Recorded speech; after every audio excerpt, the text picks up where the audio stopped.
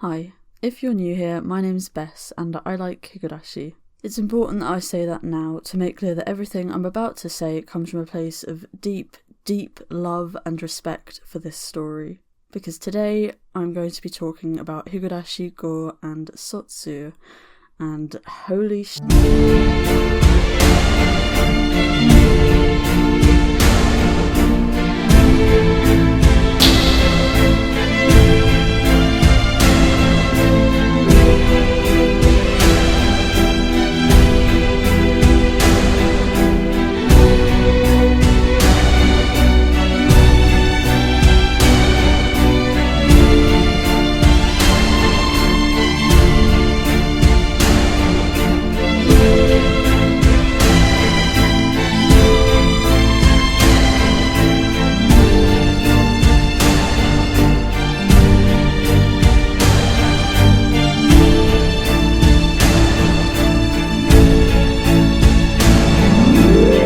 For the purposes of this video, I'm going to be assuming familiarity with the 8 arcs that comprise the original Higurashi series, / the first 2 seasons of the anime, and spoiling them in their entirety. There will also be major spoilers for Saikoroshi Hen, or the dice killing arc from Higurashi Re, the side story Yoigoshi Hen, or the Beyond Midnight arc added into the manga adaptation of the story, the side story Onisarashi Hen, or the demon exposing arc, also from the manga, the entire Gou manga, up to chapter 4 of the Gou sequel manga Higurashi and Meguri, which is all that's out at the time of writing, and of course the entire Gou and Sotsu anime series. There will also be minor spoilers for Myotsukushi Hen Omote, an alternative ending to the original series added to the console ports of the game. Content warnings apply for discussion of extreme violence, suicide, mental illness including experiencing of psychosis and dissociation, abusive relationships and child abuse, physical, emotional and sexual. There will be a warning for that last one when we get to it as it's relatively contained, but everything else is quite constant. It's Higurashi.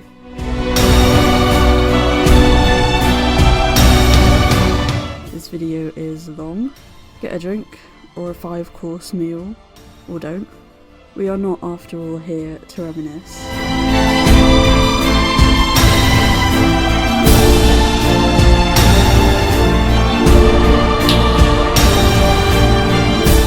We're here to tear out this thing's guts.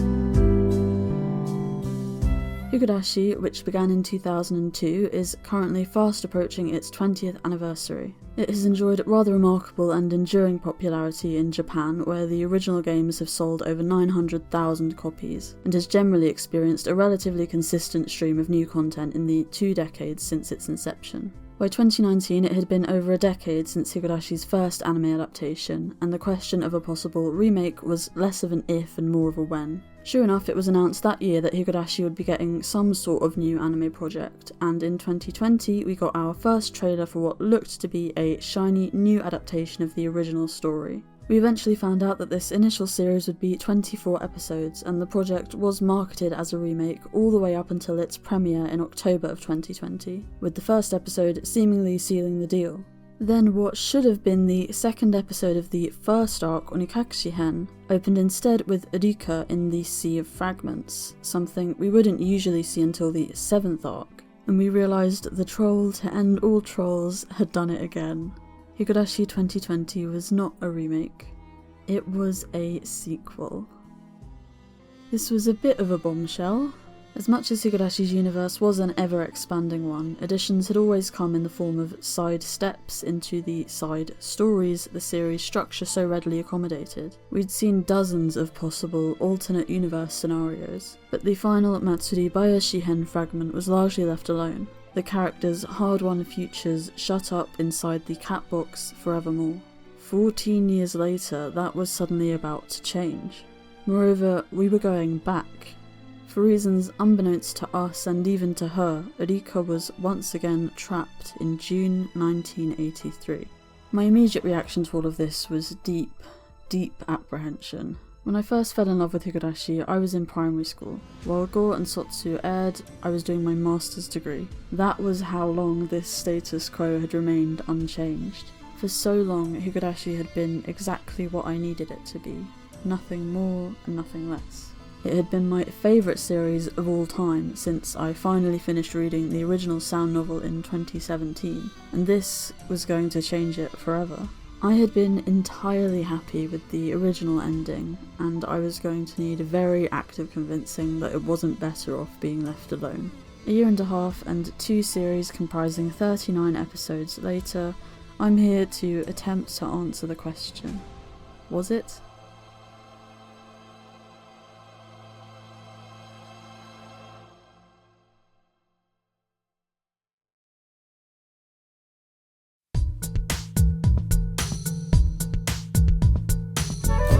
I'll be talking about the first 4 of Gou's 5 arcs in more detail a bit later, as they're only complete stories when paired with their respective answer arcs, and because I think it makes most sense to go through Gou and Sotsu's events chronologically. With that being said, here were my initial impressions from when they aired. The very first episode of Higurashi 2020, or Higurashi Gou/Karma as it would come to be called, was fairly middle of the road. I fell neatly into its trap and received it as the remake it was pretending to be, comparing it scene for scene with the 2006 Studio Dean effort. While the episode didn't bowl me over, it wasn't hard to look upon it as an improvement. The way the show looked stood out to me for one thing. I liked the character designs, bright colours, varied lighting, moments of expressive character animation, and painterly backgrounds. The overhauled design for the Sea of Fragments revealed in the second episode was particularly striking.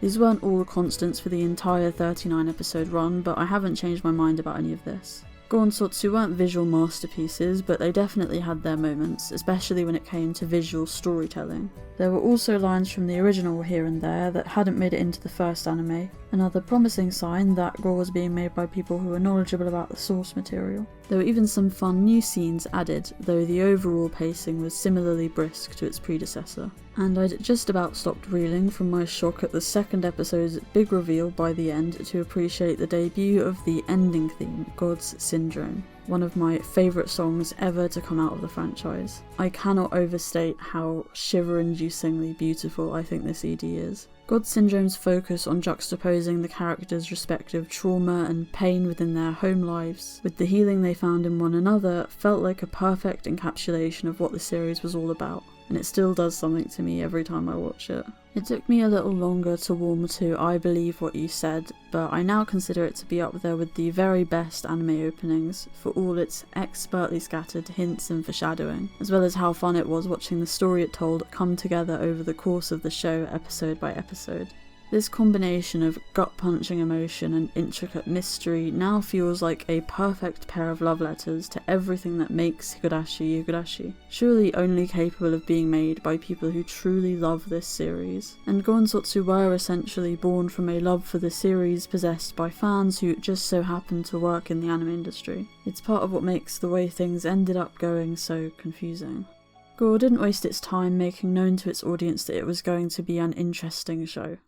I was having fun trying to work out what the subtle changes sprinkled throughout ONIDAMASHI Hen or the Demon Deceiving arc meant, but it still followed the same broad strokes as the original ONIAKASHI Hen, so when episode 4 took a sudden and sharp diversion, it was more than a little whiplash inducing. We'll talk about this scene some more later on, but besides how generally shocking it was, we had no real indication that it was coming. This was the Damashi of ONIDAMASHI, the realization, for both us and Rika, that this world wasn't an Onikakushi type fragment at all. Moreover, my primary question coming out of this arc was this: was this story even a mystery? I was able to guess that something strange was going on with Rena, and even that similar events to Sumihoroboshi Hens were taking place, but more because I took note of the heavy-handed hinting and references than because I had to put in any real mental work. The final scenes between Rena and Keiichi were more of a twist than a revelation, making me wonder if I was being instructed to enjoy Gou as a story rather than as a puzzle. And yet the uncharacteristic B-movie tone of the stabbing scene, various details related to it, and the omniscient perspective the arc had been relayed through, all made me wonder if we were actually looking at something more like Umineko, where if we took everything we were shown at face value, we would be falling into the trap. Whatever the case, one thing was clear. This story was going to be a departure from convention for Higurashi. And bizarre as episode 4 was, I couldn't judge Gou before I even knew what it was trying to do. I ultimately took the episode as a signal to cast aside all expectations and assumptions and just strap in for the ride.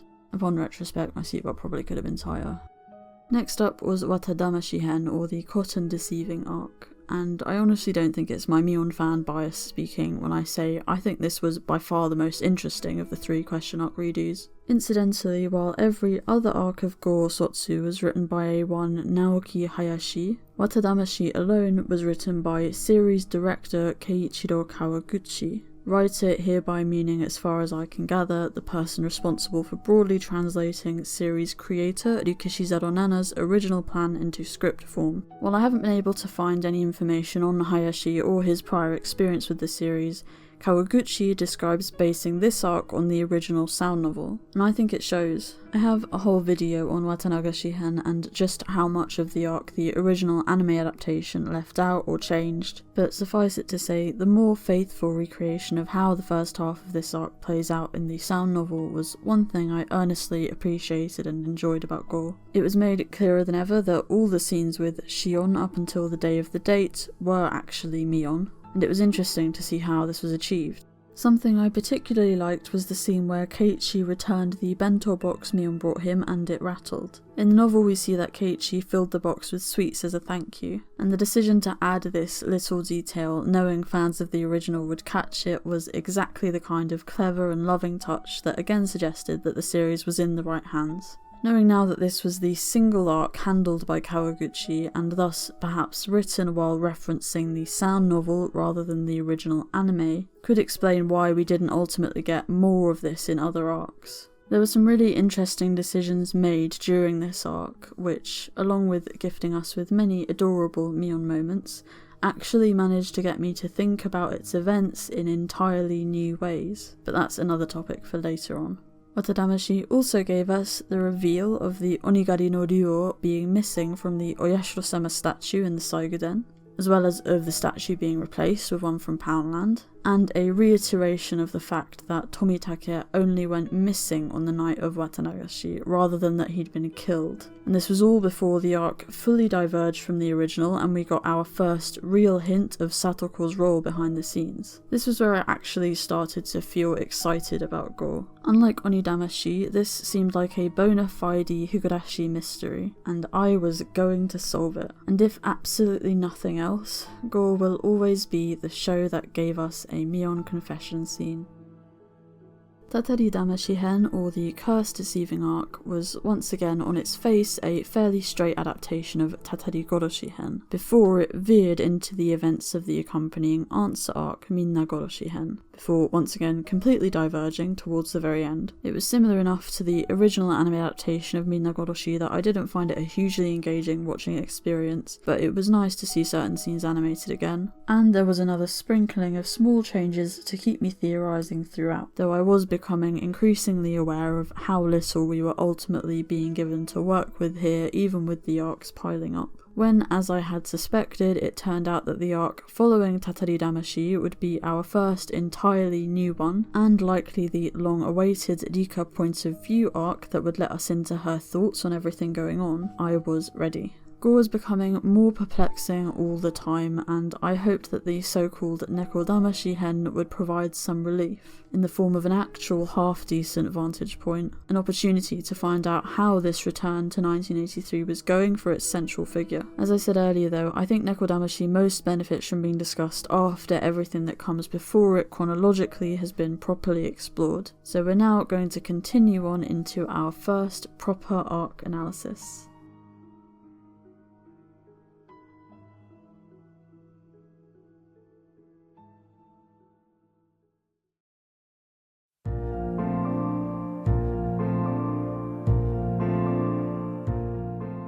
SATOKOWASHI Hen, or the Village Destroying arc, was Gou's final and longest arc. It comprised the final 7 of Gou's 24 episodes and picked up right where the original series left off in order to show us everything that led to the 4 arcs we'd just watched, and the return to June 1983 more broadly. It came off the back of NEKODAMASHI's reveal that Satoko was the one who trapped Rika in this series of loops. The first episode of SATOKOWASHI, episode 18 of Gou as a whole, shows us the end of the original series before jumping forwards 1 year to 1984. Mion has moved on to high school in Okinomiya, Keiichi is the new president of the class and the club, Satoko and Rika are now technically middle schoolers and just really good friends. We find out Satoko's previously thought to be lifelong Hinamizawa syndrome has miraculously been cured, along with similar improvements in the rest of the villagers. The 3 families formally end the dam conflict and the ostracization of the Hojo family at the 1984 WATAAKASHI festival. And finally, we find out that Rika has something to tell Satoko. Cue a new ED.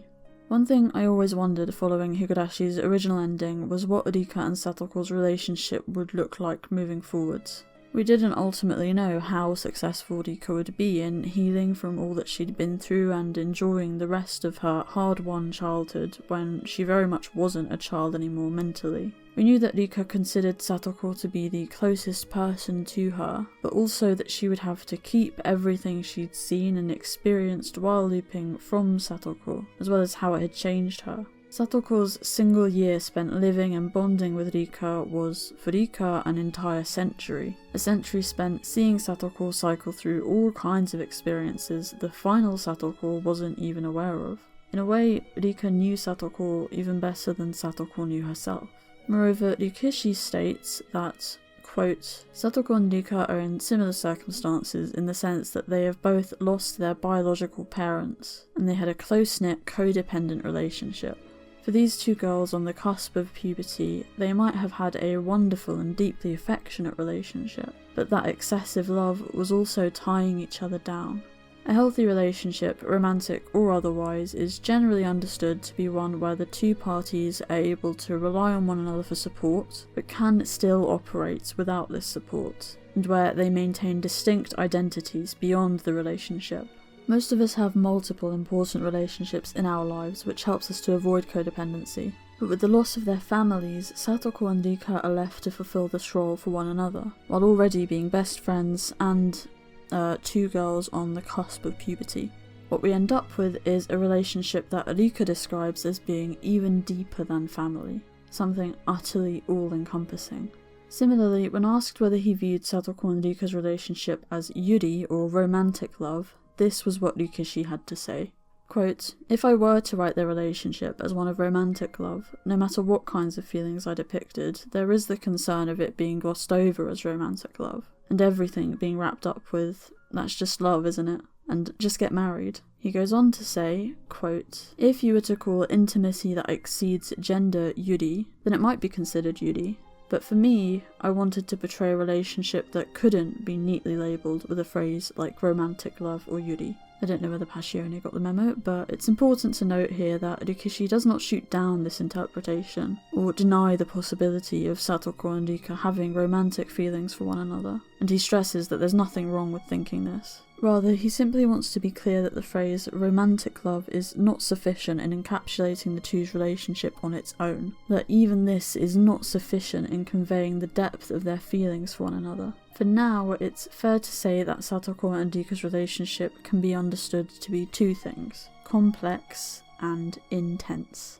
A codependent relationship is one where, simply put, the 2 parties are overly dependent on one another, and where this stifles individual growth. Codependent habits can easily evolve in those who suffered neglect or abuse in childhood, and did not have their needs met in this formative period. This mistreatment lends itself to low self-worth, fear of abandonment, and difficulty asserting emotional needs in relationships later in life. Codependency is a need to be needed, as though life ceases to have meaning without it. It's something we see in Satoko throughout Gou and Sotsu, but what's easy to forget is that we first see a form of it in Rika in the original. For Satoko and Rika, codependency is a 2-way thing, and this is why it holds such power over them. Ryukishi suggests that if Satoshi were to return, we might see a form of Satoko's sense of rejection and desperation from Gou and Sotsu in Rika instead, as she loses her former role in Satoko's life as the person Satoko absolutely depends upon. And we even get to see a take on this scenario in the arc Saikoroshi Hen. Most of all though, we see this side of Rika in Minagoroshi, where upon finding out that Satoko has been taken by Teppei, she becomes instantly suicidal. She states it again and again throughout that arc. She needs Satoko. She was only able to survive because of Satoko. Without Satoko, her world is empty. Without Satoko, she doesn't want to live. Gou's second ED captures this mutual feeling well, framing Rika as perceived by Satoko against a complete wasteland, as though she is the only thing in Satoko's entire world. By the end of Saikoroshi, the bulk of the issues Higurashi explores in its question arcs have been resolved, or are on their way to being that, and this was perhaps the most glaring outlier. What happens to Satoko and Rika's relationship when they are inevitably forced to confront this side of it? When their eternal childhood draws to an end, and their worlds expand to include more than just one another, and their shared orbit of their home, the club, and Tinamizawa. As Ryukishi puts it, quote, "Higurashi is a story about unity, so I decided not to cast the spotlight on the hidden side of Satoko and Rika's relationship. In the story of Gou and Sotsu, I was able to birth a new world by setting up the love and hate between the two of them as the core. In that sense, you might be able to say that Satoko and Rika are faced with a promised trial that predates Showa year 58.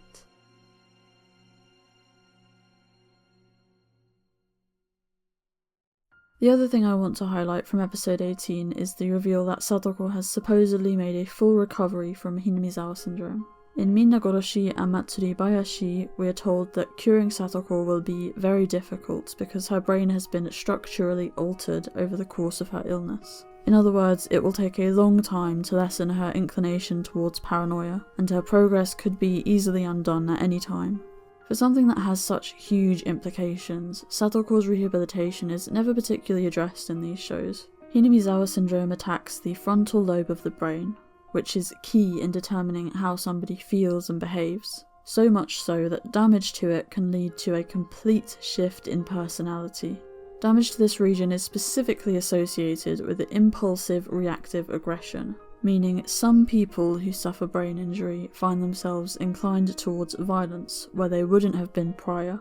Now it should be said that our brains do not develop in a vacuum, and there are always many biological, psychological and social factors interacting to influence our behaviour. How we judge culpability for violence and other kinds of crime committed by individuals who were not known to engage in such behaviour before acquiring brain damage is a complicated debate that the legal system is still grappling with. This is simply something I want to draw attention to, not as an excuse for Satoko's behaviour, but as a potential explanation for it. One piece of the jigsaw.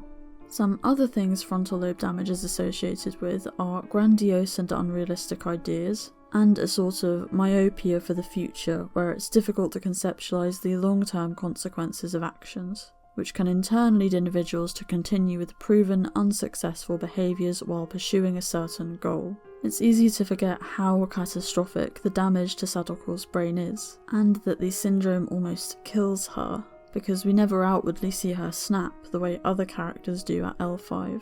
It's strange then that Gou not only forgoes showing us Satoko learning that she has Hinamizawa syndrome, but also the details of her rehabilitation. We're only told that she's now seemingly fine, something which would usually be nigh on impossible. This is something I can only assume the show itself wants us to read between the lines and realise. Moving on into episode 19, we learn that Rika wants to attend St. Lucia Academy, the private or girls' school we know Shion had a brilliant time at. Rika says she wants to share this dream of hers with Satoko, and so Satoko reluctantly agrees to try to get into the school as well, because codependency. There's a montage covering their middle school years and an insert song, as if the show wants to say, this is the last time you will see these characters happy eat up. And 3 years later, Satoko and Rika find out that they've both made it in. It becomes obvious pretty quickly that Rika is finding it easier to adjust than Satoko, and the latter soon ends up being enrolled in compulsory extra classes to sort out her grades. As Satoko watches Rika enjoying herself, seemingly having forgotten about their promise to do all of this together, their relationship becomes tenser and tenser, and Jesus guys, this was only 10 minutes ago. Here we come upon our first of what will be many issues with these two shows, Rika and St. Lucia. I can completely understand Rika wanting to go to a school outside of Hinamizawa. She's been there for 100 years. Her reason for wanting to go to a high society school, however, is less clear. In fact, it's never actually explained. Considering that Rika wanting to go to St. Lucia specifically is her main extrinsic motivation here to contrast and conflict with Satoko's, it would really help to hear some more about why she's so fixated on that school in particular. St. Lucia aside though, Rika's stubbornness in wanting to go to one specific school with Satoko in tow is very much in character. Remember when I said that Rika knows Satoko better than she knows herself? Of course she doesn't, but on some level Rika believes this. In Matsuribayashi, Hanyu says that Rika treats Satoko more like a stray cat than a best friend, and even Rika says similar things elsewhere. It's not that Rika doesn't earnestly care for Satoko, but that, at least until Saikoroshi, she still sees everybody other than herself and Hanyu as a piece on the game board. She's looked down on them from above for so long, studying their behaviour and learning the minutiae of how they might act under any number of circumstances, and has somewhere along the way forgotten that they are human beings with their own free will. And while Rika eventually becomes aware of this and endeavours to change it, it's not so easy to unlearn. Ryukishi says this, quote, "I was conscious of the arrogance of their belief that their feelings would completely get across to each other. Unlike the village she was trapped in for 100 years, Rika is experiencing a novel, European-style charm at St. Lucia, and she is convinced that Satoko, who has also spent her entire life in Hinamizawa, is just as charmed by the newness of it all. That's because she also believed in her arrogance about understanding Satoko more than anyone else in the world. For her part, Satoko thinks that for Rika, the life they spent together in Hinamizawa was the pinnacle of their existence, and she is convinced that Rika's fascination with St. Lucia is nothing more than a phase. That's because she also believed in her arrogance about understanding Rika more than anyone else in the world. Spending her days at St. Lucia, Rika one-sidedly believed that Satoko would also enjoy its vibe, and Satoko one-sidedly believed that Rika, who should have realised that Satoko could not get used to the academy at all, has abandoned her and won't come to help her. Because they have blindly accepted that they are special to one another, they have come to hate each other more than anyone. This decidedly unhealthy relationship causes a certain kind of tragedy, and I've been trying to portray it in the Higurashi style of tragic comedy. Rika never does ask Satoko which school she'd like to go to, or attempt to make a joint decision with her. She tells her she wants her to come and frankly knows she'll follow. Even when Satoko asks Rika what they'll do if she doesn't get in, Rika simply says she will. She isn't willing to so much as consider the possibility. She wants Satoko and St. Lucia, and so that's what she'll get. To be clear, this isn't me bashing Rika, and I certainly don't think she has bad intentions. Like any person, and thus any good character, she has her flaws, and these particular flaws should be present here, as they were clearly established in the original. Gou and Sotsu attempting to further address them in the context of this relationship made perfect sense. Similarly, Satoko sees the Rika she knows as the real one, and the St. Lucia Rika as nothing more than an act she will eventually tire of. She too is stubborn and wants Rika to stay the way she likes her.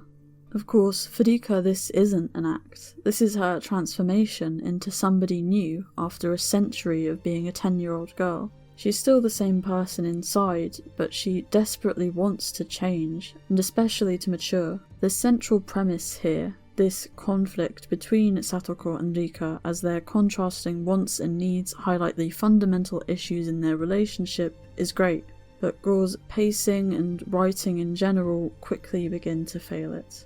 The deterioration in Satoko and Rika's relationship appears to take place over a number of months, yet is compressed into a matter of minutes, with only 2 short interactions between the two to explore these developments through. Above all, it very quickly becomes easy to simply view this as a one-sided conflict where Satoko is blaming Rika for her problems, even though I hope I've demonstrated that the issues in this relationship are very much two-sided, and that Rikishi intended for them to be perceived as such. We needed a story that was about this relationship, not just Satoko's perception of it. And then there's the show only giving Satoko's shift from supportive to spiteful this incredibly condensed period of time.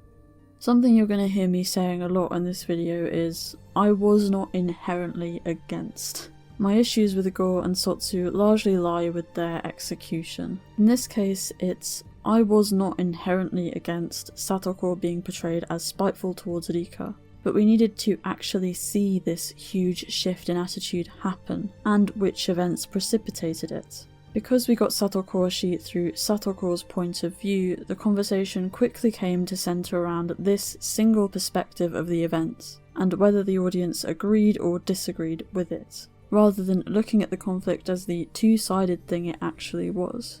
Far from painting Satoko as the villain, Rikishi's intention with this story was to finally rid Higurashi of villains entirely. I think that's all you need to know to realise that something went very wrong here. I want to talk a bit more now about more possible explanations for Satoko's behaviour. Much like the frontal lobe stuff, explanations, not excuses, though also hopefully more than enough to reignite some of the sympathy that Satoko lost while this arc was airing. First of all, Satoko is in a very academically challenging school, and she's lost her motivation to actually study, something which she does not enjoy or have a particular aptitude for outside of this context. Back in Hinamizawa, studying was a joint endeavour with Rika that also had the fixed end goal of her acceptance into the school. Satoko can achieve a lot when she puts her mind to it, but once she gets to St. Lucia, she lacks a tangible reason to work hard. She's also lost the general supportive environment and social circle she had prior, and is intensely lonely and increasingly depressed. When Rika offers to help her, it only makes her feel ashamed that she isn't managing as well as those around her. I think many of us will have experience with some of these struggles, whether it's struggling with academics or the school environment generally, or burning out at some stage of education, using all your energy to get into university, then having none left for it when you get there, for example. Even if you haven't experienced any of this, it shouldn't be too hard to imagine and empathise with Satoko and the position she's in. At least, that was what Rikishi surmised when he was writing the plan for these shows. The thing is, this is still only scratching the surface of what Satoko is likely to be going through. Here's a fun little exercise. New quiz just dropped. Adverse childhood experiences. Pause and have a go. Don't actually do that, I don't want to be responsible for any breakdowns. From 1995 to 1997, the Centers for Disease Control and Prevention and the healthcare company Kaiser Permanente conducted a landmark study involving over 17,000 participants, measuring the impact of 10 adverse childhood experiences on health and social problems across the lifespan. This list has since been adopted for a wealth of further research across multiple disciplines. As defined by the initial study, adverse childhood experiences fall into the broad categories of abuse, neglect, violence, substance abuse or mental illness in the home, parental separation or divorce, and a member of the household being incarcerated. You might notice that Satoko scores quite highly on this list. Adverse childhood experiences have been linked to, unsurprisingly, any number of negative outcomes, including violent behaviour towards both oneself and others. Moreover, children learn the behaviours they observe in the home, so if relationships are modelled to them as functioning on coercion, they may approach their own with the same attitude. As always, this is an explanation, not an excuse. But there is, in essence, a lot of research demonstrating that abuse, neglect, inconsistent parenting, and a lack of a warm bond between a child and their primary caregiver are associated with the commission of a variety of criminal offences later in life. One study involving over 60,000 young offenders in Florida found that 83% of them had come from violent homes. This does not mean every child from an abusive home will end up committing crime, violent or otherwise. It means a very significant number of people who do commit crime do not begin behaving in destructive ways out of nowhere. Above all, what we see in these statistics are a society failing these vulnerable children, and all victims of such cycles of violence. Additionally, the trauma caused by adverse childhood experiences is in turn known to impact things like executive function, and thus school performance, as well as social and interpersonal functioning. And then there's attachment. Every child develops an attachment style very early on in life based on their relationship with their primary caregiver, and whether they have one. Satoko had a very turbulent childhood, and her primary caregiver, her mother, was inconsistent in the care she provided, treating Satoko warmly sometimes and coldly at others. Satoko similarly never had a consistent father figure, and some of the men she was instructed to see as this were even abusive towards her. Satoko ultimately lost her mother and stepfather, then her brother, all in the midst of further abuse and neglect. Satoko thus hasn't only had many adverse and harmful childhood experiences, her relationships are also marked by inconsistency. She never has a guardian she can absolutely rely on for love and care. This sort of treatment leads children to be insecurely attached, never sure what to expect from any relationship, or when love will turn to hate. It's easy to understand, then, how fear of and a sense of rejection are common in such individuals, even after childhood, as well as general feelings of personal inadequacy. There are different subtypes of insecure attachment, but hopefully it's clear how harmful behaviours can be facilitated when somebody is so primed to sense threat to and within their relationships. One particularly powerful thing Gou and Sotsu attempted was a highlighting of our tendency to sympathise with the vulnerable, abused child, then subsequently cast the same person as the evil, irredeemable abuser if they went on to replicate the behaviour they were exposed to in their formative years.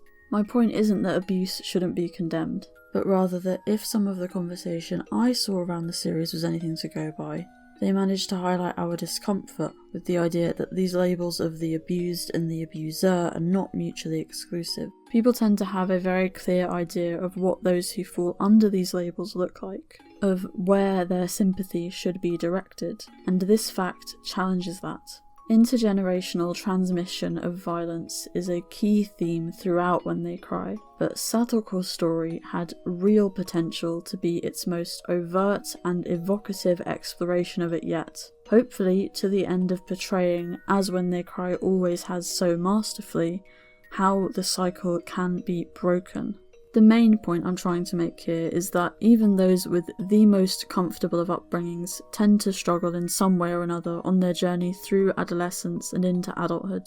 And so somebody with a history like Satoko's not experiencing any such struggles would be frankly miraculous. But it's for this reason that we need to see how these changes in her take place. Failing to illustrate this doesn't only make for unengaging writing, it drives misconceptions and facilitates a lack of empathy towards the many real people with these same experiences. At the end of Minagorashi, we find out that Takano is the mastermind, and then go straight into her backstory at the beginning of Matsuri Bayashi. NEKODAMASHI similarly revealed that Satoko was the mastermind behind this story, the person who sent Rika back to 1983, the Who. And SATOKOWASHI was all about the how, and most of all the why. Takano's backstory starts with her childhood, and her first major struggle in the form of the traumatic death of her parents. We thus understand that this was the first domino, the beginning of the sequence of events that would ultimately lead to Rika's death so many years later. It's not just that Takano is then sent to an orphanage, then taken in by her grandfather who is researching Hinamizawa syndrome and so on. We understand more broadly that this is how Takano ends up going down the wrong path in life.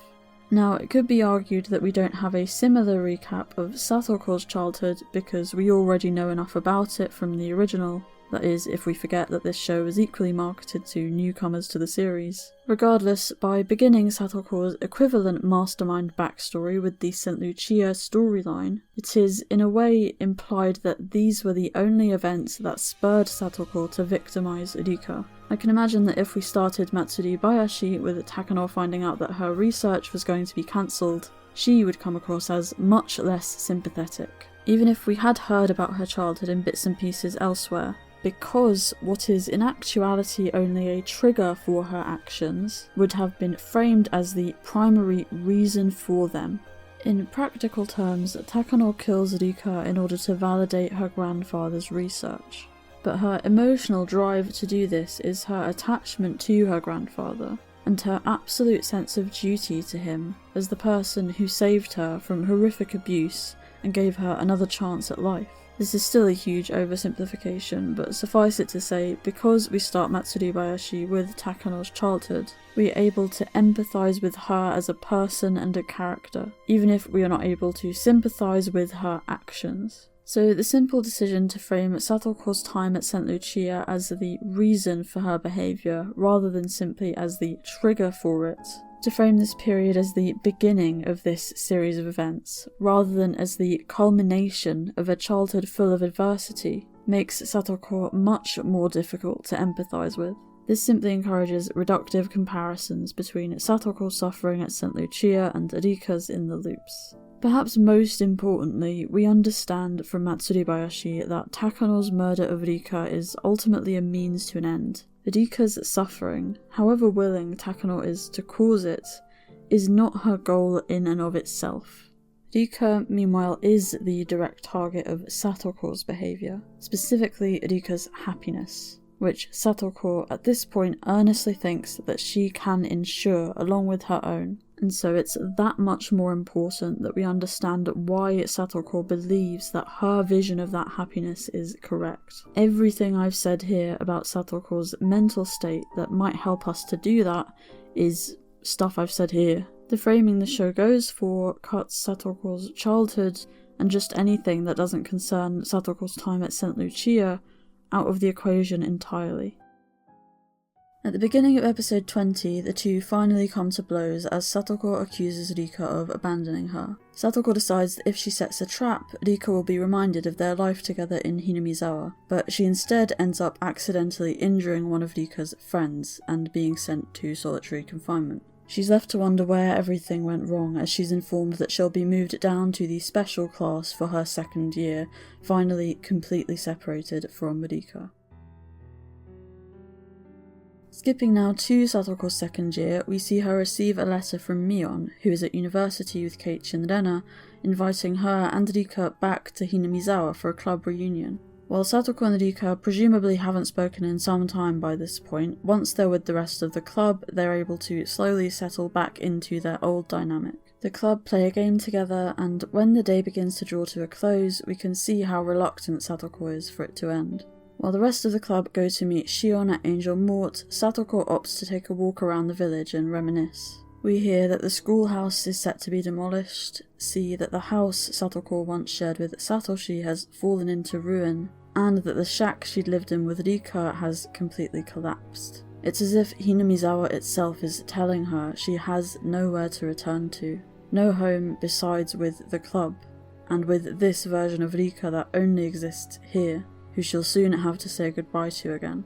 This is when she finds herself transported to the Sea of Fragments to meet a certain purple-haired woman. During the fight at the start of this episode, Rika is decidedly distant, speaking to Satoko in the tone of voice she uses for the other girls at the academy. She essentially tells Satoko off for getting emotional and comes across as cold and belittling. Once Satoko is gone, however, she tells her friends off for bad-mouthing Satoko and says that she's only acting this way right now because she's low on confidence due to her grades. Here we can see more of Rika thinking she knows what's going wrong without actually speaking to Satoko about it, though we're told she has tried to reach out numerous times. The two's communication has at this point completely broken down, with Rika clearly not realising just how upset Satoko is with her.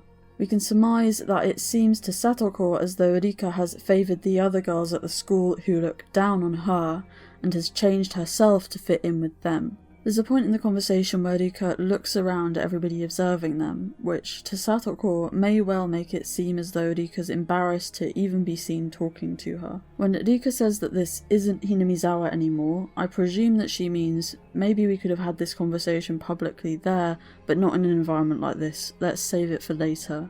But to Satoko it probably sounds a lot more damning. The problem here is that this conversation comes after the assertion that Satoko is hostile towards Rika, and the framing of her as the antagonist of this storyline. As such, even if we, the viewer, try to discern what must have happened to lead the pair to this point, we're encouraged to view Satoko's hostility as the core issue, rather than the two-sided failure in communication. Considering we don't actually get to see the relationship deteriorate or which efforts either side made to communicate before this point, we're left to buy into the show's very binary framing. We either agree that Satoko is the antagonist, or decide that Rika must be instead. Gou simply does not encourage us to consider that both of the girls have their own unique perspectives of the situation, and that neither of them wanted to hurt the other, as Higurashi usually would. One of the most powerful takeaways from the original was that looking for somebody to blame for any given issue is not actually how that issue gets solved, regardless of how accurate our designation may be argued to be. We know that Rika tried to reach out to Satoko and was turned away. I'm willing to suggest that this is because of Satoko's pride, and also her discomfort around Rika's ever-present friends. I can further speculate that Satoko's extra lessons, curfews, and the two being in separate dorms means they simply aren't afforded any real opportunities to speak privately, and that all of this is what leads to the argument that we see. But this is again all my guesswork. Gou itself simply seems to want me to pick a side. The trap scenario is handled a bit better as a demonstration of the kind of miscommunication happening between Satoko and Rika.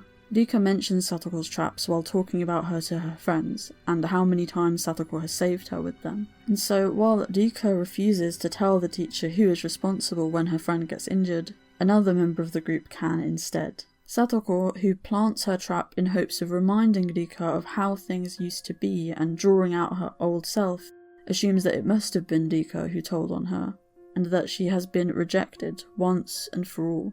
This is clever. The conversation about Satoko between Rika and her friends allows Satoko to get snitched on and sets up that misunderstanding, while also telling us that Rika understands that Satoko's traps are her method of communication, and thus why Satoko feels so heartbroken at seemingly being told on. It's as though she's extended an olive branch to Rika and had it thrown back in her face. When Satoko is locked up as her punishment, she understandably completely breaks down. We've already established how much Satoko is liable to be struggling with her mental health by this point, even if she'd been able to succeed academically at St. Lucia. She's a teenager who has been uprooted from a familiar and safe environment and lost her support network in the process, and who is now facing the prospect of the single and most important relationship she has left crumbling. Ryukishi describes the situation as follows, quote, "To Rika it was simply a story of advancing to a new school. But to Satoko, it was a terrifying story about her world being destroyed. In other words, for one, it's a story of growing up, but for another, it's despair." 1983 is just as much of a refuge for Satoko as it is a prison for Rika. In 1983, Satoko's abuse has ended, she's settled in with Rika, come to terms with Satoshi's disappearance as best she can, and found a new family in the club. By 1984, however, Mion is gone, the club has changed, and Satoko is having to prepare for high school. And she does, because she's a resilient person with a positive outlook who wants to move towards the future. But now, this is what her efforts have amounted to. It's no wonder she wants to go back. This scene directly parallels Satoko's breakdown in Tatarigoroshi, a clear signifier of how much Satoko has deteriorated mentally.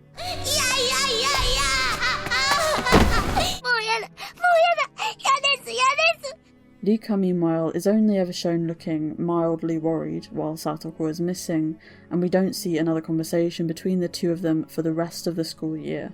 I don't buy for a second that Rika doesn't at least try and find out whether Satoko is okay at some point during or following all of this, and the omission of this only furthers the adversarial narrative being set up. Fortunately, the second half of this episode is better. The reveal of Keiichi, Mion and Rena being at university together was frankly all I wanted or needed out of this show, and seeing everyone happy and having fun together again a few years on from the original might have made me shed a tear or two in spite of it all. It was truly lovely seeing Keiichi, Mion and Rena as adults, seeing how they had changed within themselves, how their dynamics had shifted as a result, and ultimately how comfortable and at ease they were with one another. Mion's outfit was great, her van was great, it was an all-around good time. Most of all, Satoko's walk around the village was genuinely evocative, particularly in the wake of her breakdown, and was just generally some of the best characterization she got in either of these shows without a single word being spoken. At this point I really hoped Gou and its probable sequel would be able to iron out the issues in their writing because I sincerely loved what they were trying to do.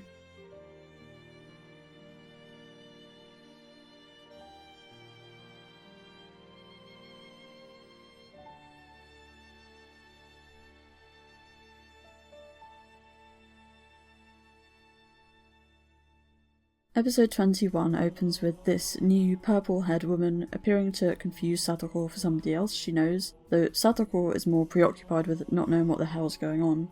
The woman states that she knows Satoko is a longing for something, and offers her the power to realise her wish. Satoko retorts that if such a thing exists, she should give it to her right now. The woman says that she has, as of this moment, granted Satoko the power to loop until she finds the world she's looking for.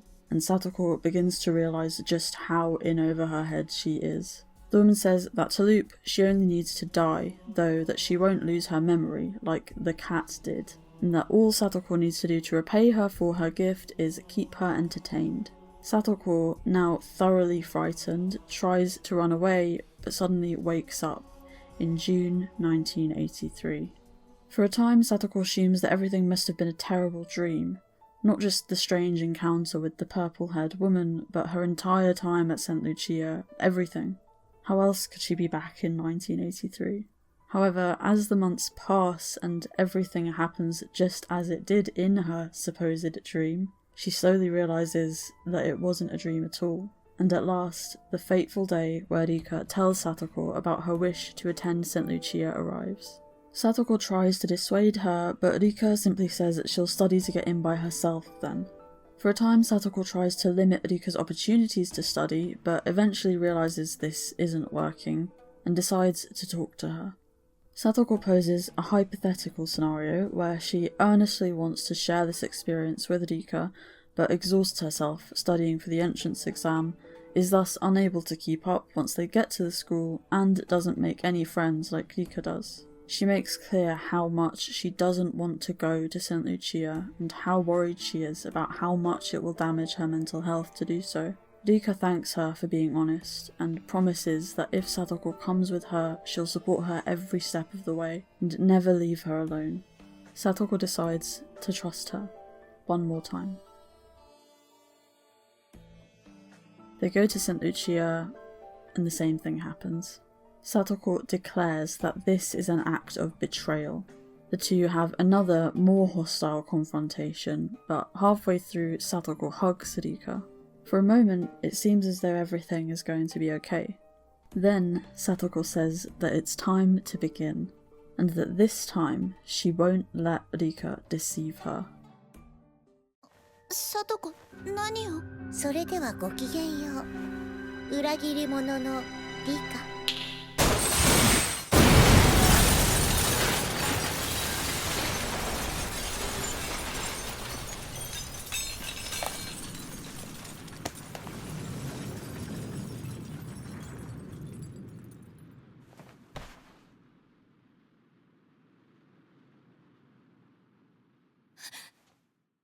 Pretty stylish, not gonna lie. First let's talk Aoa, as the purple-haired woman eventually comes to be called. Aoa is more than a little reminiscent of a certain character from Umineko, Higurashi's follow-up in the When They Cry series, Featherine Augustus Aurora, the witch of theatre-going, drama and spectating. First off, Umineko isn't a direct sequel to Higurashi, they're two completely distinct stories with almost nothing directly linking them. Higurashi has said that the worlds of Higurashi and Umineko are, quote, very distant from each other, yet still connected. and that he has a, quote, huge unified world in his mind. But the audience has thus far been left to theorise as to the specifics of this. The most explicit link we've been given is through the character of Bernscanstel, Witch of Miracles, who Rikishi says is, quote, composed of all of Rika's negative memories and experiences from her 100 years of torment, and who is conceptually introduced in Saikoroshi. Fans have long theorised as to whether there is a similar link, then, between any particular Higurashi character and LAMBDADELTO, the Witch of Certainty, and Bernscanstel's rival/friend/lover. Specifically, LAMBDADELTO has long been theorised to be linked to either Takano or Satoko. There's evidence for both ideas, and it's been heavily hinted that LAMBDADELTO sponsors Takano, acknowledging her efforts to achieve her goal and lending her her power as a witch. But the Gou and Sotsu as LAMBDADELTO's origin story theory is dubious, as Lambda is said to have been born before Burn, and thus the events of these two shows. Rikishi says that there is no direct link between Satoko and Lambda, quote, yet. Aowa does appear to be some earlier version of Featherine with a different design and seiyuu, but very little else distinguishing the two, but Rikishi similarly says that they are not the same character. He describes Gou and Sotsu's nods to Umineko as nothing more than Easter eggs, and stresses that, quote, it's often misunderstood, but basically Higurashi is a complete work, so it's not that you can't solve its mysteries or enjoy it if you don't know Umineko no Nakogoro ni. If you are familiar with Umineko, you may find it interesting to look at it from a slightly different perspective. That's about it. We do have a currently ongoing, if postponed When They Cry title, Kikonia, and if we ever get answers to our questions regarding the When They Cry universe, it's likely to be there, with Gou and Sotsu explicitly referencing it multiple times. These so-called Easter eggs got a lot of fans very excited, but I was more lukewarm. When They Cry as a whole has always been exciting to me exactly because each of its entries stand entirely on their own, as this makes it interesting to see how they can still manage to recontextualise, comment and build on one another. The different entries are only able to be in conversation with one another, to contribute something meaningful to that conversation, because they are each their own fully formed stories, with their own spin on the shared themes and broader narrative conventions. Gou and Sotsu do not treat themselves as their own story distinct from Umineko, leaning far too heavily on Aowa's referential nature and the excitement it sparked as a substitute for characterization.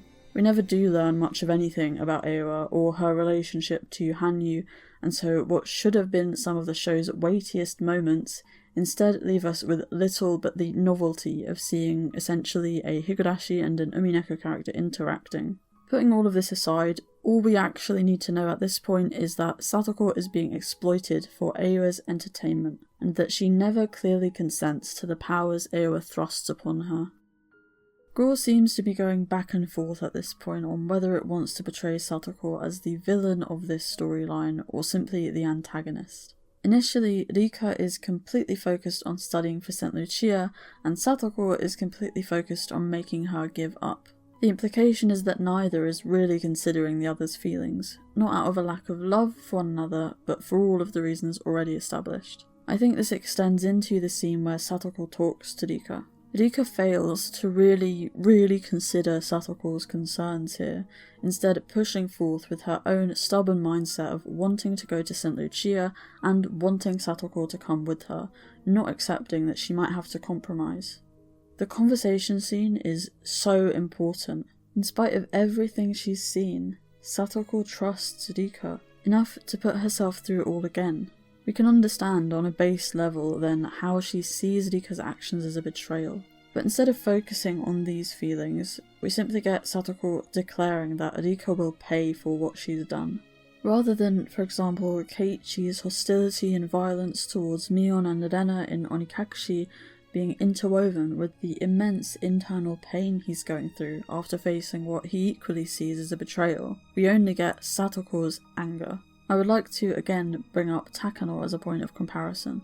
In Minagoroshi, Takano is framed as the villain, the person responsible for our beloved main character's suffering. This is why it's impactful when Matsuribayashi invites us into her perspective, and invites us to empathise with her. This is when she makes her transition from being the villain to the antagonist. from being framed as the embodiment of evil to as somebody whose goals simply oppose Rika's, who we can understand has her own complex emotions and motivations, however much we do or don't sympathise with her actions. In essence, Matsuribayashi humanises Takano.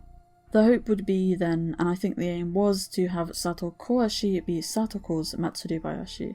The bit where we gain some ability to empathise, if not sympathise, with her.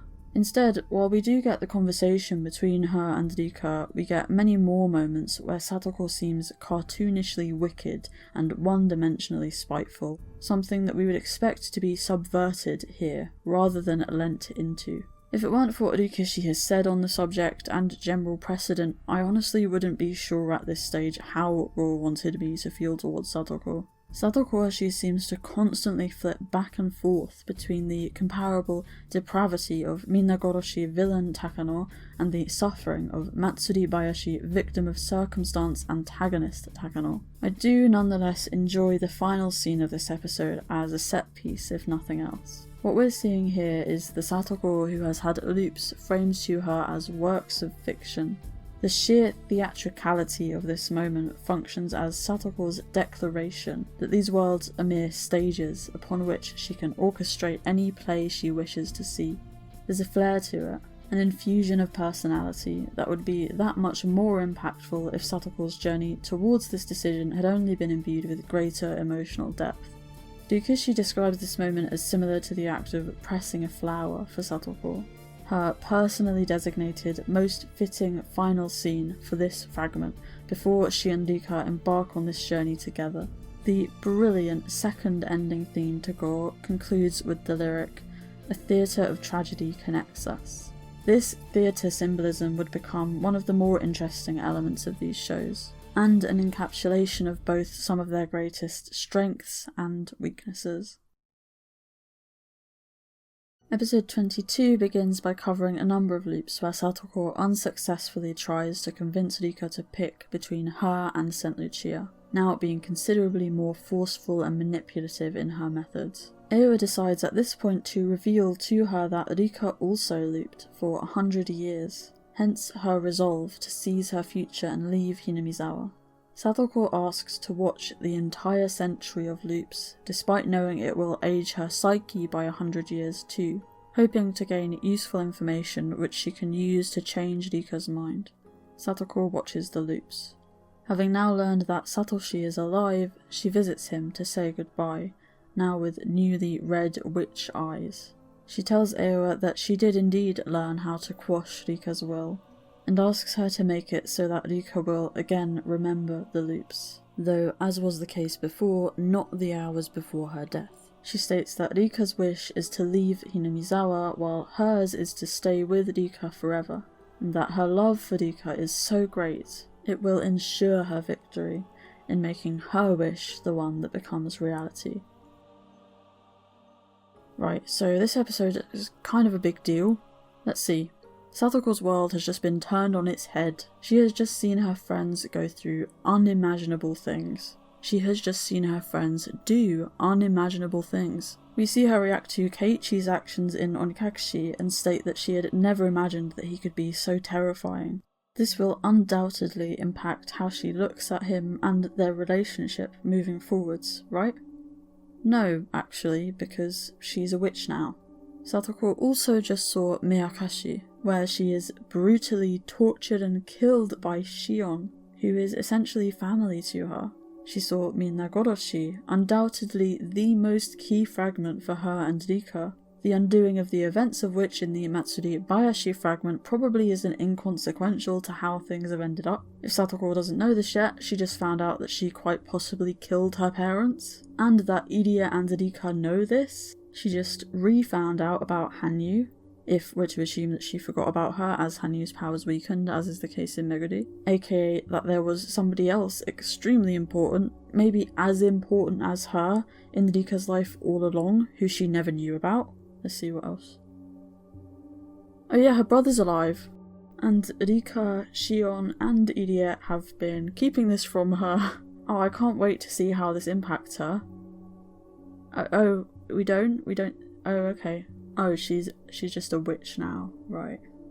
Yes, her becoming a witch is the impact, I get it, but never before has witchhood been a substitute for emotional complexity. All of this complexity is left to be inferred in favour of simply showing how twisted watching the loops has made Satoko.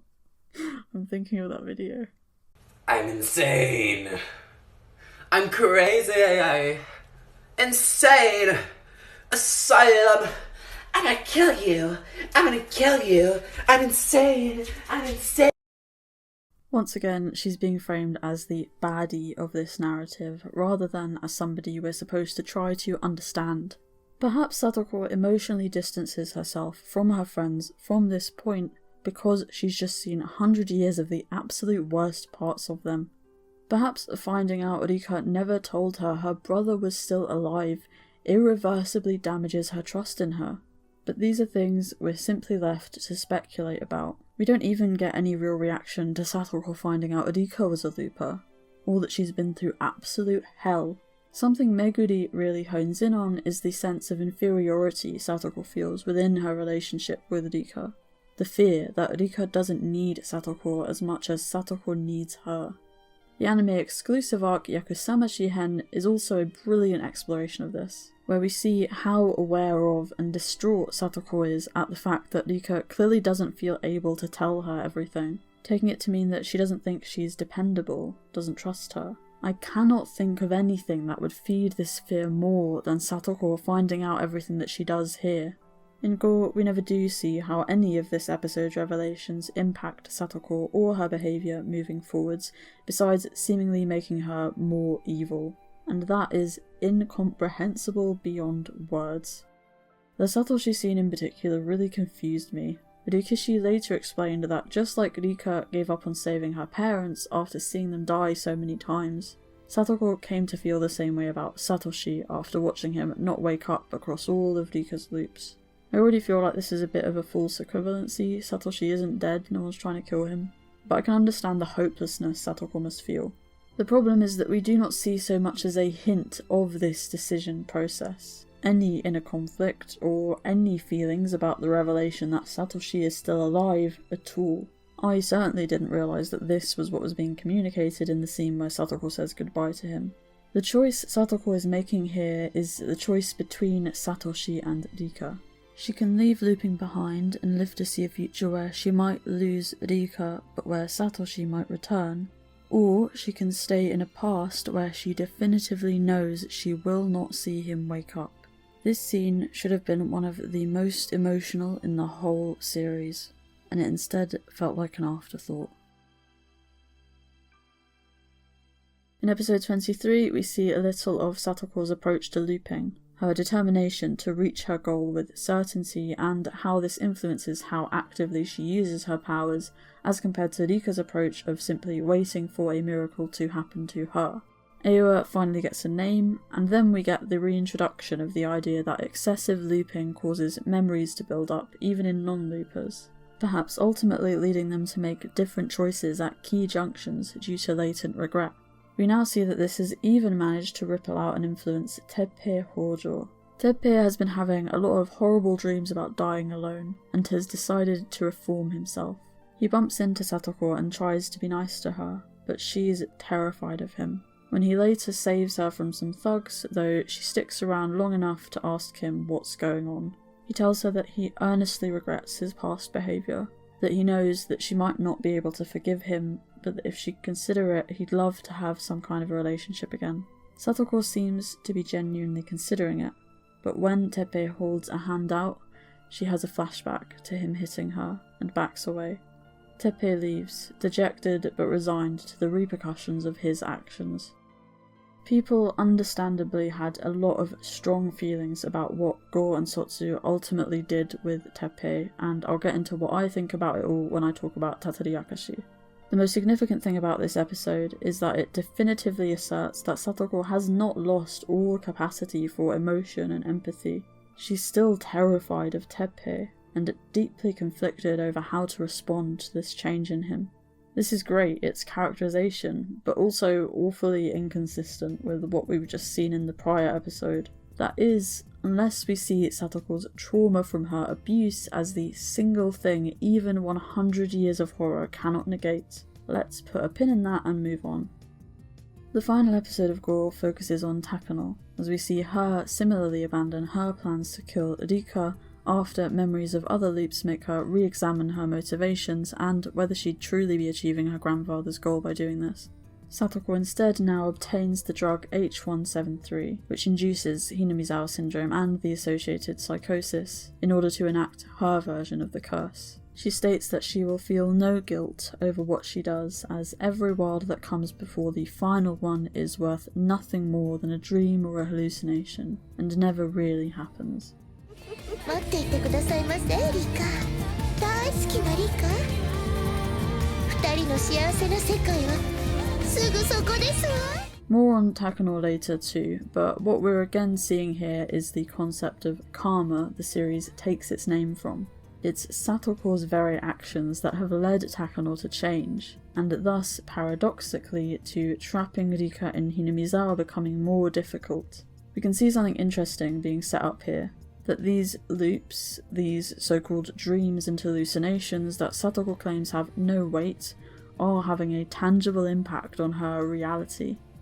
While Higurashi Gou was airing, there was also a manga serialized under the same name, illustrated by newcomer to the series Tomato Akase. I don't know whether to say tomato akase. The Gou manga seemed similar enough to the anime for most of its run, but it only updated every 2 weeks, so by the time all of Gou and Sotsu had wrapped up, the manga had only just finished adapting NEKODAMASHI. At this point, it was announced that rather than going on to adapt Sotsu, the manga would diverge and cover a brand new solution to the story under the title of Higurashi Meguri. Meguri is, at the time of writing, partway through its version of SATOKOWASHI, and that's what I'm going to be talking about now. Meguri SATOKOWASHI begins within Rika's perspective. We get the same conclusion to the Dam War from the anime, but the status of Satoko's Hinamizawa syndrome isn't brought up. Next, we actually see Hanyu's goodbye to Rika before she has to leave the human world due to her fading power, and learn that she was erased from everyone's memories for the same reason. Before she goes, Hanyu tells Rika that as a child she was always an inquisitive person pursuing new experiences, and that she wants her to remember that now as she finally begins to move towards adolescence. Rika, who had been planning to simply stay in Hinamizawa with her friends, realises that deciding to attend St. Lucia could be the first active decision she makes for herself to mark her new life. She once again asks Satoko to share this dream with her, but Satoko responds saying that they're only just starting middle school and that she's not sure she wants to study so hard just yet. Rather than pressuring her, Rika accepts this and studies alone for the following year. Meanwhile, we see Satoko begin to struggle with the changes taking place as time passes. As the rest of the club help Rika to study, Rena tells Satoko that if she has a dream she wants to work towards, she'll support her too. There's a panel here that implies that Satoko's dream is still for Satoshi to come home, something she obviously can't influence either way. Soon after, she decides that she'll apply to St. Lucia too. Shion, yes, Shion, she's relevant, hallelujah. Shion expresses her deep concern, but Satoko manages to convince her to let her go, and eventually the two make it in, with Rika internally promising Hanyu to make the most of this world she won with her friends. What's interesting about Meguri SATOKOWASHI is that it very much keeps the same base concepts from Gou SATOKOWASHI that I liked so much, but gives us a completely new take on them. One of the immediately noticeable things here is that Satoko and Rika's relationship is portrayed in a very different light, even as the codependency Rikishi himself described is still evident. Beginning with Hanyu's farewell scene, there's much more awareness of the fact that Satoko and Rika do have people who matter to them besides one another. When Rika does start to think about St. Lucia, this is through the lens of wanting to grow as a person, and specifically her wanting to discover and bring out her own best qualities, just like all of her friends who she admires so much have managed to. She doesn't choose St. Lucia over them. She chooses it because of how much they've inspired her, and works towards it with their support. This is immediately more satisfying than the anime, where Rika's fixation on St. Lucia is never explained. We can now understand that Rika specifically wants to attend a European-style, academically rigorous school, as these will be completely new experiences that will allow her to challenge and find out more about herself. Satoko also admires and wants to support Rika, and these emotions, paired with her happiness that Rika sees her as a part of this dream and general love for her, are what inspire her to ultimately attend St. Lucia herself. She opts not to simply wait for Satoshi to come home, but rather to keep living her life, so that she can show him how much she's grown when he does come home. Her past characterization, including how much Satoshi matters to her, is taken into account, and we see this built on in a way that demonstrates her positive growth. There is a sense that she doesn't have a better option, that she needs to be with Rika, but her decision is framed more as being born of commitment to Rika rather than desperation. In essence, Meguri acknowledges Satoko's codependency, but also the genuinely nurturing elements of Satoko and Rika's relationship, the ways it can help them to thrive as individuals. There's great nuance here. We can see both how positive and negative this relationship has the potential to be, as compared to Gou's very much negatively skewed portrayal. Ultimately, Meguri's take on the relationship simply feels more in line with the original to me. Interestingly, when Satoko and Rika get to St. Lucia in the anime, there's a scene where Satoko praises Rika's ability to act the refined lady as part of her efforts to fit in. Specifically, she uses the term nekokaburi, referencing Rika's ability to beguile others. In Meguri, Satoko simply earnestly admires how quickly Rika is able to grow accustomed to the school. It sets a different tone. In the anime, Satoko is complimenting Rika's act, and we later see her come to hate what she sees as this fake side of Rika. In Meguri, Satoko is commenting on Rika's genuine adaptability, and so she demonstrates the very beginnings of something else entirely in response to this. A sense of inferiority. Chapter 2 of Meguri first shows us the start of Satoko and Rika's life at St. Lucia. It's once again clear that Rika is finding it easier to settle in, but Satoko makes a real effort, even going along to the salon with Rika's new friends, and being completely understanding when Rika spends time with them instead of her. Satoko and Rika do both try to spend time with one another, and it's actually more Rika's friends who seem to be deliberately stopping them from doing this. One day a few months in, Satoko and Rika are about to go for a walk together when a teacher takes Satoko aside and tells her that she needs to start attending extra classes there and then because of her grades. Rika promises to wait for her, but when Satoko returns a few hours later, she finds out from one of Rika's friends that she went back to her dorm. This hurts Satoko, but she tries not to linger on it. We then see that Rika's friends actually lied, and that Rika was waiting all along.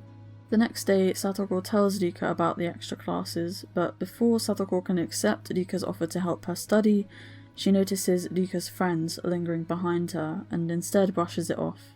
As Satoko works hard day after day and sees Rika opting to spend her time with these girls, she becomes more and more bitter. We then get the same confrontation as in the anime, including Rika saying that Satoko is just struggling right now and telling her friends not to badmouth her, but only after Satoko leaves. Despite her efforts, Satoko is ultimately informed that she'll be moved down to the special class starting next year, once again separated from Rika. By this point, despite Rika's efforts to talk to Satoko, we can see that the two have become distant, and also how much this pains Satoko. We see a conversation where Rika is talking to her friends about Satoko, describing Satoko's traps as her special form of communication, and telling them that she doesn't want them to think differently of her even if she'll be in a different class because Satoko is her precious friend. We then see Satoko coming up with the idea to set a trap for Rika, to try to bring things back to how they used to be. This time, however, it's Rika who gets injured by the trap. Satoko runs away from the scene distraught, but not before being seen by one of Rika's friends. This chapter is great. We see the breakdown of Satoko and Rika's relationship step by step. It's clear how much they still care about one another and that this is just the typical Higurashi-esque set of miscommunications. Above all, Satoko's characterization is much more vivid, evocative, and empathetic than in Gou. She often talks before this point about how she can't let Rika down, how amazing she thinks Rika is, how she has to do her best for Rika, and we can see how genuinely frightening the thought of being separated from Rika is for her. In other words, her fear of abandonment and tendency towards low self-worth when she's struggling emotionally come through incredibly powerfully. This means we're actually building on Satoko's past characterization rather than rewriting it. Most notably, we never see her framed as a villain, simply a struggling teenage girl. Something Meguri opts to highlight is Satoko's incredible resilience. Her ability to bounce back, find positivity and meaning in life following trauma, and to try to learn and grow from even the most damaging experiences. When They Cry never downplays the difficulty of living with trauma, but is firmly focused on empowerment, on how we can move forwards and improve our lives. It's Meguri's initial exploration of this that makes this slow breakdown much more impactful. You get much more of a sense of Satoko having been so strong for so long, and your heart aches for her as you watch her begin to crumble. Meguri feels like a realistic exploration of what adolescence can look like for somebody coming from a childhood like Satoko's. Girls are statistically more prone to internalizing behaviours following maltreatment, such as self-harm and mental illness, but the likelihood of both internalizing and externalizing behaviours such as violence towards others increase with the severity of said maltreatment. Rather than just focusing on Satoko's treatment of others, Meguri shows us these internalizing and externalizing behaviours in turn, allowing them to further contextualize one another. Moreover, those who experience bullying or indirect victimization, such as the ostracization Satoko goes through in Hinamizawa alongside maltreatment, are more likely to show delayed negative outcomes in their teenage years. Meguri does a great job of capturing these turbulent emotions Satoko would be likely to be cycling through at this stage in her life, as she experiences the delayed effects of and tries to come to terms with her past experiences while struggling with yet more new difficulties, and this complexity makes her a more engaging character. I actually find this whole storyline really interesting, because I too went to a secondary school not unlike St. Lucia, with a mindset not unlike Rika's, and ended up having an experience not unlike Satoko's. Specifically, I went to an all-girls Catholic grammar school. For anybody who isn't familiar with the concept, a grammar school is a selective school that has students take entrance exams to get in, but that isn't fee-paying. It's a school that allocates private school quality education to those who can't afford it based on their academic achievements. If this sounds elitist, it is.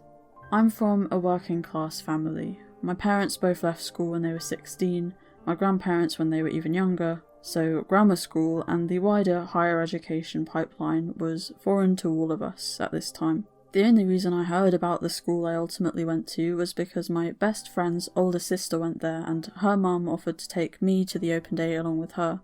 I basically had the same experience as Rika. I saw the fancy uniforms and sophisticated atmosphere and was captivated. Exactly because it was a world I'd never been exposed to before. It was an hour away from my home on public transport, hardly anybody I knew was even applying, and I distinctly remember being attracted by the prospect of having the opportunity to start afresh, to become the me I didn't yet know. My parents were apprehensive, but I convinced them, and they brought me some books to work through on my own with problems similar to the ones that would be on the 4 entrance exams happening later that year, warning me not to expect anything. One girl from my primary school class also applying had been privately tutored for 4 years in preparation.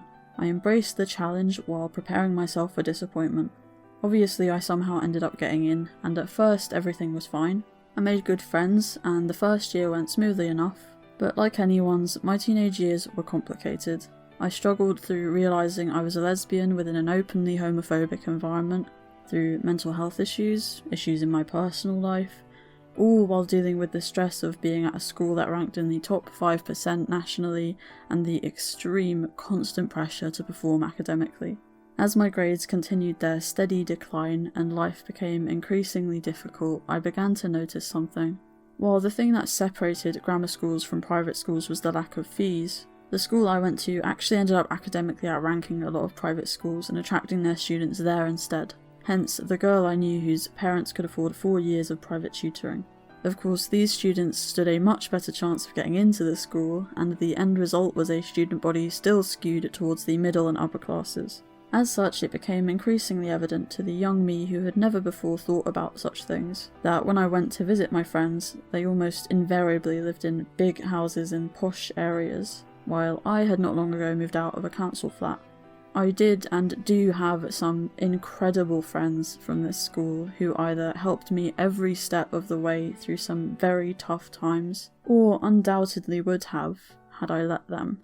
But the reality was that every time I got a glimpse into one of these friends' lives, I became that bit more reluctant to open up about the issues I was having in my own. One that seemed, simply put, so much less picture perfect than theirs. It was as though there was a fundamental chasm between us. Meanwhile, my teachers, who should have been picking up on how much I was struggling, not least of all when there were less than 100 people in each year group, instead only became less and less interested as it became clear who the Oxbridge candidates of the year group were going to be. Towards the end of my 4th year, I did something utterly unprecedented and simply left. I left school. It was a bit of a chicken and the egg situation. Maybe the problem wasn't my school so much as everything else going on in my life. I just know that school certainly didn't help. I ended up having a mental health crisis, and studying, much less getting top grades, became at that point impossible for me. And the thing is, I don't hate learning. When I was ready for it again, I found a way back into the education system that worked for me. The kind of school I attended at the time in my life I attended it did not work for me. Leaving school was not an easy decision, simply a necessary one. In spite of everything, there were so many things I loved about my school and my time there. I wanted it to work. I wanted to fit in. But even while amongst true friends, I did not feel like I fit in.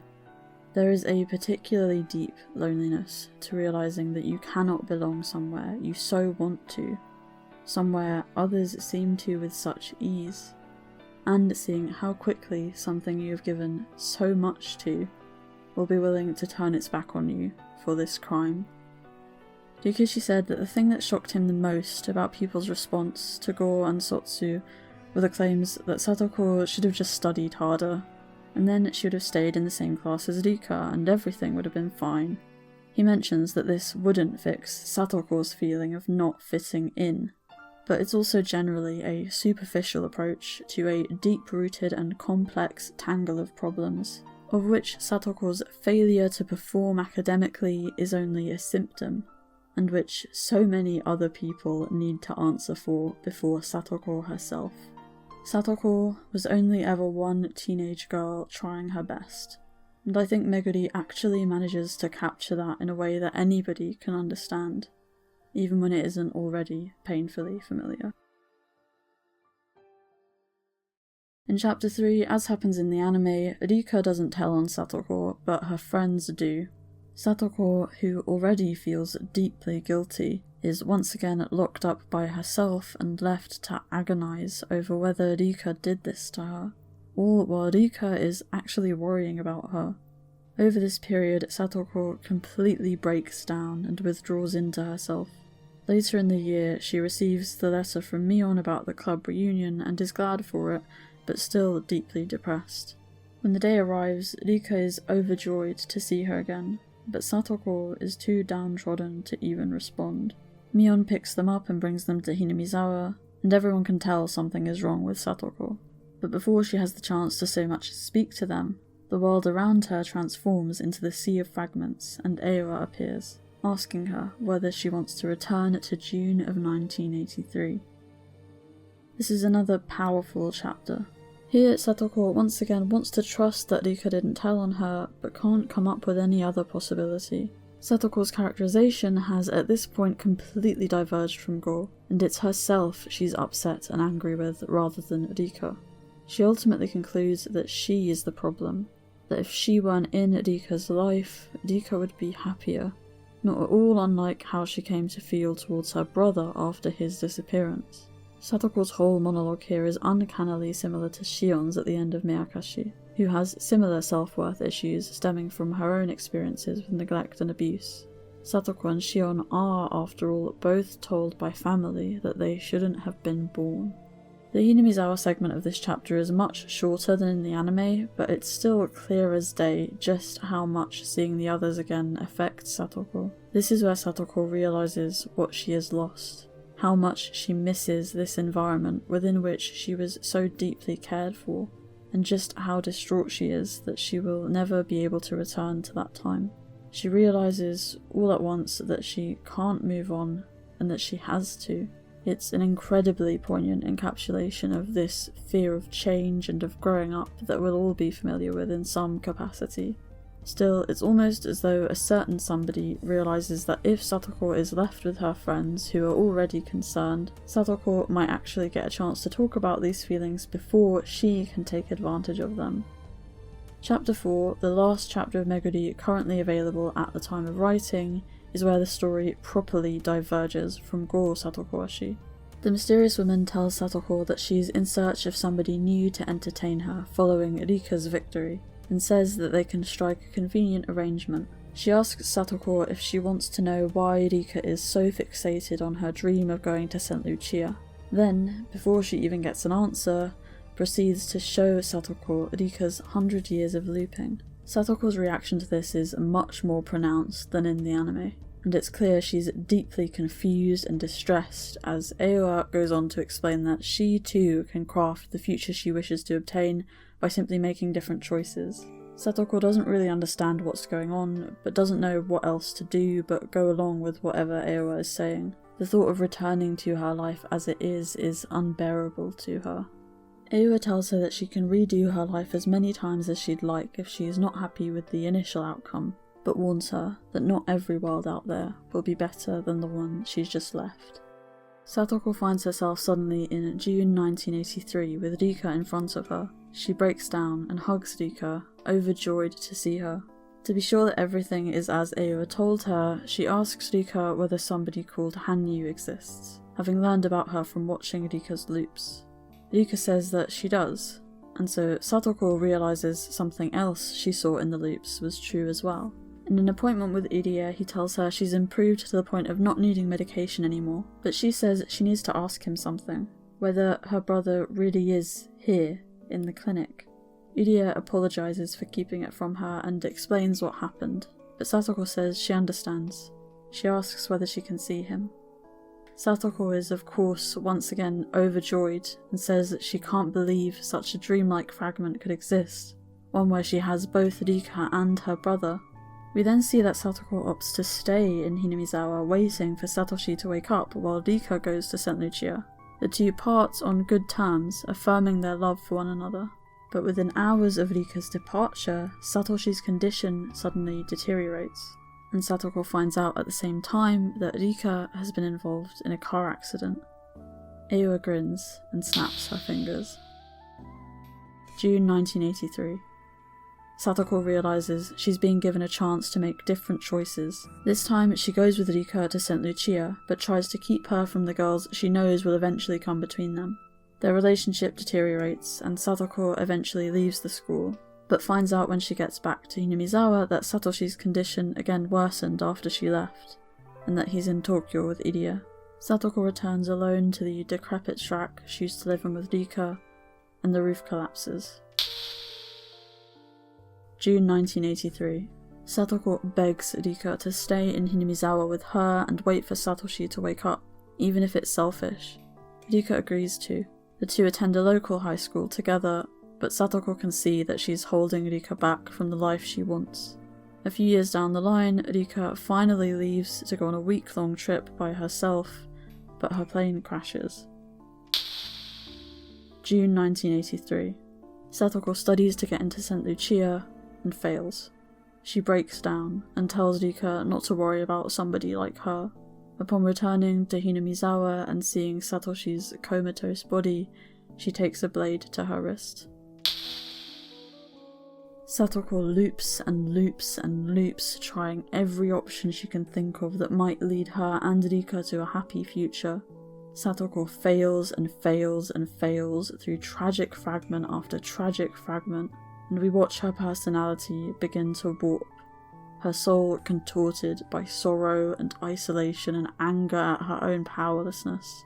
Finally, we cut to the Sea of Fragments, where Aowa muses that Rika was able to make her wish come true with 100 years, but not Satoko. And until this point almost completely lifeless Satoko looks up with crazed eyes and says that she understands now what she was supposed to do. She shouldn't be looping in order to find a better future beyond June 1983, but staying within that June forever with her beloved Rika, her friends and her brother, even if a tragedy is necessary in order to enable this. Satoko realizes she no longer has to suffer the pain of waiting for Satoshi to wake up, and says her goodbye as a tear runs down her face. Recomposing herself, she tells Aowa that she'll be entertained for more than a mere 100 years now, and instructs her to sit back and enjoy the eternal world she's about to craft. This is yet another great chapter. Rikishi has essentially said that Aowa is the true evil of this storyline, and this is part of why Gou and Sotsu seem so confused at points as they flip between Satoko as the villain and Satoko as Aowa's victim. Here the power imbalance between the two is far more emphasised, with it being abundantly clear that Aowa is completely taking advantage of Satoko at her lowest point for her own gain. The looping itself is also framed in a more obviously misleading way, with Aowa telling Satoko that she can simply search for a sequence of events she likes, and that she will, quote, make the passage of time real again once she's found one. I can only assume that Aowa is rewriting the fragments to end in tragedy, or else simply finding exclusively tragic ones to place Satoko within. And the idea of Aowa doing this to trick Satoko into believing there is no happy future out there for her feels so resonant with the wider concept of Satoko struggling to carve out a future for herself through her trauma and codependency. It's also exactly the kind of thing Featherine would do. We've also already seen Satoko at her best in the first chapter, so her deterioration here is much easier to empathise and even sympathise with. She feels like a three-dimensional character with both good and bad qualities, strengths and weaknesses, with the latter only now being emphasised due to interference from a malicious external force. The dynamic is extremely similar to Nomura and Takano's, which does not in itself absolve Takano of her sins, but certainly does recontextualise them when we learn about it. Ultimately, thanks to the framing of Aowa as the villain, Satoko is allowed to be more human. She will trap Rika in June 1983, but out of this pre-existing love for Rika devolved into possessiveness, rather than newly introduced spite. In other words, we are building on pre-existing characterization to give her the role of the antagonist, rather than largely inventing a new character in order to make her a villain.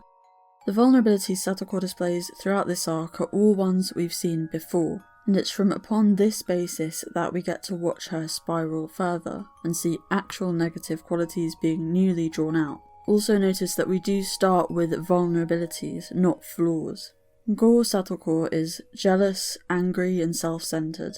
Meguri Satoko has low self-worth, is lonely, and is struggling to adjust. Just like Bernscanstel's influence on Umineko leads Enja to be a less happy person, and then this depression brings out the worst in Enja's personality, this is what Aowa is doing with Satoko. Rather than the perpetrator and victim roles it became so easy to sort Gou and Sotsu, Rika and Satoko into, Meguri feels like a far more When They Cry-esque story about cycles, about how hurt people. It inspires empathy rather than condemnation, and I think this makes it a more interesting and emotionally engaging story. On top of all of this, Meguri also gives us Satoko actually reacting to Rika's loops and the reveal that Satoshi is still alive. We crucially get everything that precipitates Satoko's ultimate decision to say goodbye to her brother, and it thus becomes the meaningful scene it should be, a demonstration of how seeing him fail to improve and even actively deteriorate has broken her down psychologically. Having it be so that Satoshi actually takes a turn for the worse after 1983 is a total 180 from Gou that completely recontextualizes Satoko's decision to stay in that year. with the threat of losing both Rika and her brother now hanging over her, rather than the option to pick between one or the other. Even though I think they're built on the same core concepts, comparing Gou and Sotsu and Meguri too closely in terms of plot points is obviously going to be redundant, as it's apples and oranges. But Gou Satoko's conflict of having to decide whether to stay in the past with Rika or continue into a future where Satoshi returns isn't actually in service of anything, because it never is a conflict. The steps to her making her decision aren't explored, and the decision is then never returned to after the fact. Meguri is already an improvement in my eyes, simply by virtue of having Satoshi be relevant to Satoko and her decisions at all.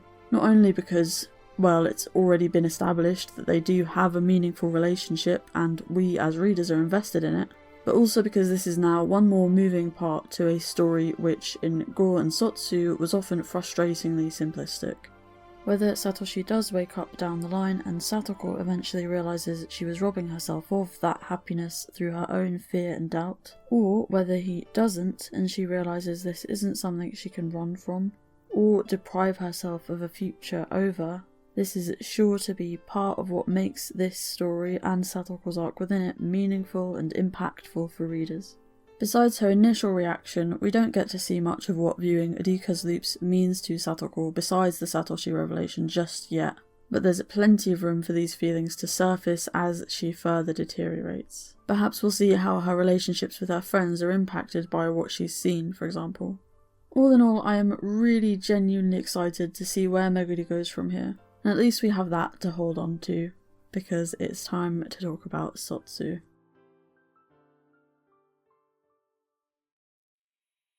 Coming out of Gou, I had considerable concerns, but I was willing to reserve judgment until the whole story had wrapped up. I initially gave it a 7 out of 10, which is not at all a bad rating from me, basically acknowledging its strengths and ability to build on them moving forwards.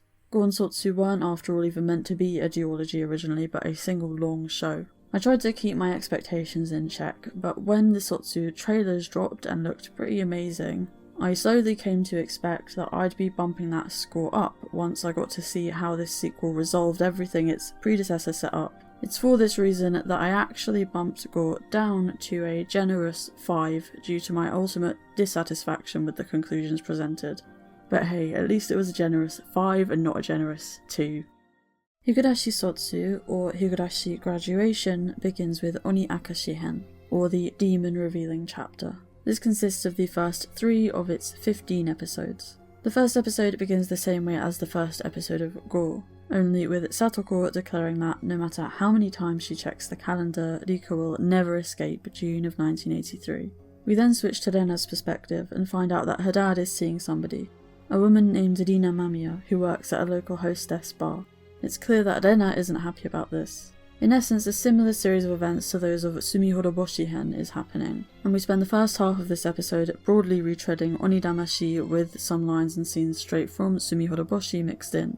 Our first big new scene is Satoko injecting Rena with H173, stating that she's sorry but Rika is making her do this. She also promises to create a final world where Rena too is happy.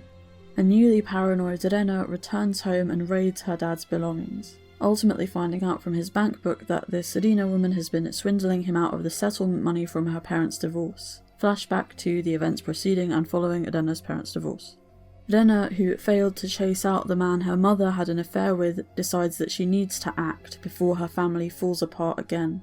Rena goes to Okinomiya to look for Rina's bar, gives up, and then manages to sit next to her in a cafe instead, where she overhears Rina talking about using her dad for money. She leaves just before Rina states to her friend that she's actually thinking about breaking things off. Rina knows Rena's dad has a daughter and she too was raised by a single parent, so she's starting to feel bad about what she's doing. A dazed Rena, meanwhile, states that she needs to work harder, scratching at her neck. Episode 2. We now see Rena preparing to murder Rina, who then conveniently comes to visit Rena so that they can chat. Rena leads her to the dump and Rina begins to talk to her about wanting to break things off with her dad, but Rena says that she can't fool her. Rena murders Rina. Satoko watches on as Rena begins to dismember Rina's body, once again promising Rena that she'll be happy in their final world. Rena states that she's done what she needed to save her family, but she now needs to hide the body. Rena keeps skipping club activities, and so Keiichi, who guesses that she's trying to dig up a Kento-kun doll, arrives uninvited at the dump. Thinking that he must have seen her dismembering Rina's corpse, Rena decides that she needs to kill Keiichi too. The episode ends with Oishi coming by to ask Rena whether she knows what happened to Rina, as she went missing shortly after their meeting. Rena, managing to keep her cool, tells him that they spoke at her house and then Rina left. Finally, in episode 3, we watch Rena bury Rina's body over the course of a few days, all the while going back and forth on whether she needs to kill Keiichi too. She sees him talking to Oishi, then hears him talking about her on the phone to Oishi when she visits him, then conveniently gets a call from Keiichi's mum, who asks her whether she can bring Keiichi dinner that night as he'll be alone. Rika, having told Keiichi not to be suspicious of Rena after listening to his concerns, watches on as he lets Rena into his house and decides everything must be fine. We know what happens next, and Rika finds out too at school the next day. She goes home to kill herself, and Satoko, who has been watching all of this unfold with glee, states that even in the next fragment, and the next, and the next, Rika will never escape the curse, before taking the knife Rika used to her own neck. Sorry if that was a bit of a dry summary, it's a bit of a dry arc. ONIAKASHI isn't the most offensive of Gou and Sotsu's offerings, but that's because it doesn't do anything particularly memorable or impactful. So ONIAKASHI is a retelling of ONIDAMASHI, only from various new perspectives. New perspectives, hereby meaning literally through the eyes of characters who aren't Keiichi, because there aren't any real revelations. A good chunk of ONIAKASHI is simply recap, only we'll cut to Satoko saying a supervillain line, or having red eyes, or doing an evil grin. The broader plot this arc unveils is similar to the original's Sumihoroboshi. Even the completely new scenes are superficial. We get one that seems focused on conveying to us that Keiichi is anxious and a bit scared of Rena, but we already know this. The reveal that Satoko injects Rena with H173 isn't a reveal, because we found it out in SATOKOWASHI. And the thing is, I wasn't against the idea of putting a new twist on the old arcs. Utilising the stories we thought we knew to trick us in new ways sounded like exactly the kind of intricate mystery writing Ryukishi excelled at, and I was excited to see how I could use that pre-existing knowledge to work out what was going on, or else to see how I'd end up being tricked because of it. As I said earlier, I wasn't sure coming out of ONIDAMASHI whether I was being instructed to treat Gou as a story or a mystery, whether I should passively enjoy it or actively challenge it. I can tell you now that Ryukishi says it was intended as the latter. And yeah, Gou and Sotsu are described as a series of question and answer arcs, just like the original series. So what is an answer arc?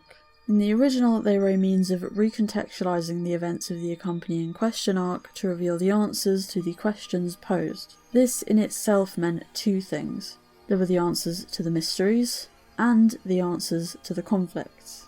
If we talk first about the mystery component, this was itself deceptively complex. There were the arc level mysteries, but also how these combined to create an overarching mystery. In other words, you could read ONIAKASHI and come up with an answer to the core mystery of who, if anybody, was targeting Keiichi, and you might even be right. But you also would have only taken the first step to challenging the overarching mystery of the entire story. The game board of June 1983 Hinamizawa is defined by 3 rules. Rule X is that somebody succumbs to Hinamizawa syndrome, and is driven to acts of violence by the ensuing paranoia. This is the rule or key that you uncover by solving ONIAKASHI, aka realising that this person is Keiichi. Rule Y is that Takano and Tomitake always die on the night of the festival, or so Rika believes. And rule Z is that everybody believes the Sonozaki family are responsible for this, and for the curse more broadly. These 3 rules govern all the scenarios we see and are used to deceive us as readers. It's only by becoming conscious of these rules, then, that we can begin to move towards the real truth of the story, and uncovering Rika's killer. Higurashi was already fascinating enough by virtue of the intricacy of its mystery writing, and the sense of momentum this gave the story as the answers to the smaller mysteries came together to build the story-wide one. But what makes it such a masterpiece is how it then further utilises this mystery as a vehicle for character development and the messages Ryukishi wants to convey. These are the answers to the conflicts. To quote Rikishi himself, the first part, the question arcs part, somewhat consists of bad end stories. The type of stories that, when you read them passively, just make you depressed. But I want the players to not just accept it passively, to always be ready to fight that crazy world back. Where did the story go wrong? Where was the mistake made? What should you have done in order to make the world not go crazy? By always questioning yourself like that, and not giving in to the story, you will have the best Higurashi no Nakokoro ni experience. It is for this reason that the answer arc to ONIAKASHI tells a completely different story, instead depicting Erena of another fragment experiencing the same paranoia that drove Keiichi to make the mistakes that he did in that arc, and ending with the characters and readers alike recognising that this was where he went wrong. Even Meakashi, which appears to simply be a retelling of Watanagashi from Shion's perspective, is actually a different fragment entirely, and ultimately gives us primarily new scenes, in order to demonstrate how completely those same events can be recontextualised by understanding what precipitated them, and how they looked from Shion's point of view. ONIAKASHI is a departure from convention then, in being a literal retelling of the events of its associated question arc. And no, this isn't an inherent issue, as shown by Watanagashi and Meakashi. But what actually are the supposed answers ONIAKASHI gives us? What, for that matter, were the mysteries and conflicts they were meant to be providing the answers to? You could pat yourself on the back if you came out of ONIAKASHI having figured out that paranoia and more generally psychosis were distorting Keiichi's perception and leading him to falsely believe that Rena and Mion were trying to kill him. Perhaps you can see then why I was skeptical as to whether ONIDAMASHI's narrative of Keiichi as the victim should be taken at face value.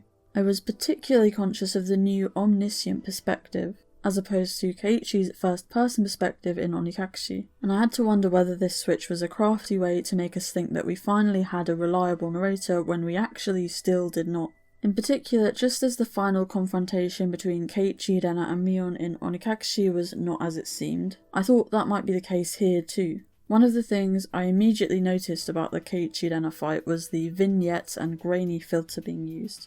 This presentation isn't only used for this scene, but throughout the aftermath as well, which stood out to me. In other words, it's not just used as a means of enhancing the intense atmosphere of the fight, but remains through the tonally very different scene that follows it. I was already looking for signs that what we were being presented with was perhaps not an entirely reliable depiction of the events, and I thought it would make sense for Higurashi mystery being relayed to us through the animated medium to utilise these kinds of tools specific to that medium to trick us, just as the original novels used every tool at their disposal to do so. This wasn't my only basis for thinking the fight might not have played out exactly as it was shown to us, though. For one thing, how many times was Keiichi stabbed? I assumed the fact that he survived was a hint to what we'd been shown here not being the reality. I also noticed the rather obtrusive neck brace he was depicted sporting in hospital after the fact, despite the fact that the stabs were concentrated on his torso. I noticed that the actual events of the night were never objectively stated. I noticed that Keiichi was implied to have Hinamizawa syndrome. Perhaps most glaringly, because the scene was so comedic in tone, I assumed there was no way we were meant to take it completely seriously and at face value. In ONIAKASHI we had Keiichi mistakenly believing he had acted out of self-defense during his murders, and I wondered if the same thing might have happened here. Only now, instead of having the narrative mislead us, we were actually being presented with a falsehood. It certainly wouldn't be the first time when Nikkrai had done this, and paired with Aowa's presence in the story and the switch to an omniscient perspective, it was a possibility. We even see this trick used in the manga arc Onisadashi-hen, where we have an alternative series of events to what actually happened presented to us, in order to portray the murderer as the victim. In the end, it turns out everything really did happen exactly as we saw it. The most staggering reveal ONIAKASHI has for us is that there was no mystery at all. Just as is continually asserted, Rena really is the antagonist here. It's bizarre. It's like the story goes out of its way to undercut its own twist. Instead of taking advantage of Keiichi's unreliable narrator status from the original, and tricking us into thinking this was the case here too when it actually wasn't, Gou goes to real efforts to make sure that we know that Rena is suspicious before she even is, before she's been injected with H173, before she's ever started thinking about murder. This approach seems to most reward passive consumption, simply taking everything presented at face value, basically enjoying this as a suspense story with psychological horror elements rather than as the mystery Dukishi described it as being. And this is all arc level mystery stuff, but ONIAKASHI doesn't feed into the overarching mystery either, because we already know who the mastermind is. So ONIDAMASHI and ONIAKASHI are more than a little underwhelming as a mystery then. But as we've been over, answer arcs are about more than one kind of answer. So let's talk about how they work as a story. One of Dukishi's goals with Gou and Sotsu was to flesh out and humanise various characters who hadn't been afforded that in the original. In this arc we see this approach with Rina. But while it's true that Rina wasn't the most developed character in Higurashi, having a character play the role of the villain does not inherently mean that they've been treated with a lack of respect or denied complexity. In other words, the villain role is not something to be upgraded out of. It may well be the best role for some characters. We spend some time in Sumihoroboshi getting to know Rina, who by the start of the arc is already in a serious relationship with Rena's dad, or so she wants him to think. She's a decently clever person with a distinct personality, set of values and a goal. She's emotionally and socially intelligent enough to figure out what Rena's dad is feeling and how to win his trust. She uses her charm to similarly win over Teppei and get him to play his role in her marriage scam, having him think they are partners in crime, even though she's actually planning to make off with the money once she's gotten what she needs from him. Rina will do anything for this money. She'll get others to do the dirty work and take the fall for her if she can, but will get involved if need be, and is even willing to commit murder to achieve her ends. Rina is not somebody who values kindness or respectful treatment of others, but rather climbing on them to get what you need. This too is characterization. The worst people can make for the best characters. It might even remind you of somebody else in the series. If we dug into Rina's childhood, we might well find something similar to Takano's backstory. So the idea of expanding on Rina's character was far from a bad one, but that wasn't what we got. What we got was a new character entirely, something which should be starting to sound familiar. In Sotsu, Rina has apparently changed her mind about the scam after learning that her mark has a teenage daughter, seeing as she also grew up with a single parent. This is new information to us, the viewers. What facilitates this change, we can surmise, are memories of past fragments, and awareness of the negative outcomes of past actions. The thing is, that's all these memories are. It makes sense to have Rina take a different course of action this time due to these memories, but not to have a complete overhaul of her personality. I believe these memories can lead to drastic changes in how somebody thinks or behaves. We've seen it before, but if we don't see this change take place, it's nothing more than inconsistent characterization. It's like a sandwich with no filling. I understand the logic of how this happens. There is a mechanism in place supporting these developments, but it's not a satisfying experience seeing this Rina. Everything that would make it that would actually make her story more interesting or emotionally engaging, is missing. If anything, she's a much less interesting character than she was in the original. It's not like reformed Rina is just superficially different to how she was in the original. Rina is only ever interested in Rena's dad for his money, and is even content to make fun of his gullibility, so having her actively feel bad for using him feels more than a little out of nowhere. In Sumihoroboshi, Rina has an established relationship with Rena, and yet she never once mentions relating to Rena due to her own single-parent upbringing, even though winning Rena's trust and becoming closer to her could only be useful to Rina. I'm not honestly convinced this detail of her past wasn't added in for Sotsu. Rina even takes the time to tell Rena that she hates kids in Sumihoroboshi. Moreover, Rina is embroiled in crime, is clever enough to deceive even the local yakuza, yet follows a person who she knows has every reason to have a grudge against her to a secluded location with a deadly weapon in tow. Sotsu does not build on Rina's character. If anything, it seriously dumbs her down in order to use her as a prop for plot progression. The whole situation feels contrived, as though there simply needed to be somebody for Rena to kill. And it's a damn shame, because the original Rena-Rina fight is electric. It's electric because these two characters are completely intellectually matched. On that note, Rena's characterization unfortunately doesn't fare much better.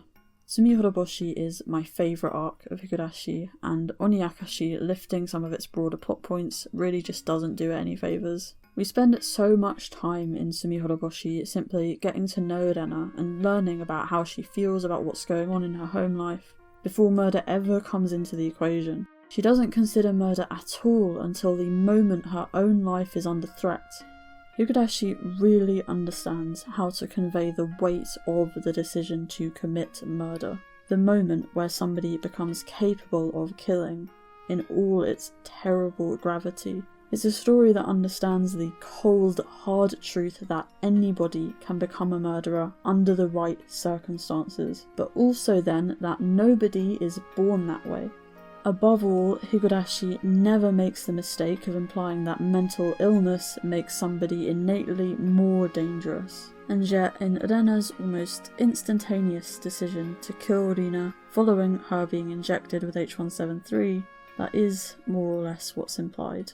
One of the most unfortunate things about Sotsu is the use of H173 not even just as a means of erasing development, but also for caricaturing and stereotyping the mentally ill. If this wasn't already obvious, when writing the original, Rikishi did not want readers to think of the characters as behaving violently purely because of Hinamizawa syndrome, or the psychosis it sparked in them. Rather, he wanted to use it to start a discussion about the far more complex reasons people resort to crime. The intertwining of various precipitating factors, biological, psychological, and social.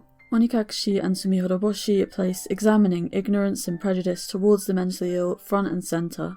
As much as Keiichi is ironically experiencing his own psychotic break which spurs his paranoia, he ultimately readily acknowledges that he heard about Rena's past actions from Oishi and subsequently became frightened of her.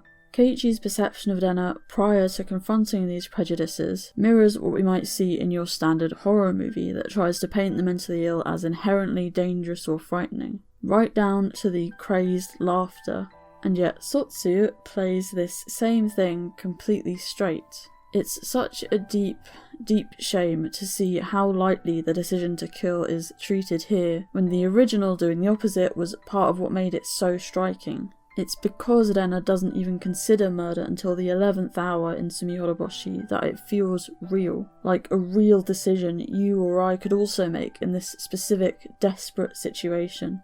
In ONIAKASHI, Rena persists with her plan to murder Rina even after finding out that Rina wants to leave her family alone, as though she wants to do this. Essentially, being injected with H173 makes Rena more capable of murder. It makes her more willing to treat it as a solution before anything else, less hesitant to resort to violence, and more capable of carrying the deed out without having second thoughts. Even if you can't see how this furthers harmful, reductive, false stereotypes regarding psychosis that run rampant in horror media as is, it's simply not consistent with how Hinamizawa syndrome is used in the original. The characters' mental health deteriorating never once removed their capacity to experience emotion and the emotional repercussions of committing murder. If anything, the two were inextricably intertwined, invariably leading to catastrophic breakdowns. To quote Rikishi himself, it's not something like, even though Rena has a dual personality in ONIKAKASHI Hen, she turns into a good girl in WATANAGASHI Hen. She is the same character throughout all arcs. I cannot help but feel like Sotsu simply wanted to lean into the, oh my god, it's a schoolgirl dismembering someone, shock factor. After all, the precious minutes we spend seeing Rena execute this killing and the cleanup are moments that could have been spent telling us something about her, rather than trying to make us frightened of her. So how do ONIDAMASHI and ONIAKASHI fare as a story? If ONIAKASHI isn't giving us the answers to the mystery, is it showing us where the characters are going wrong in their actions? Rikishi describes ONIKAKASHI as the Keiichi arc of Higurashi. As such, we would hope for further insight into him in a new take on this arc. This isn't ONIKAKASHI after all. Keiichi is not that person anymore. There was even particular worth in returning to old scenarios to see how Keiichi would respond to them differently, particularly with development across loops being retained, being stressed in Gou. At first, ONIDAMASHI seems to be exploring this, but it never actually leads anywhere. How about if Keiichi hugging Rena, just like he did at the end of Sumihoroboshi, made her remember or feel something through the haze of Hinamizawa syndrome? There was no reason we couldn't have had a swerve into a whole new series of events because of something like this. But failing that, we could have had a story that goes into Rena's experience with these memories of past fragments, how she struggles to make sense of them, and perhaps ultimately how she fails to avoid making the same mistakes this time around because of the influence of H173. At least then there would have been some internal conflict, some reluctance on Rena's part to make this life-altering decision to kill, some fear around the repercussions. This could have even given us some insight into how these memories worked with Lina too, or perhaps even given the two of them something to discuss or bond over, if Sotsu actually wanted to develop Lina and not just bring her back to have her brutally murdered. It's simply extremely strange to have a story that hinges on Keiichi and Lina making different decisions because of these memories, not have Rena even consider doing the same. There's this one scene where Rena's like, "Sorry, I've got some bodies to dismember, so I can't do club today," and Mion says a nice line about how they'll wait for her, which, like, yeah, remember when Rena's development in the original specifically led her to talk to Mion before resorting to murder? We didn't have to have Rena not commit murder in this arc. We needed to see how H173 allowed her to regress this much. Whether she did or didn't commit murder, we just needed that decision to tell us something about her character. Instead, once again, this doesn't really feel like Rena at all. Above all, Keiichi overcoming his suspicion and trusting Rena in Onidamashi was wonderful to see, and it's hard to understand what we are supposed to take from the reveal that, yes, she really did attempt to kill him in cold blood. That he was right to suspect her? Is this the answer this answer arc is presenting? What do we get out of this arc pairing, ultimately? The extended sequence of Rena killing and dismembering Lina feels like the centrepiece of ONIAKASHI, the part we're meant to enjoy the most, which really says it all. I obviously don't have an inherent dislike of violent media. Rather, part of what I admire about Higurashi is how it uses violence as a vehicle for empathetic social commentary and character exploration. Part of my initial disbelief of the idea that the Keiichi and Rena fight scene was supposed to be taken at face value came from my unwillingness to believe that Higurashi would use violence as entertainment in such a crass way. If I was wrong about that, I would have to reassess my entire understanding of the series and the attitudes that drove it. This conundrum plagued me throughout Gou and Sotsu, but when asked how much of Gou and Sotsu actually came from Rikishi, Kawaguchi explained that they, quote, basically follow the plot written by Rikishi, but also that he added his, quote, own perspective to the content. Most of the events were there from the beginning, he says, but since I was entrusted with the depiction of them in the anime, I tried to add intensity. I haven't heard what Rikishi Zeronana has to say about it yet. In essence, what we know is that Rikishi came up with the broad plot for Gou and Sotsu, and then Passione, the studio, took over.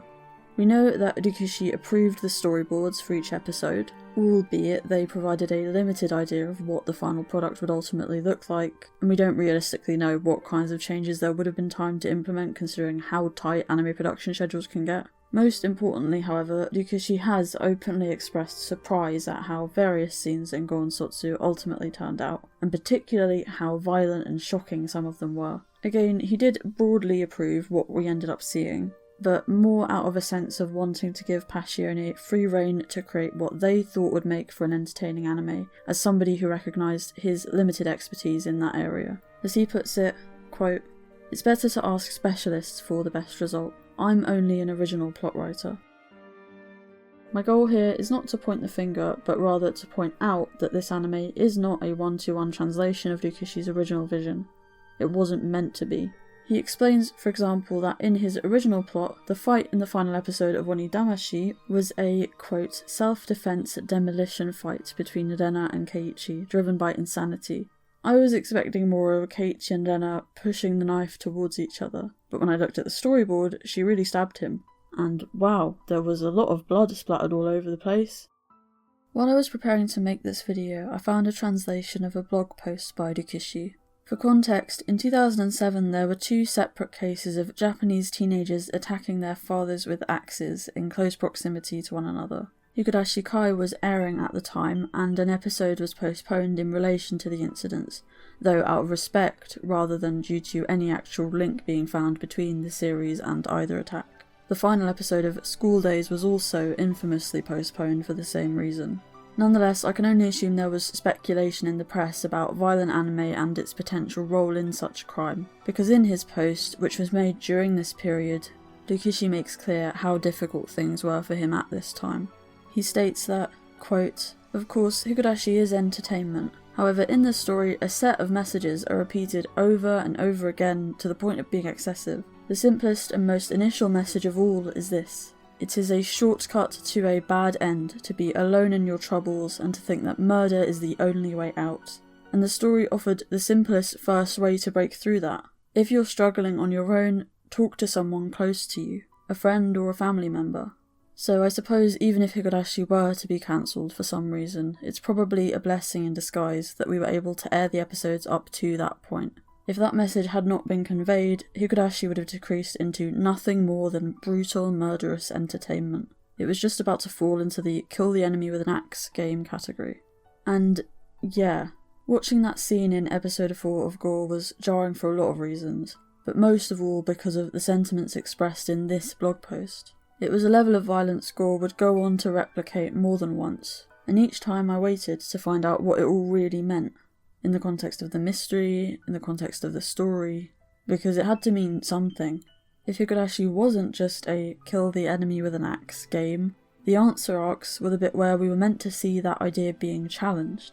Instead, ONIAKASHI ends on one of a few brand new scenes, and it's a gratuitous and drawn out sequence of Rika killing herself.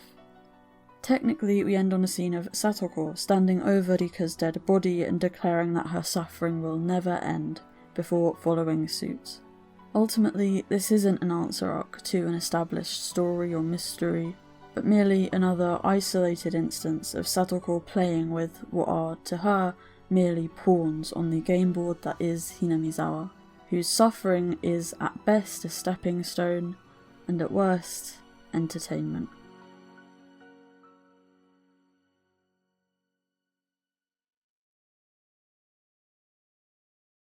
If you're new here, you should probably know before I continue that I like Mion, a normal amount.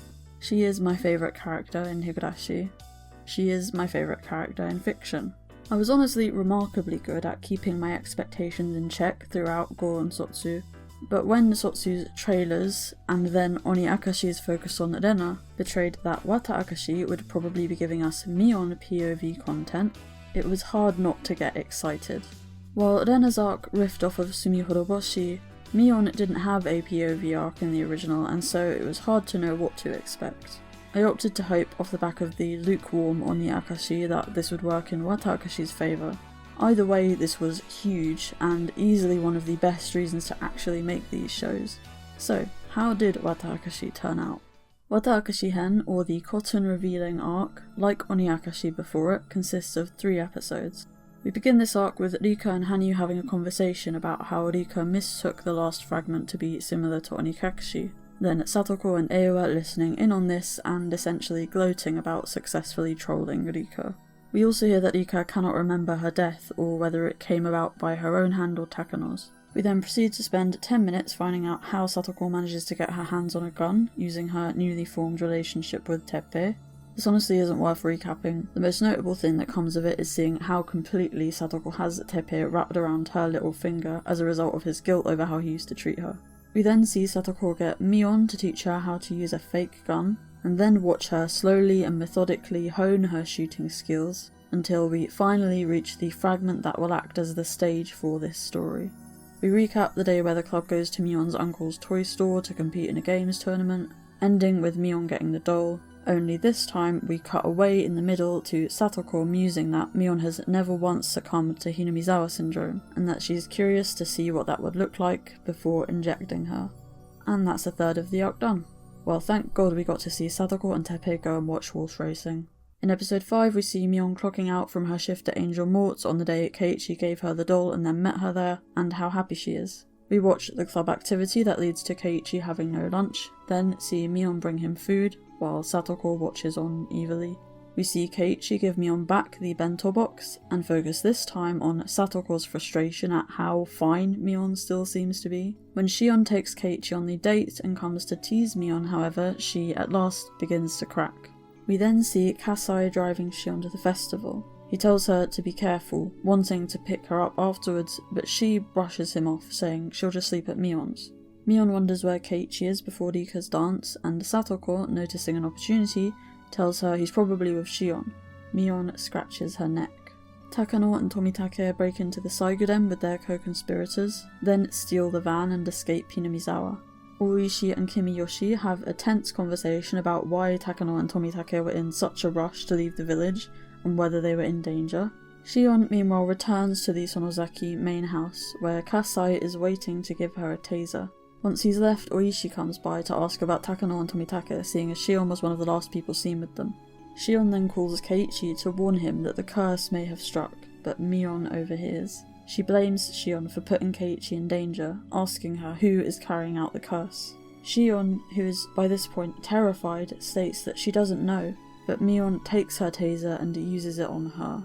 A now clearly L5 Mion says that it's her duty to put an end to the curse, and to protect Keiichi. She asks Shion to help her, but realises she's been strangling her, and that Shion is now dead. Looking at Shion's body, Mion finally comes back to herself, and is horrified at her actions. Once she's calmed down, she says she'll see this through to the end, for Keiichi. Next she tases Oryo, saying that she must have lied about the Sonozakis not playing a role in the curse, asking for the truth. Episode 6. Mion hauls Oryo's body off to the underground Saiguden to try and get information out of her, before realising she's accidentally tased her to death. This is a big problem if she wants to stop the curse, but Mion then remembers that there are 2 other people who might be able to help with that. She invites Kimiyoshi over. She tells him she knows the 3 families are using the curse to kill off people they don't like. Kimiyoshi says he doesn't know anything. She tortures him for information while crying and stating that she doesn't want to. He dies without Mion finding anything out. She realises there's only 1 family head left. The next day at school, she watches Rika suspiciously tell Keiichi he shouldn't have done what he did and that this world is already over. She decides Rika must be the one controlling the curse and strangles her while crying and apologising. She says she knows enacting the curse must be Rika's duty to bear as a Furude, and that as a Sonozaki she will equally atone by joining her when this is all done. But for now, she needs to protect Keiichi. Now Rika is missing. Satoko says that Keiichi was the last person to talk to her, but Mion says she saw a man in overalls talking to her behind the school. Satoko says that there's nobody like that at the school though. Everyone goes to look for Rika and Mion covertly disposes of her body. Having failed to find Rika, everyone goes home, and Keiichi wonders aloud whether this is all his fault. Suspicious men in overalls hover near Mion's house, and so she disposes of Shion's body in the well in the underground Saiguden, before calling Keiichi over. Satoko is worried about Rika's body being missing because she needs to confirm that she's dead before she moves on to the next fragment. She decides to simply ask whether she is directly. Keiichi meets up with Mion. Oishi suspects Mion and waits outside for an excuse to break into her house. Satoko gets ready to pay her a visit. Mion takes Keiichi to the underground Saiguden. Oishi sees Satoko walking towards Mion's house. Mion locks Keiichi up and tells him she loves him before seeing that Satoko has come to visit. She gets her gun. Satoko meets up with Mion. Oishi gets ready to enter the house. Keiichi breaks out of the cell. Mion asks why Satoko has come looking for soy sauce while Rika's still missing, and Satoko says she's been found and it was all a misunderstanding. Mion knows she's lying and snaps, asking Satoko who sent her here and saying she knows they're after Keiichi. Satoko asks where Rika is. Mion prepares to shoot Satoko, but Satoko beats her to the punch. She asks her again and shoots her again, gloating that she knows how to use a gun thanks to Mion. Mion finally tells her Rika is most definitely dead, because if she didn't manage to kill her, she would have suffocated in the septic tank where she disposed of her instead. Finally satisfied, Satoko shoots Mion in the head, then does the same thing to herself.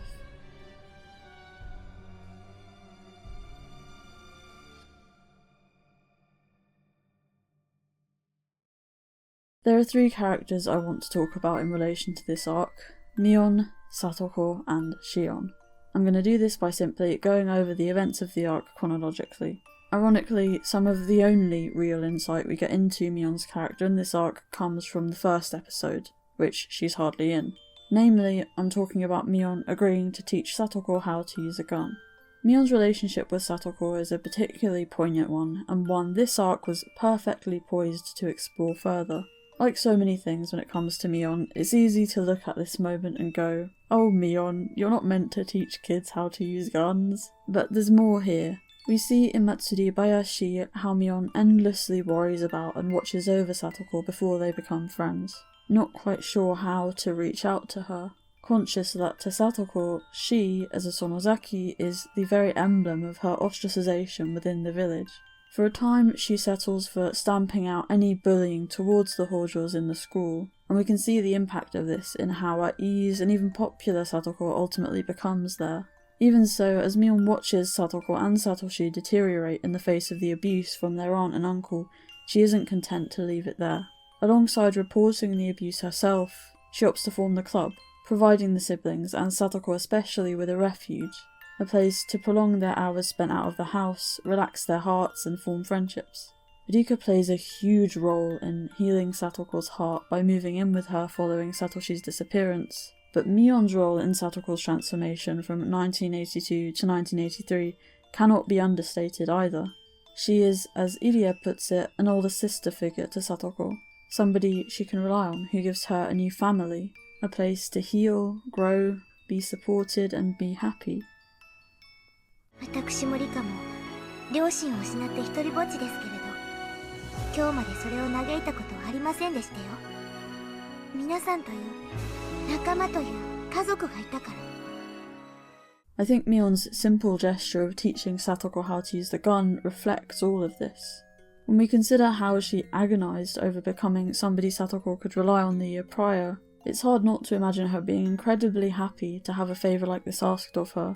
Her and Satoko are obviously friends by this point, but she knows how hard Satoko still finds it to ask for help with things, and so this probably feels like the final confirmation for Mion that she's succeeded in her goal.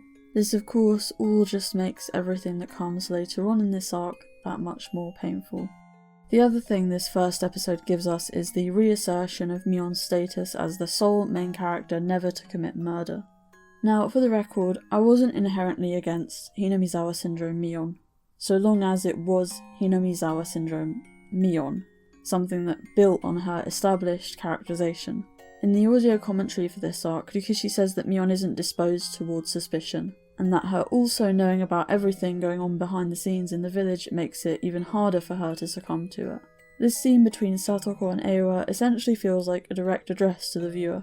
So, you know this character's personality, psychological traits, typical attitudes, behaviours. We're just gonna get rid of those for a bit, so please suspend your disbelief. We know Edena is at least somewhat susceptible to psychosis and to aggression, so for all my issues with her characterization in ONIAKASHI, it was at least simply an exaggeration of behaviour we had seen prior. I wouldn't say it built on established characterization, but it did not completely replace it either. I cannot say the same for Mion in this arc. Yes, this is another case of a plot device being used to erase prior characterization. Satsuki Yukino, Mion's seiyuu, who, by the way, did do an incredible job on this arc in spite of everything I'm about to say, puts it perfectly. 試さないでほしい。実験台にしないでほしい。 For the first half of the second episode, Mion is absolutely fine, to the point of it frustrating Satoko. She immediately takes her chance when she sees it to plant ideas in Mion's head that Shion is trying to take Keiichi from her. This was interesting to me. Between Gou and Sotsu, some promotional art was released, with Mion and Satoko depicted in black dresses against a black background, alongside red chrysanthemums, which carry the meaning of strong and passionate feelings of romantic love. Satoko obviously learns how Mion feels about Keiichi through watching Rika's loops and endeavours to use it against her. As such, WATAAKASHI could not have been more perfect an opportunity to confront Satoko with her own understanding of and attitude towards love and her relationship with Rika.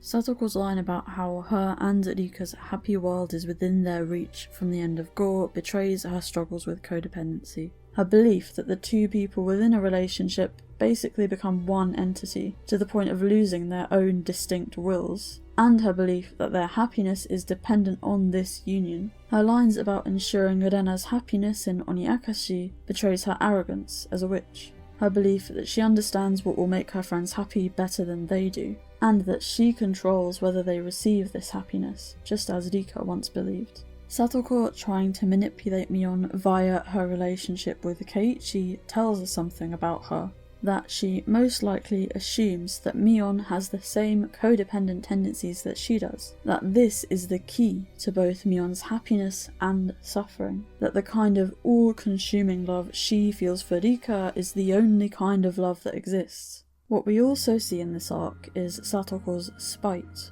No longer do we have her constant assertions that her friend will be happy at the end of all of this, but active malice. Rena's suffering isn't personal to Satoko, but Mion's is, because if she doesn't get to be with the person she loves, nobody does.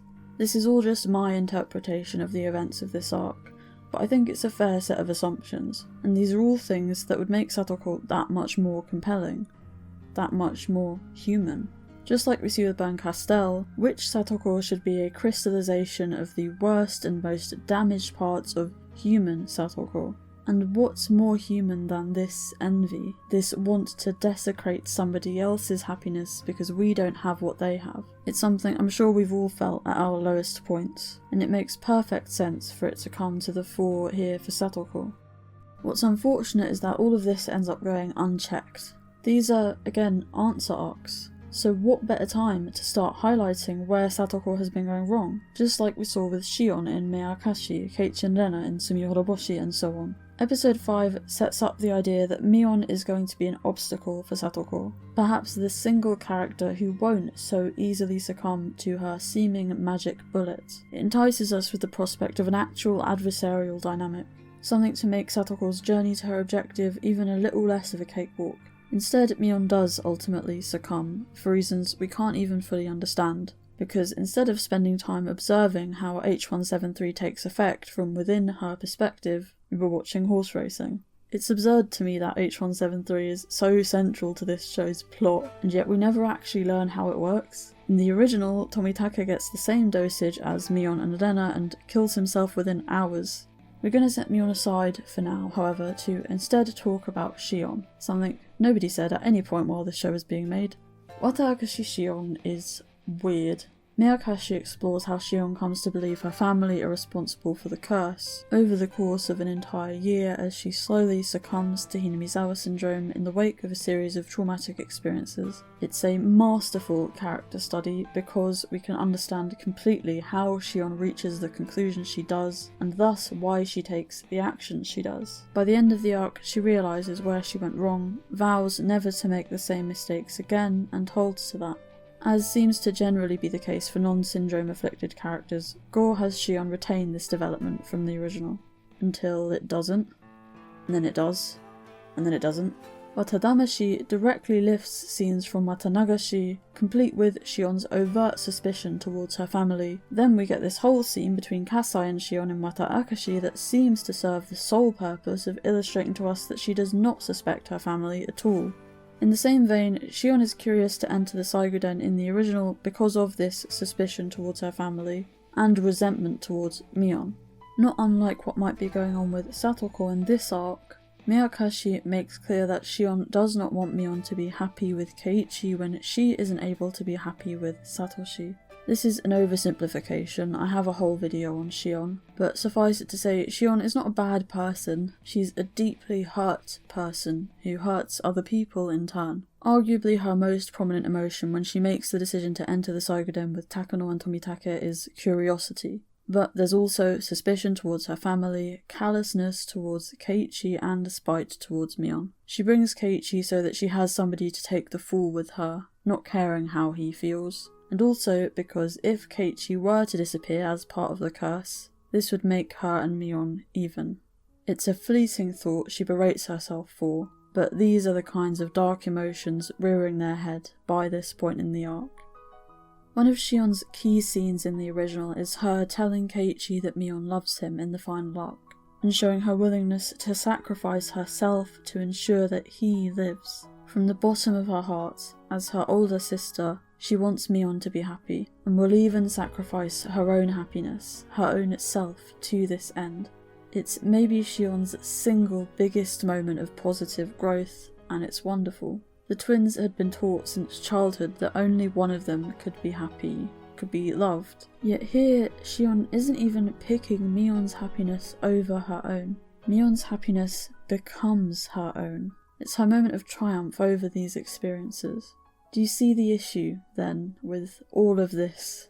Not just Shion entering the Saiguden with Keiichi in tow, but opting to interfere with Keiichi and Mion's relationship at all. You can argue that she wasn't driven by the same emotions in this arc as she was in the original, that she truly was just messing around, and sure, that would be in character to an extent, but Shion interferes with Keiichi and Mion's relationship in the original after hearing Mion get upset about not getting the doll, wondering how Mion can come and complain to her about this without thinking once about how she feels about Satoshi being missing. We can only assume that in WATADAMASHI, where Mion does get the doll, she comes to Shion expressing her joy regarding this, and then that this is Shion's response to that. Being that Gou and Sotsu take the time to stress Shion's retained development elsewhere, at best the writing here is inconsistent. She takes completely different actions from the ones she takes in the WATANAGASHI and MEIAKASHI fragments in certain places due to this retained development, but the complete same ones in others. This is what I'm liable to go with, because at worst, the implication is that Shion is a one-dimensional arsehole,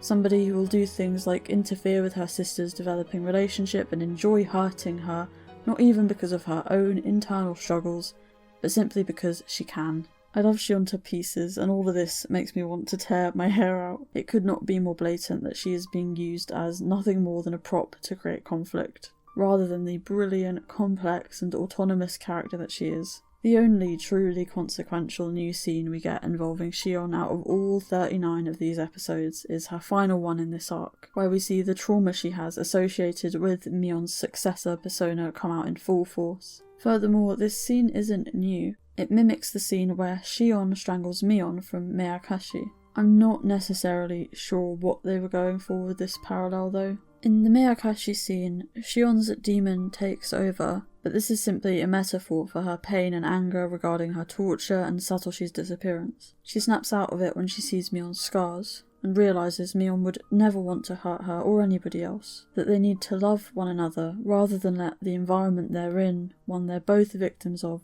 turn them against one another. Mion's demon, however, is treated as an actual dissociative state, and the Sotsu scene lacks an equivalent to the nails moment, or just any real conversation here before Shion dies. Obviously that's part of the tragedy, but again, Shion is a prop here, and not even to the end of telling us more about Mion. This episode sets up Mion's anger, paranoia and fear around the prospect of Shion taking Keiichi from her, as though this will be relevant to the story, but then Shion is killed before it can become that. It would have been interesting to see these issues confronted and overcome, and then to have had Mion endeavour to protect Shion and Keiichi.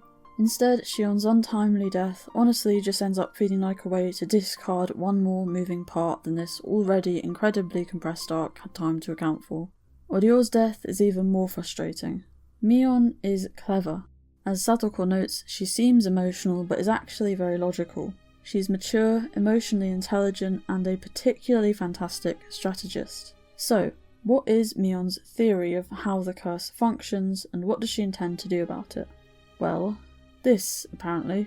Shion tases Orio because she thinks she's in danger, and she can't get Orio to talk to her without using force anyway because she's Shion, the outcast. Mion does not have either of these problems, and Mion needs Orio alive if she believes she controls the curse. Repeatedly shocking an elderly person with a modified taser, then being surprised when they die, is so painfully stupid.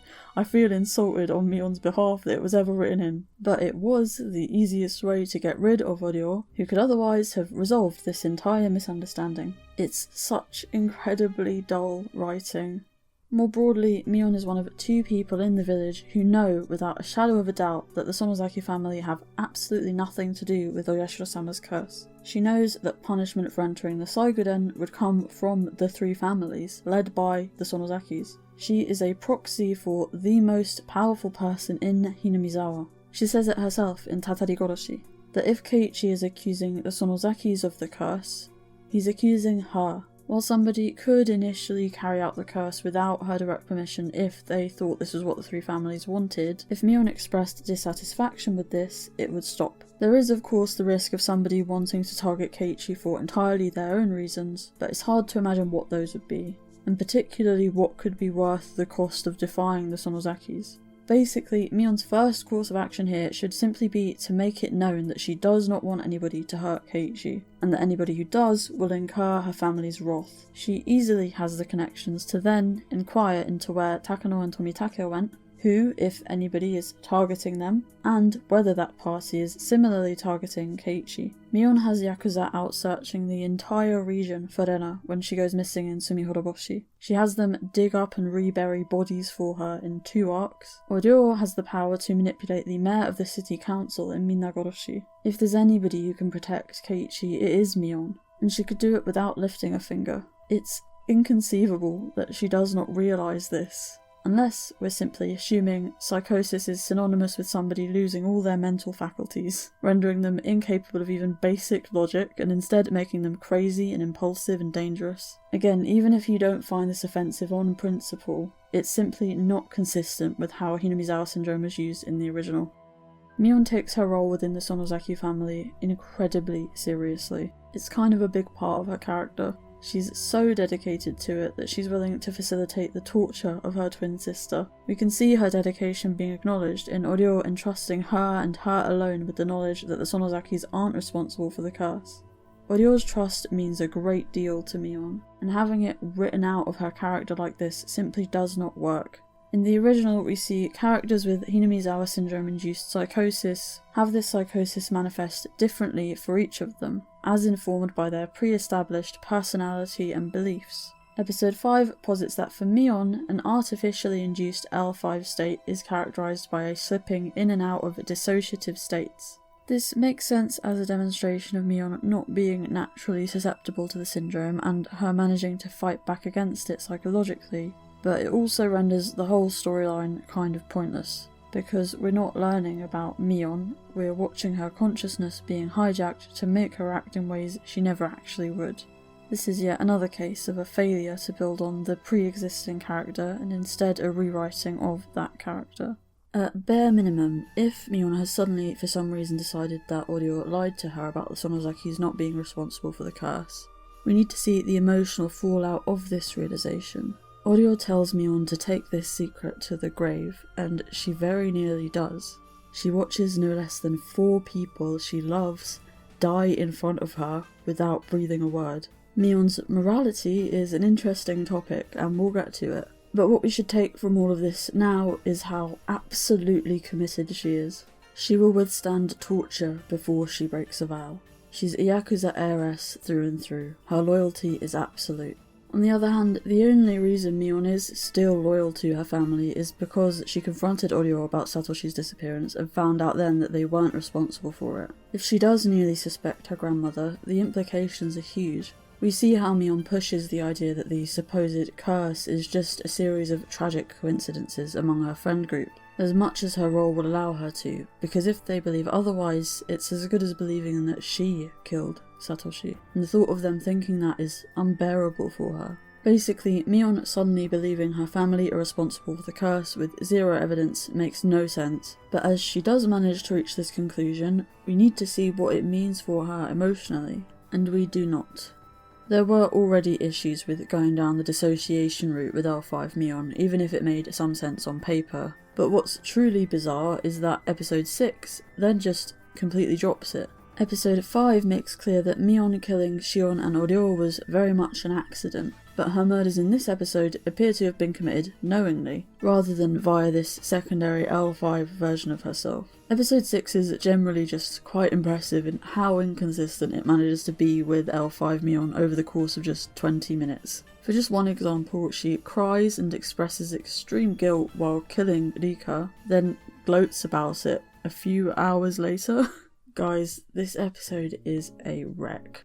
Why does Mion think that Rika would want to kill Keiichi? Why does she kill Rika? She clearly doesn't want to, so why doesn't she just put her in a cell if she thinks she's a threat? Why is her killing Shion never addressed again, when Shion literally lost her mind from the guilt when their positions were reversed? Why does Mion think Satoko would be working for someone who wants to kill Keiichi? How does she acknowledge that Satoko is the most ostracized person in Hinamizawa, the enemy of the village, then make the leap in logic within minutes that she is an agent of some central plot to kill enemies of the village? How does she say she wants to stand up to this evil that led to Satoko's family's ostracization, Satoko's suffering? Literally, that's what she says.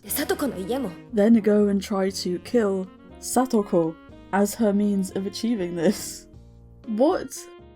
Besides this being a central premise of When They Cry, Dukishi has said himself that he very much values the trust in a relationship between a mystery writer and reader, that he puts great effort into making his mysteries solvable, because otherwise he would be desecrating that trust, and the love enshrined in the effort his readers put into trying to solve them. And yeah, WATAAKASHI is deeply unsatisfying, not just as a story but also as a mystery for this very reason. It does not build on knowledge of, understanding of, or attention to detail regarding the story and its characters. It certainly did not reward the effort I put into solving it.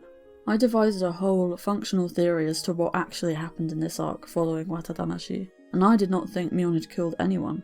Here's a direct quote from the post I made about it. Orio's death gives a huge blow to the idea that Mion is responsible for any of the murders, as she knows the Sonozaki family have nothing whatsoever to do with the curse. Orio is not a threat to Keiichi.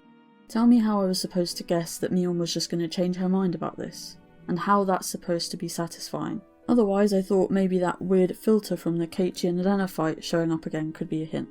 I already thought it was an indication that we were seeing some kind of distortion of reality, and that would have fit perfectly with my theory because the scene where it's used in WATADAMASHI, the ladder scene, was the only one where we actually saw Mion acting strangely, so it could have been a means of tricking the audience into doubting her. Moreover, what are the chances of this exact scene actually happening with both Mion and Shion? One actual red herring Dukishi acknowledged in the commentary for this arc was having Oishi's men dressed to look like the Yamainu. The problem is, everything else about these scenes is the same as in WATANAGASHI. It's a decision made purely to mislead the audience without the audience ever being given any means of figuring it out. It's not a red herring, it's a smokescreen. It's not only very low effort and unfair, but even actively disappointing, because it just means there's one less thing going on behind the scenes of this arc than I thought there was. And to give an example of what a good red herring looks like, we did actually get one. The shot of Rika's corpse we see where she has marks on her neck. I took this to mean she might have been injected and killed herself like in ONIAKASHI, but these marks were actually from Mion strangling her. Another huge clue WATADAMASHI gave us was Oishi saying his colleague heard a shot being fired from within the Sonozaki property. We knew that in actuality at least 2 shots were fired because both Satoko and Mion had been shot in the head, so I developed this whole theory that the Yamainu had shot Satoko using silencers and Mion had shot herself. You could say this was deliberate obfuscation. Oishi doesn't say there was only 1 shot, and he must have known there were 2 by this point from looking at the corpses. But we never do come back to it later the way we would expect to if this were the intention. And the most woefully disappointing part of this mystery is simply the culprit. Remember when WATADAMASHI ended like this?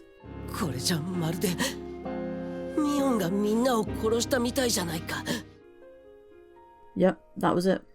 When Keiichi said this, I thought, okay, so the one thing we do know is that Mion definitely can't be the culprit. And if that's the trap I was meant to fall into, then I guess they got me.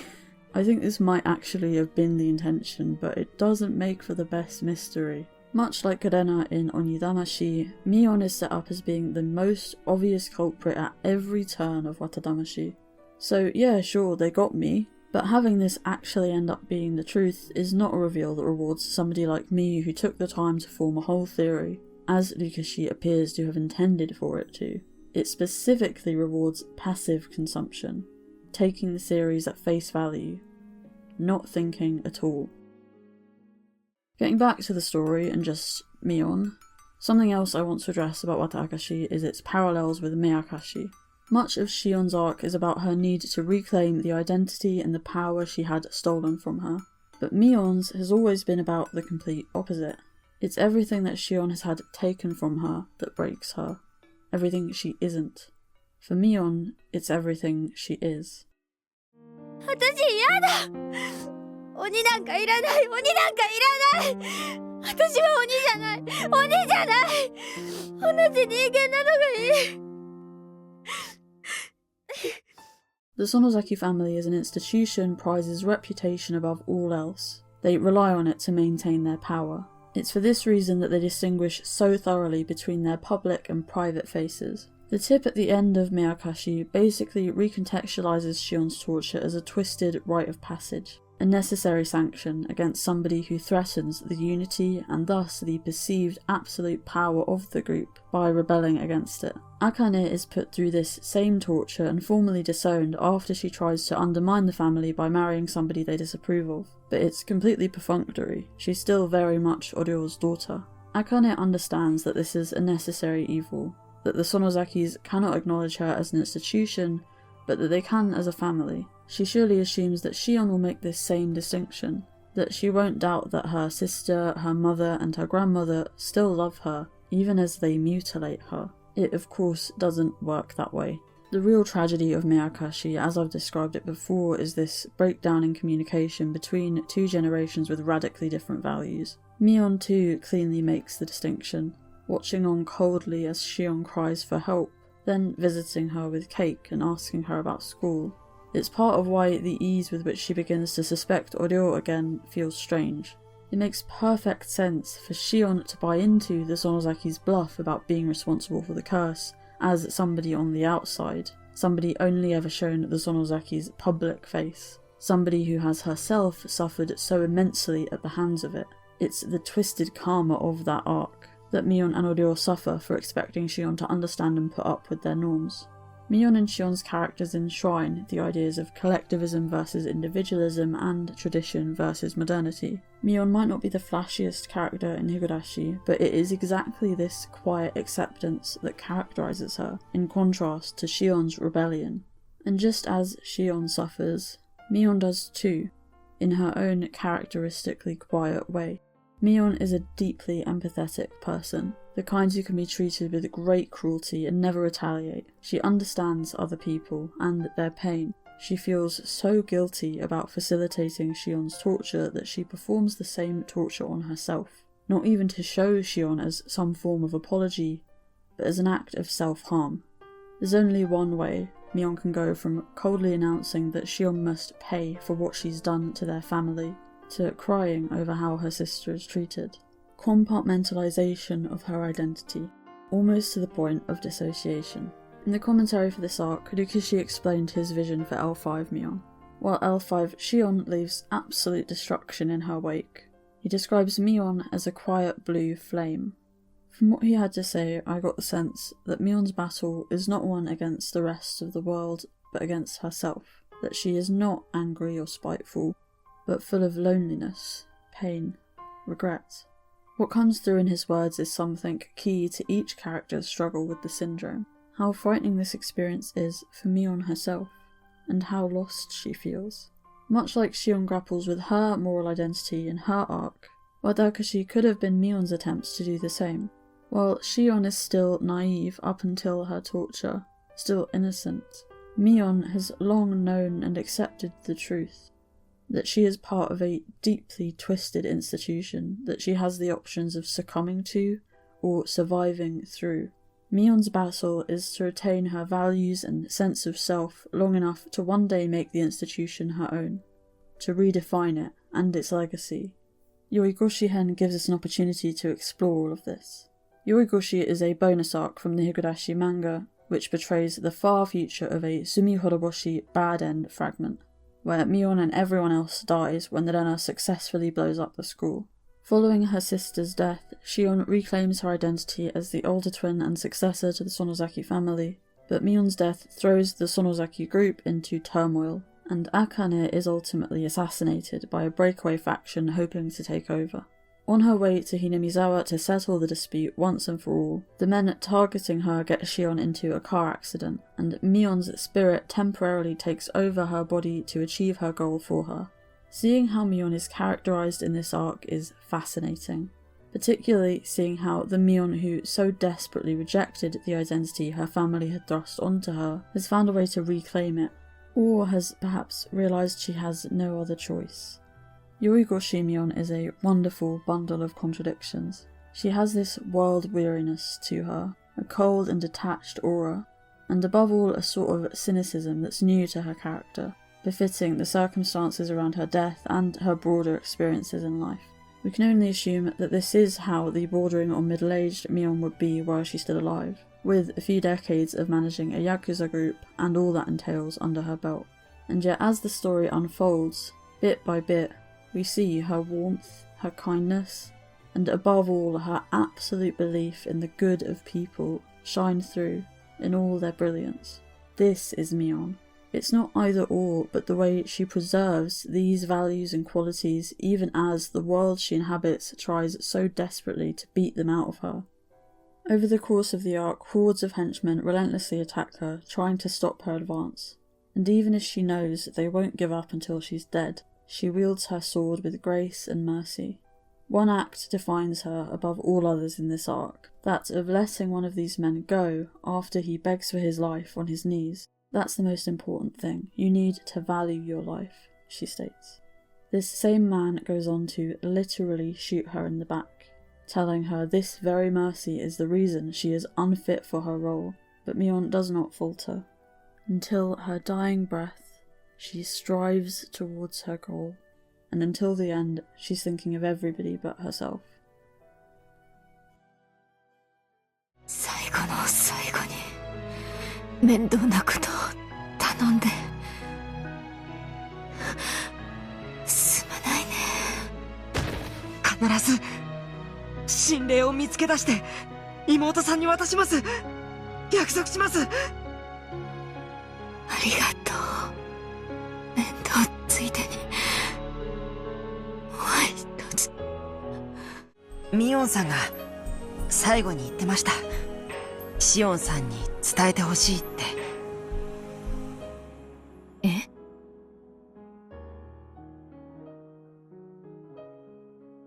面倒ついでにもう一つ。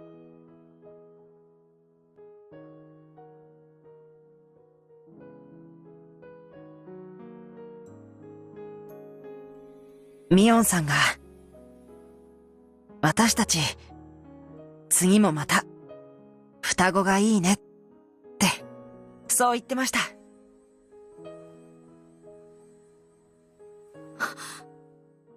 When the man who shoots Mion goes on to reveal that he was the one who assassinated her mother, she definitively strikes him down. She demonstrates that violence is something she's capable of and willing to use, if it's to defend what she values.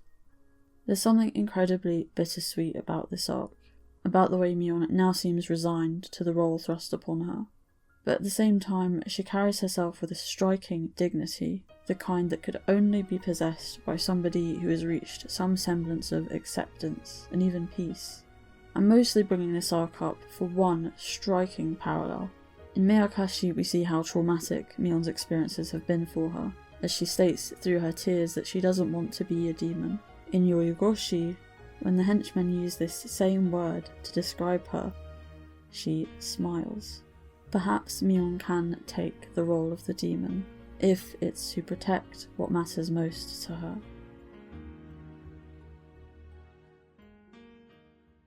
Let's talk about Mion's primary motivation for her actions in WATAAKASHI, her want to protect Keiichi. A lot of Keiichi's development throughout Higurashi is explicitly tied to Mion in particular.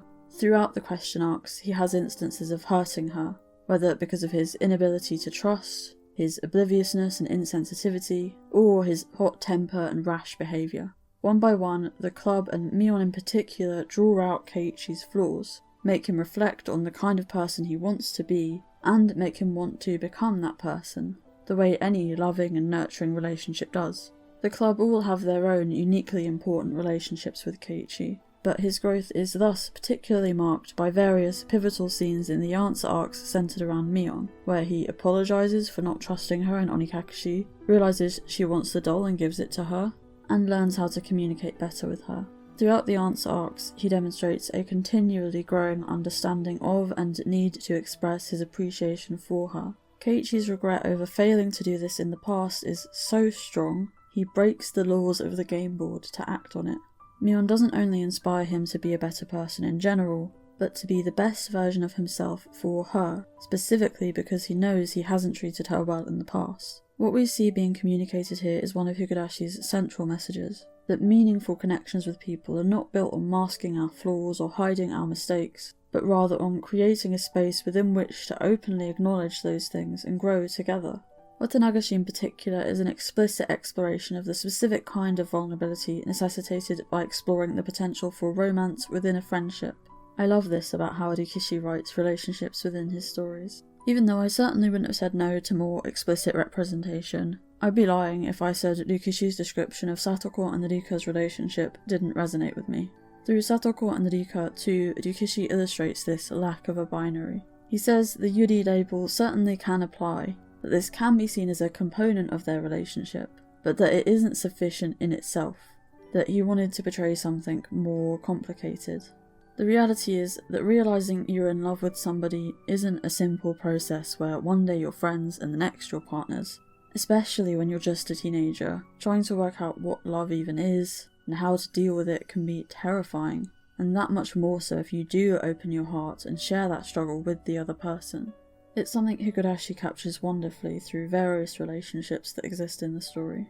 For me, there's something particularly poignant about placing this incredibly centrally human struggle against the backdrop of maybe the most classically horror mystery Higurashi arc, melding these two different kinds of fear and uncertainty to the end of an extremely emotionally resonant experience.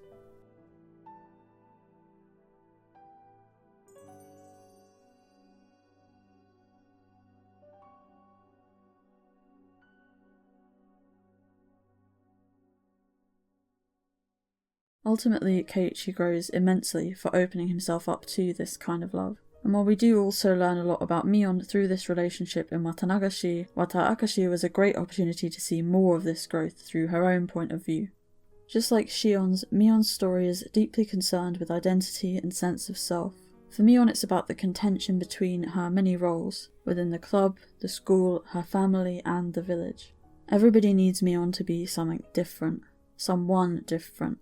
As much as I wouldn't have said no to a Mion POV arc in the original, the way we learn about her so perfectly complements the ideas her story contends with.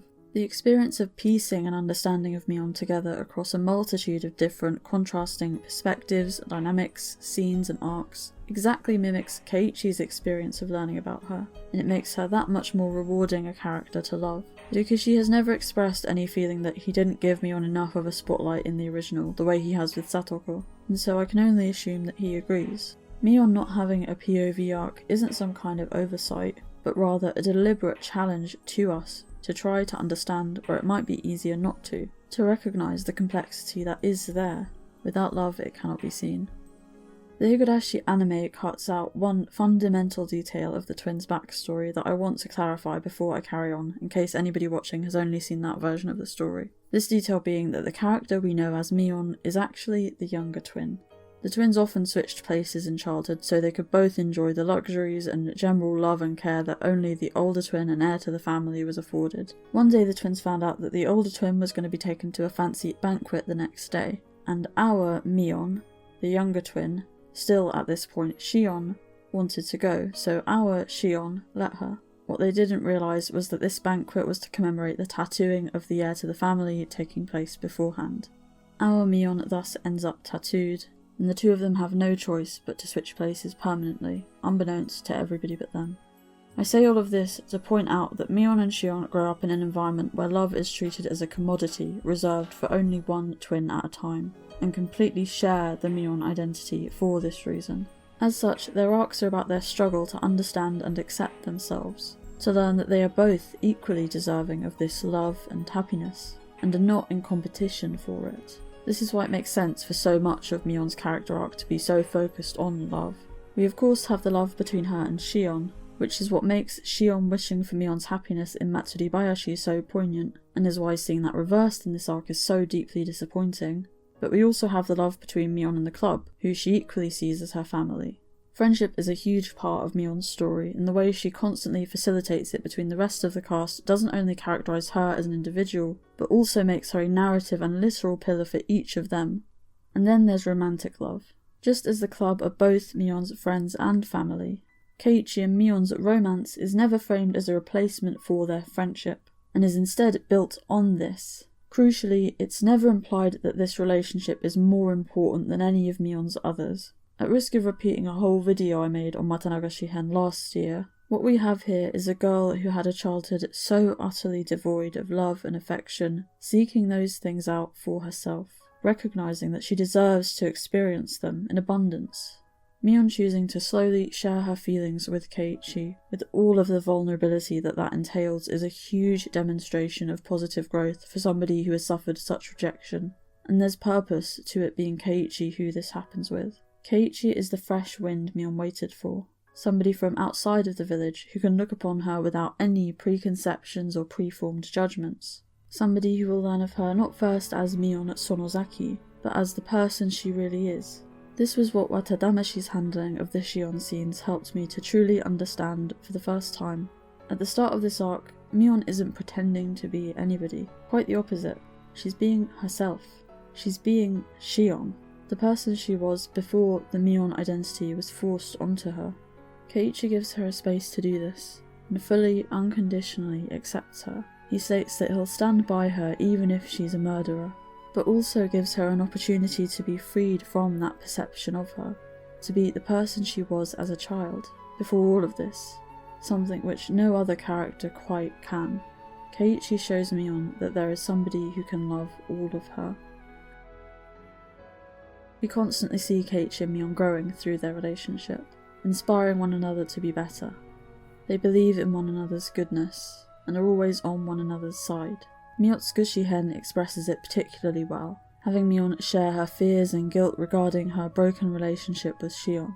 Keiichi doesn't try to shield her from the idea that she might have done something wrong, but rather gently pushes her to apologise and make amends. He promises to be with her through it all. When Mion does speak to Shion, she promises her she won't date Keiichi while Satoshi is missing. Their relationship is already a gift to her, after all, just as it is. Keiichi and Mion's romance works because they aren't dependent on one another, aren't dependent on their friendship becoming a relationship for happiness. It's a relationship that supports them while they become their best selves and find happiness as individuals. It's the complete opposite end of the spectrum to where Satoko sits at this point in the story. Mion's confession in this arc, then, is the perfect culmination of this particular element of her story, because it's something she does for herself. She doesn't tell Keiichi she loves him because she expects something in return. She's about to die, after all. This is a declaration of her courage and her growth.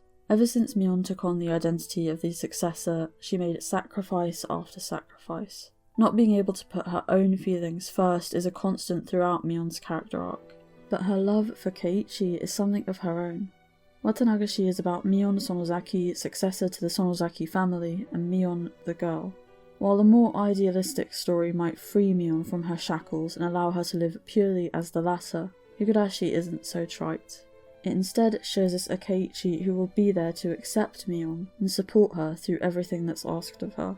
Somebody who can help her to remember who she really is, while still allowing her to determine that for herself. For all these reasons, this scene is good. Great, in fact. Mion does indeed feel most herself in these scenes with Keiichi. Just as Shion's love for Satoshi is ultimately something positive that spurs her growth as an individual even in his absence, Mion's love for Keiichi is much the same. If this confession is the centerpiece of this story, it's the rest of WATAAKASHI that makes no sense.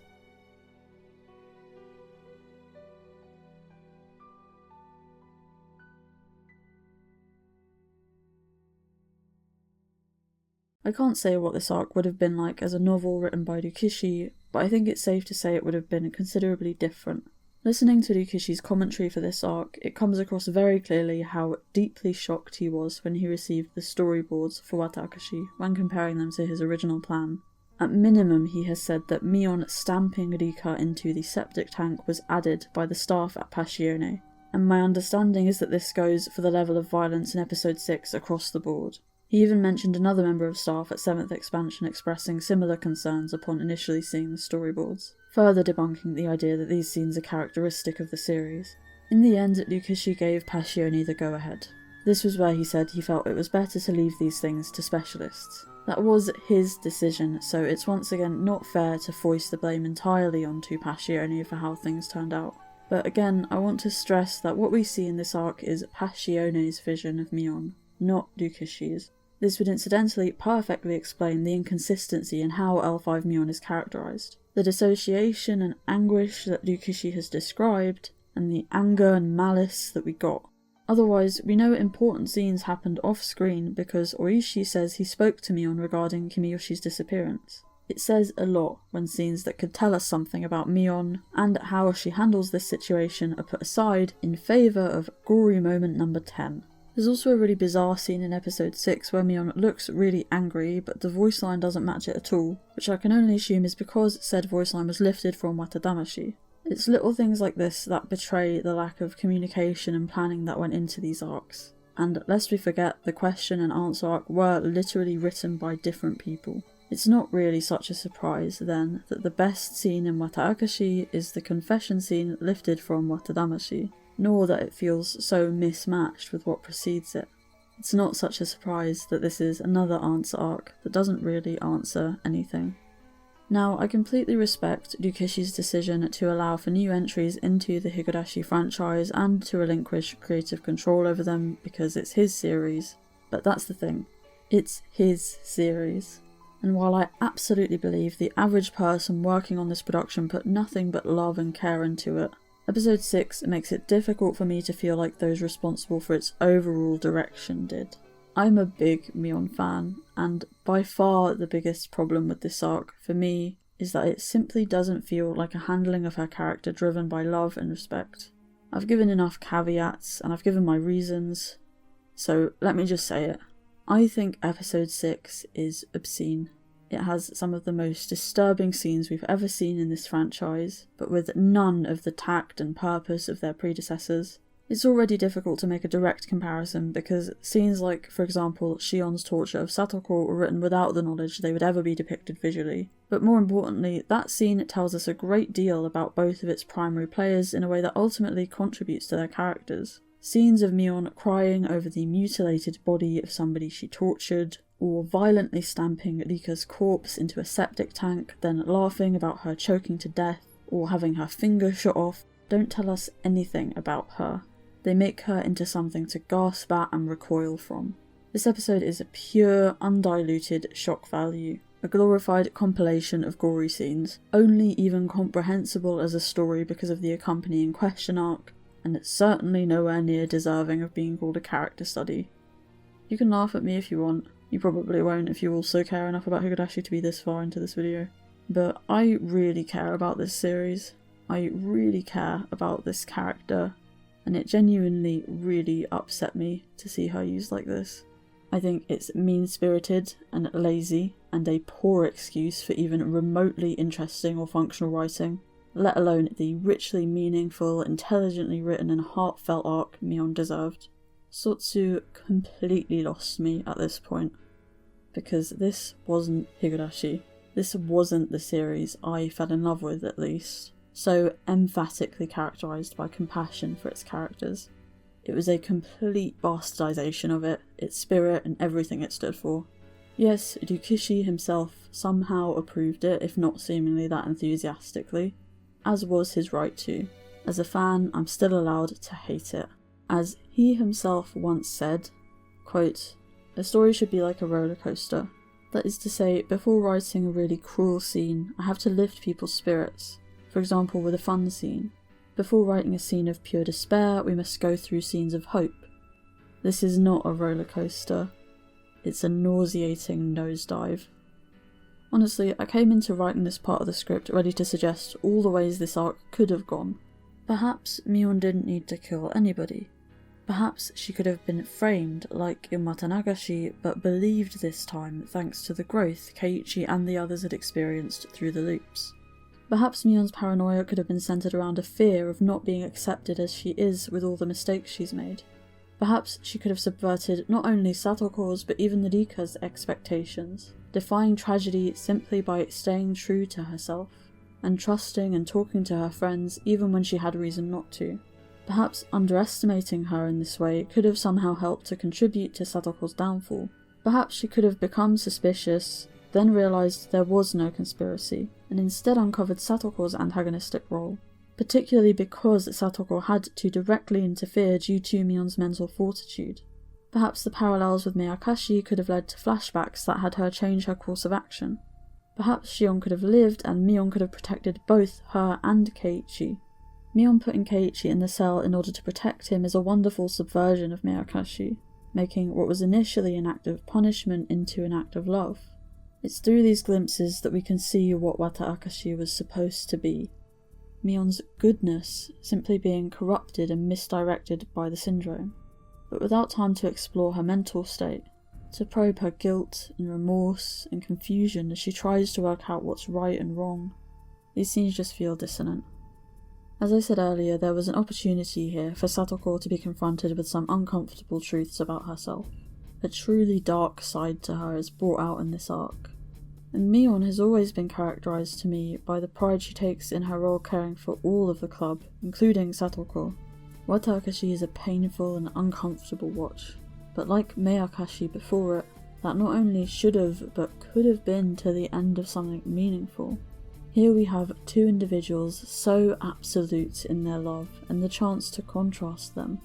Satoko's concept of love as something she can bind her and the Rika together with, and Mion's as the opposite, as something selfless, as something that would lead her to sacrifice herself for the good of the village and for Keiichi's happiness and well-being.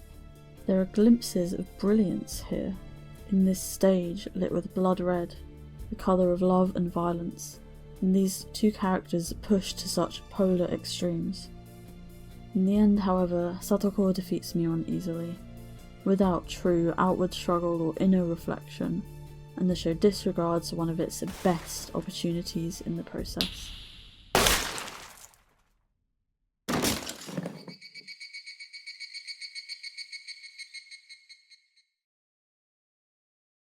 At its very core, I think I understand what WATAAKASHI was trying to do. It's about Mion trying to take others' suffering into herself and purge it, as she always has, and becoming lost along the way. Like in Yoigoshi, she feels a duty to end the violence, but to a much different end. She implicates herself in the curse, the evil of Onigafuchi village. Rikishi says that the final part of her mission is to kill herself, though she never reaches it. In a way, though, Mion did succeed. In the commentary, Satsuki Yukino says that Mion did her utmost to keep living, moving forwards, surviving. She half jokes that maybe if just Keiichi is alive, that's enough for Mion. Maybe it could have been for us too, if we'd gotten the story WATAAKASHI was supposed to be. As it stands, I hated this arc, but I can imagine a world where I didn't, where this story meant something. For Mion, for us. But Sotsu is a feverish performance, a string of tragedies written to be forgotten. For its stories to matter, they need to have consequence, to be a part of something greater. And this hollowed out H173 birthed, lost in translation caricature that only outwardly resembles the character I love, that has played its part and been sent back into the wings, never to tell us anything about or in any way impact the Mion that came before and will come after it, that exists purely for cheap, exploitative entertainment, is not. For all I've said about it, this arc can actually be summed up in 3 simple words. Mion deserved better.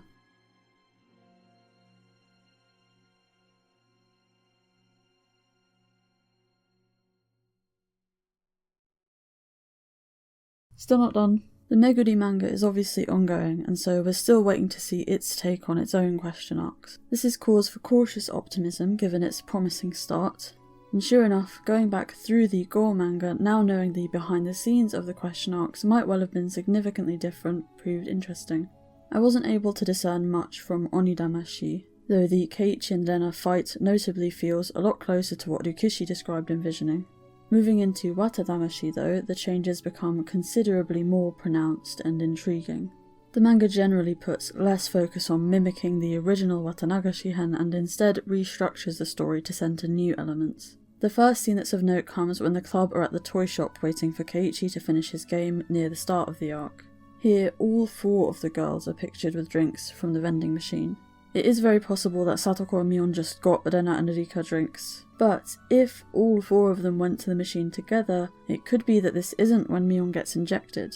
And though I actually liked the anime version of WATADAMASHI plenty and generally think it should be treated as its own distinct story from the manga, I did find multiple scenes more emotionally impactful as they were rendered in this version of the story. The scene where Mion brings Keiichi food, for example. The events following Mion getting the doll are actually relatively condensed in the manga, being replaced with a handful of more evocative moments, primarily this one. This scene perfectly conveys how much Mion is growing as a person through pushing herself to be more vulnerable and open with Keiichi. And we get to spend more time with Keiichi's introspection in the manga too, as he equally examines his own feelings. What he's learning about Mion as all of this goes on, what he's learning about himself. The manga version of this arc is even better at capturing the things central to this story that I also loved about the original WATANAGASHI. Now, remember my rant about Shion doing the same thing she did in WATANAGASHI in this arc, thus undoing her character development? Well, in the manga, she doesn't. Shion doesn't take Keiichi on the date. Instead, she visits him in Hinamizawa while he's still unaware that she actually exists, knowing Mion will be there too and that the gig will then be up. She puts her sister in an awkward position in this scene, to be sure, and is her usual teasing self, but it doesn't feel malicious in the way that getting Keiichi to buy her the same doll he bought Mion, then rubbing it in her face did. Maybe Shion actually wants to help the two of them be more honest with one another, or maybe she does have underhanded intentions. Regardless, this change suggests that actual thought has been put into her characterization, rather than an outdated version of it simply being copy and pasted from the original. It makes me hope that there really is more of a role for her here than to just cause problems and then die, as much as that is Shion's motto. The next batch of changes comes with the Saiguden scene. Shion again doesn't seem overly concerned with Keiichi and Mion here. Rather, she's now already in on the plan to enter the Saiguden, and we don't know why she invites Keiichi. Up until now, she's always stumbled upon Tomitake and Takano relatively last minute, but here, while it isn't clear when she's become an accomplice, she very much is one. Another change is that Keiichi breaks the head of the statue rather than Shion. Before all of this, when the festival is just kicking off, we get a new scene where Mion is visibly worried about Keiichi and how he's feeling after having heard about the curse, and even more so when he reappears after going missing. By this point, Mion is emanating this sort of protectiveness over Keiichi. We then get another scene that's similar to one from WATANAGASHI but that wasn't in the anime version of WATADAMASHI. Oishi approaching Keiichi to warn him about Mion, and him standing up for her. As we've been over, this must mean a lot to Mion, who also never got to see him do this in the original. But that's not all. Before Keiichi can say anything, there's a very deliberate panel of Mion, clearly deeply offended, saying that her family does not kill people. The scene ends with her telling Keiichi that she too will always be on his side. At this point things start to diverge significantly, with the whole final day of the arc being completely different. The series of events around Rika's murder is changed, with the class hearing that Kimiyoshi is missing during lunch, and Rika just up and leaving, don't blame her. Keiichi makes to go after her, but Mion pulls him back, telling him that Rika will be fine and that she's more worried about him. She fails to stop him, and Keiichi runs after Rika, only to have her basically tell him he's an idiot just like she does in the anime and leave without him. But we then find out that Rika never makes it home, just as Keiichi feared she might not. Satoko calls Keiichi over to her house to search for her, but by the time he gets there with Rena and Mion, Satoko is missing too. It's here that we get the ladder scene, before Mion finally invites Keiichi over to speak with her. Most of this scene is broadly the same as in the anime, with Mion once again telling Keiichi she's on his side no matter what. She then takes him to the cell, and I have to say I definitely prefer this version of this scene. Mion thanks Keiichi for giving her the doll, explaining what it meant to her, and tells him she loves him. She then goes on to explain that she needs to keep him safe, and put an end to the curse once and for all, as is her duty. Mion's lines are similar to the anime, but Keiichi has more of an active role here. telling Mion that she doesn't have to do this alone, and that he wants to help, that she's his best friend in the world, and that he could never replace her if something were to happen to her. When Mion leaves, he reiterates that he'd never let her go alone, but ultimately collapses into tears, instead begging her not to leave him. As the arc now draws to a close, we once again get the death toll. We learn that Rika did seemingly die on the school grounds after all, or at least that her body was dumped there. And interestingly, the panel showing her body being recovered matches Ryukishi's description of how he imagined this, as opposed to Passione's handling of it. This isn't all we learn from the images of the corpses. Shion, who is of course strangled in the anime, has blood all over her head and coming from her nostrils, implying a completely different cause of death, perhaps that she was shot. Speaking of shots, it's reiterated here that Oishi's officer hears only one from the Sonozaki property.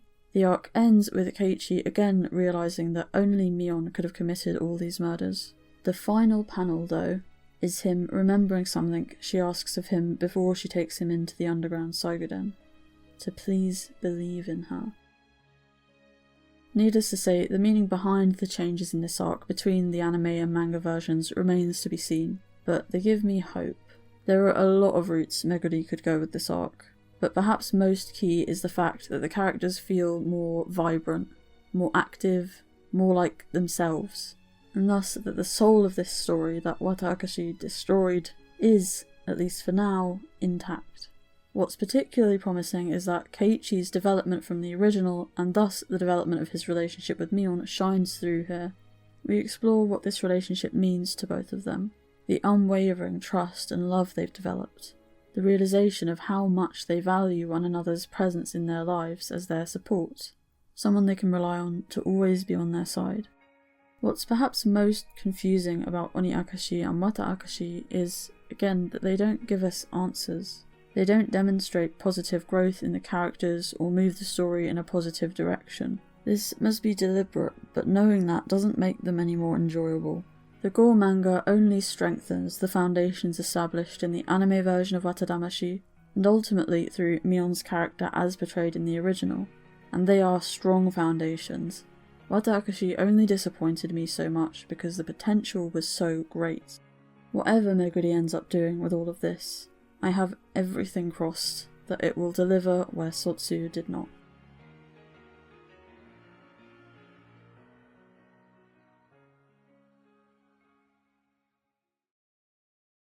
We are now going to move into TATARIAKASHI, or the Curse Revealing arc, Sotsu's longest arc, boasting 5 of its 15 episodes. Episode 7 begins with Satoko in the Sea of Fragments and Eiwa talking to her about how easily everything is going for her.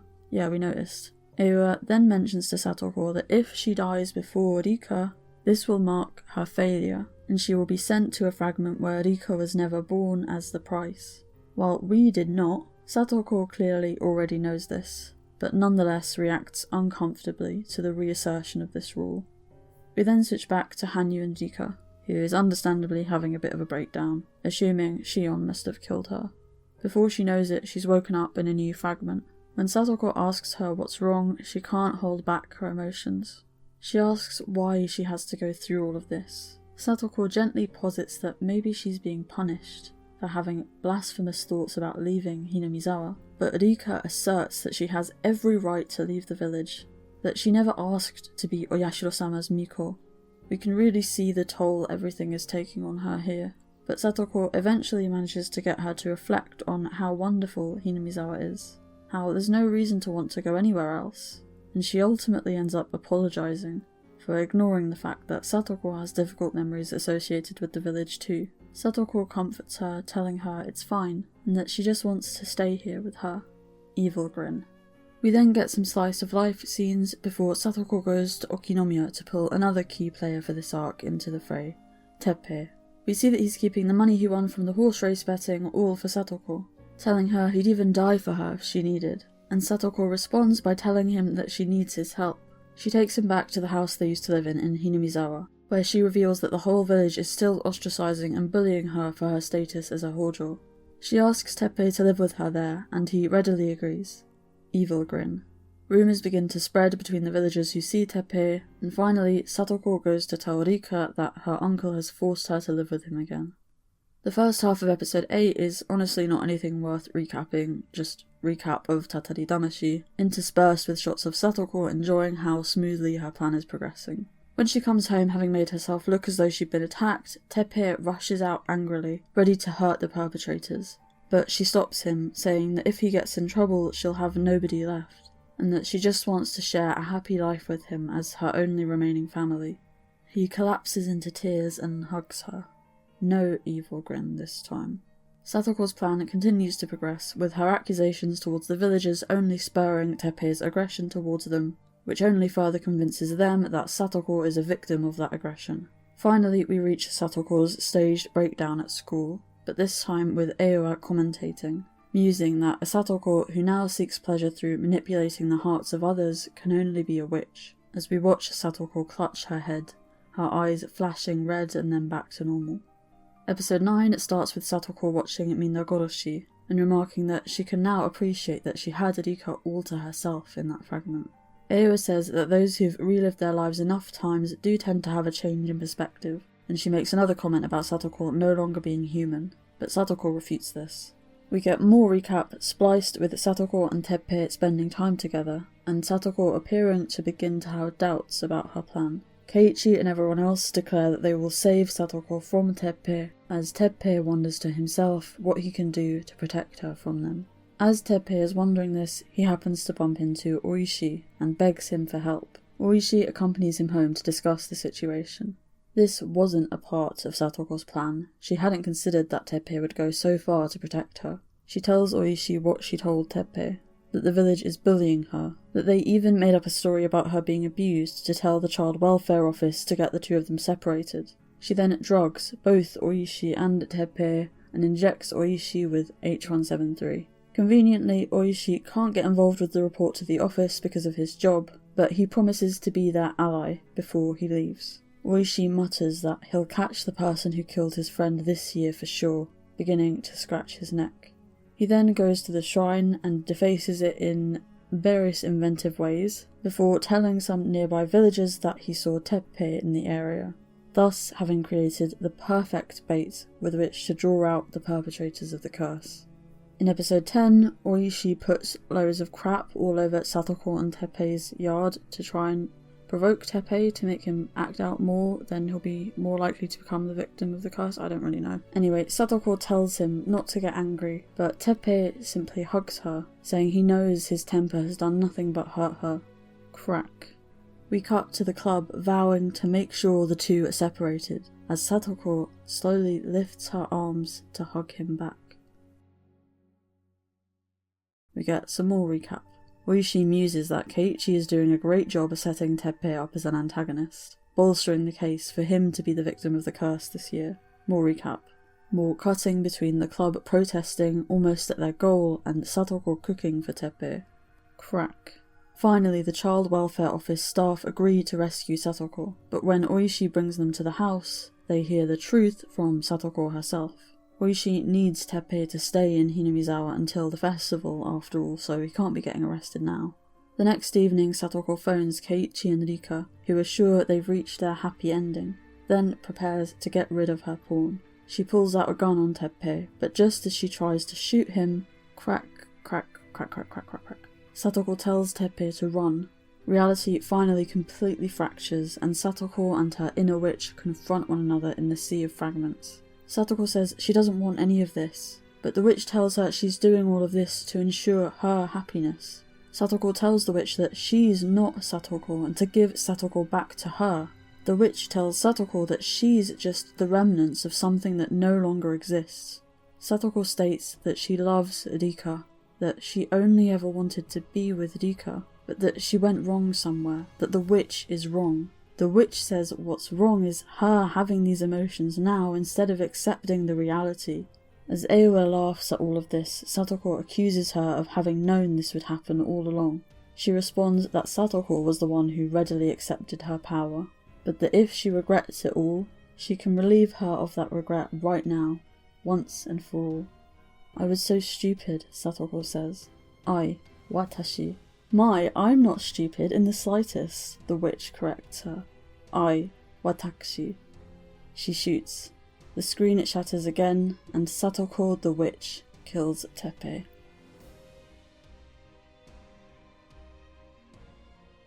Finally, in episode 11, Satoko showers and changes out of her blood-stained clothes just in time for Rika to pick her up for the festival. Rika remarks again that they've finally gotten their happy ending.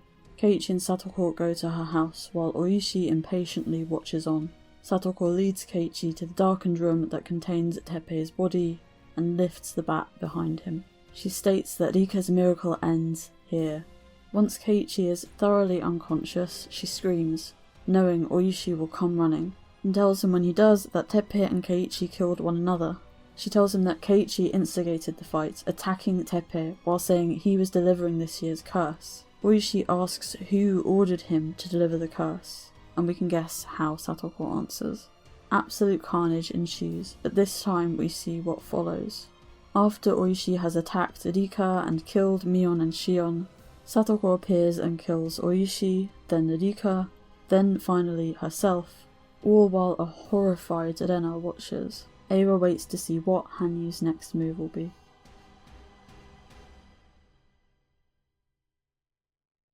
Right then, this arc is sort of compelling. It has some really evocative scenes, and the soundtrack is used especially well. Sotsu's OST was generally really solid. The voice acting is, as per, excellent across the board. It's genuinely quite thrilling seeing the bits and pieces of Satoko's plan fall into place. Unfortunately, as you've probably guessed, my compliments kind of run out there. It's yet more interesting ideas let down by their execution. Oishi is probably the best L5 portrayal we've seen, though this isn't saying much. He has the same goal as usual and is just less ethical in how he goes about achieving it. His behaviour feels like a natural extension of how he usually acts. He does become more and more caricaturish as the arc progresses though. The itchy thing feels like another very stereotyped vision of how somebody experiencing psychosis would behave that we never saw in the original. There's also a lot of convenient writing in this arc. As soon as Oishi shows the potential to become a spanner in the works for Satoko, she simply injects him. H173 is, by this point, not only a means by which to erase established characterization, but even any possible conflict, despite the story desperately needing it. I wanted to see how Satoko would try to get around the Oishi issue, and what we would learn about her from how she went about this. H173 deprives us of that. Then there's the club not going with Oishi to see if Satoko's okay once the Child Welfare Office agree to take her under their protection. This is even harder to believe when Gou and Sotsu seem so determined to have the characters act, at least on a superficial level, the same ways they did in the original. They seem to only diverge from this when it would create a new conflict or problem. For all they know, Teppei is hurting Satoko as they speak. In the original, they rush to her house, terrified of what they'll find. And yeah, if Oishi hadn't had people stationed right outside ready to rush in, she could have ended up dead. Satoko deliberately orchestrates this arc to be exactly like Minagorashi, so it's a bit weird when having this singular detail that could have had it doing that backfire on her changes. And just like that, the Teppei ruse goes undetected. I would have really appreciated even just the acknowledgement that this could have been a problem, regardless of whether it ended up being one. Some sense that Satoko actually has to exert some kind of effort to execute her plan. As is, she really doesn't. And then there's Teppei only ever acting violently when this benefits the narrative Satoko has set up. On that note, let's talk about Teppei. Needless to say, I'm going to be talking a lot about child abuse here, and in detail. I'll be talking not only about emotional and physical abuse, but also child sexual abuse. If you have any reservations at all about listening to this, I really strongly encourage you to skip to the timestamp on screen. I'm going to be speaking very frankly, and this section will thus likely be quite upsetting to listen to, but not without reason. This is the part of the video where I mentioned that my master's degree is in investigative and forensic psychology. I've got it now, I finished it in the time since my last upload. Yay. I've conducted research in this area, I've worked in this area, I hope to continue working in this area. And the reason I'm saying all of this is to give some context for everything I'm about to say. Particularly for me taking this element of Sotsu so seriously and going into it in such detail. As I said earlier, the Teppei stuff drew many strong reactions from viewers. some did not feel it was appropriate to attempt to redeem a child abuser. Whether Sotsu was trying to redeem Teppei is complicated, but I think it did try to develop him, and I think it failed. First, let's look at how Teppei is characterised in the original. Teppei and his wife take Satoko and Satoshi in to get their hands on their stepdad's money following his death. After his wife dies, Teppei leaves Hinamizawa. In 1983 he returns when Rina, who he's been seeing, disappears. In Minagoroshi we learn that he's relatively possessive over Rina, and that he generally expects women to be loyal to him. He doesn't like that Rina is, quote, rebellious, that she doesn't follow his orders. He expects women to cook and clean for him, and likes Satoko because she's obedient in this way. Women and girls are all the same to him then. They are objects he can use, primarily for sexual pleasure. He refers to Satoko as his, quote, new girl, his replacement for Rina. Satoko isn't a perfect replacement, which is part of why he's so constantly angry at her. Namely, Satoko is too small to satisfy him sexually, but might not be in just a few more years. Satoko's 11, by the way. I spent months on this video and will cry if it gets demonetized, so I'm going to be careful with what I say here, but please think about the implications of that statement. Teppei has no issue with doing what he's talking about doing. He wants to. He simply physically cannot. He also has no problem using Satoko for sexual pleasure any other way that he can until then. He talks about getting Satoko to bathe with him, for example. This alone is as close as you can toe the line to a sex offence, and already has the potential to be prosecuted as one depending on whether Teppei's intent can be proven. In essence, Higurashi does everything short of actually depicting it to indicate to us that Satoko is a victim of child sexual abuse. Tatarigoroshi even takes the time to place child sexual abuse statistics next to an image of Satoko. Her mannerisms support this, and child sexual abuse is central to multiple of Rikishi's other stories. If absolutely nothing else, Satoko surely knows how Teppei views her and is living every day in fear of what he will do to her. When Teppei finds Satoko in Minagoroshi, he drags her home, furious at her for not keeping the house they used to live in clean, as that's her responsibility. He beats her. He shows Satoko off to his friends, making her walk on all fours and pretend to be his pet, threatening to hurt her if she doesn't. He mentions how easy it is to control her. He makes clear how much he actively enjoys beating her. It's stated that violence is the only way he knows how to communicate, and that it'll be difficult for him to abstain from it even if he'll get in trouble for it. When he finds out Chia reported him, he calls her a bitch, saying that he'll, quote, beat her face so hard she'll need plastic surgery. He at one point methodically destroys their living room to scare Satoko, breaking each bit of furniture in front of her one after the other. This method of intimidation is described as his forte. Threatening people is described as his talent. It's again stated that he is a man of violence who cannot stand living with Satoko without being violent towards her. Beating Satoko becomes his primary way of dealing with any frustration or unpleasant emotion. She is his literal punching bag. It's said that, quote, since Teppei only knew joy through forcing others who resisted to submit, testing to see how violent he could be before the helpless Satoko resisted him was something he was excited to try eventually. He also promises to, quote, destroy Satoko's life before he leaves the village. He holds the threat that he will destroy Satoshi's room over Satoko to control her. It's continually asserted that he not only doesn't care about Satoko in the slightest, but also that he finds her suffering amusing. We again hear him describe himself as a, quote, man of violence, for whom it's actively stressful not to be able to hit Satoko, and we ultimately see him resort to this even knowing it may get him arrested. We see that he finds it extremely difficult to contain these aggressive outbursts. He calls Satoko a bitch, and expresses his frustration that instead of Rina, he has this, quote, whiny little girl. This is good characterization.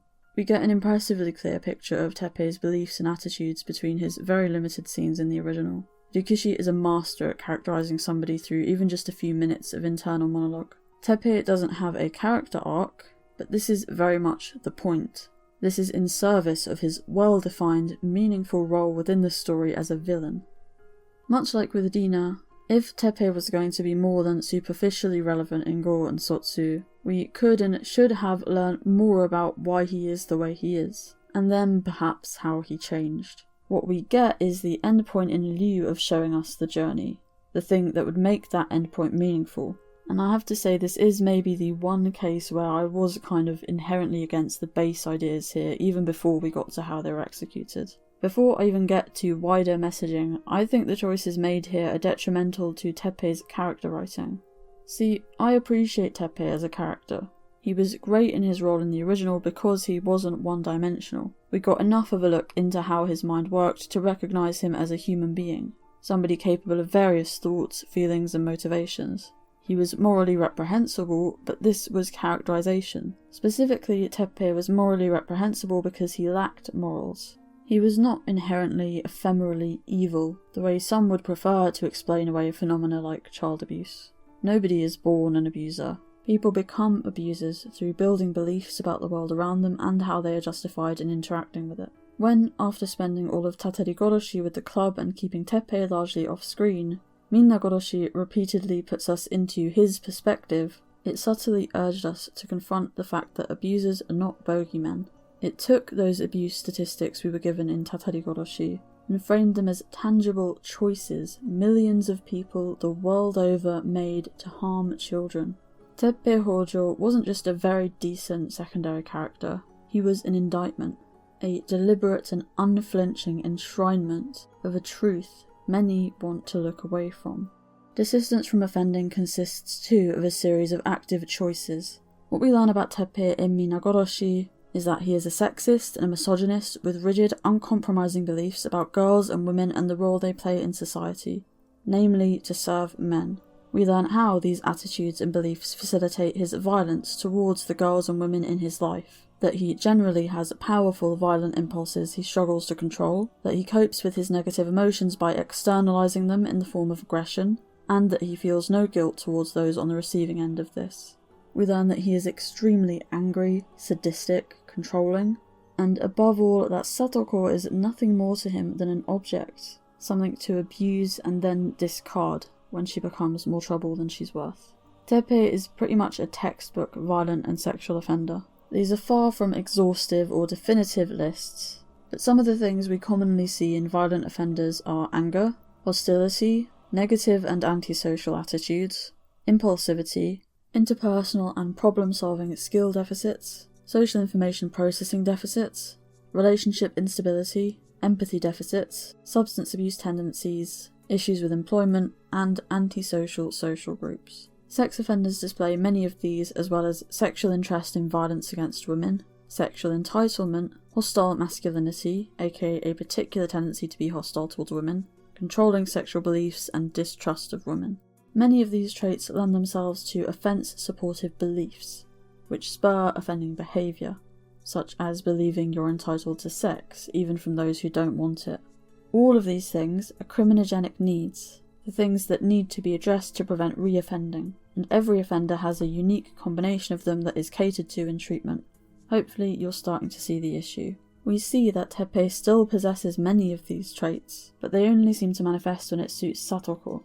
It's not that I don't think Teppei is capable of desisting from crime, it's that we need to see how on earth he's managing it with so many of these traits intact and completely unaddressed. How this man who previously experienced extreme outbursts of anger he notably struggled to control is now able to control them, but only enough for it to be convenient to the plot. Some of these traits that were present in his character in the original have somehow completely vanished, such as seemingly his entire attitude to women, which already makes for an unsatisfying character arc, but enough of these traits remain that it doesn't feel like an arc at all. What we have here is a bizarre splicing of the Teppei we know and one we don't, an aberration of his character made purely for the purposes of this storyline. Even if we see Teppei as partway through this arc, the pillar his development leans on is something called readiness to change, and it's something Sotsu doesn't seem to understand very well. Readiness to change and its relationship to recidivism has been researched, and it's been found that it is not predictive of recidivism in and of itself.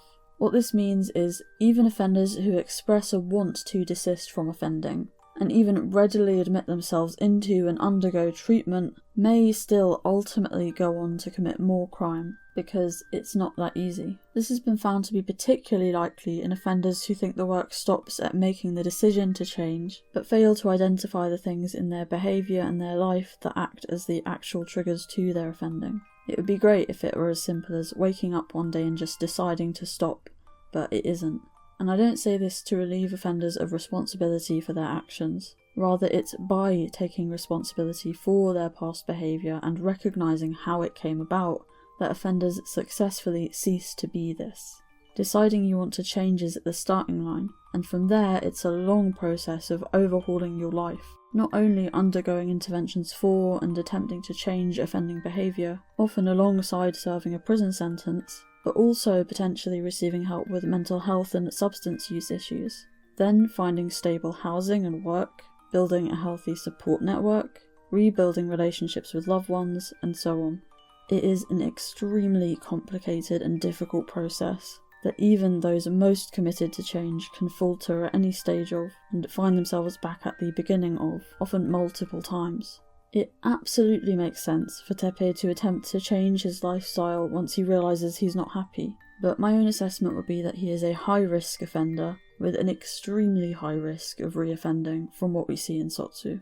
Desistance from crime often centres around a slow shift into a pro-social and non-criminal identity, a growing understanding of the negative impact of offending, both on others and on the individual's own life. A simple desire not to offend can be overridden by any of the criminogenic factors mentioned a number of times before the shift is able to be made completely and successfully. This is part of why consequences to criminal behaviour or to any kind of harmful behaviour matter.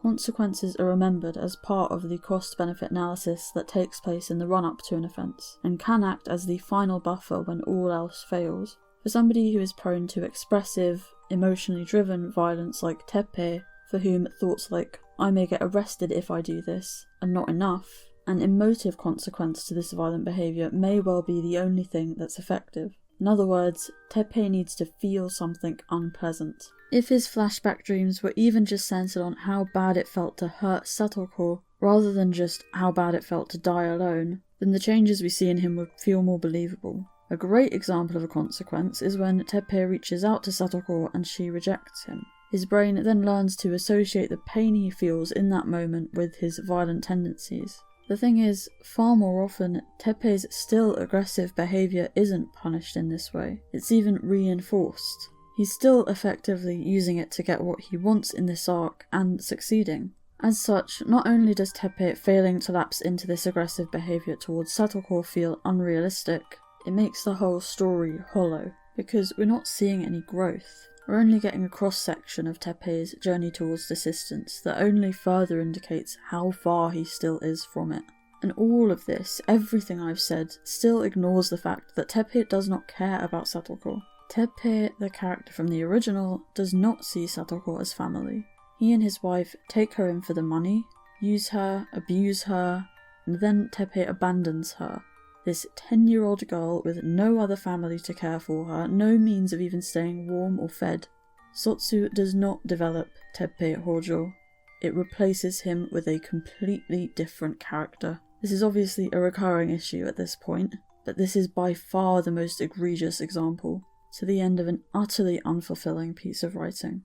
Even if the execution of this arc had been better, I will say again that the base ideas of developing or redeeming Teppei did not fundamentally gel with me, because development and redemption are not inherent goods in writing. The lesser focus on Teppei up until this point was not a flaw that needed to be righted, but a deliberate and deeply meaningful choice to focus instead on Satoko, and to centre her growth. At the end of Minagoroshi, Satoko wins the battle against her own inner demons, and finally tells Teppei what she really thinks of him as a declaration of how far she's come. Her absolute rejection of Teppei is her statement to herself that she has never deserved any of what she's been through, and will never put up with it ever again.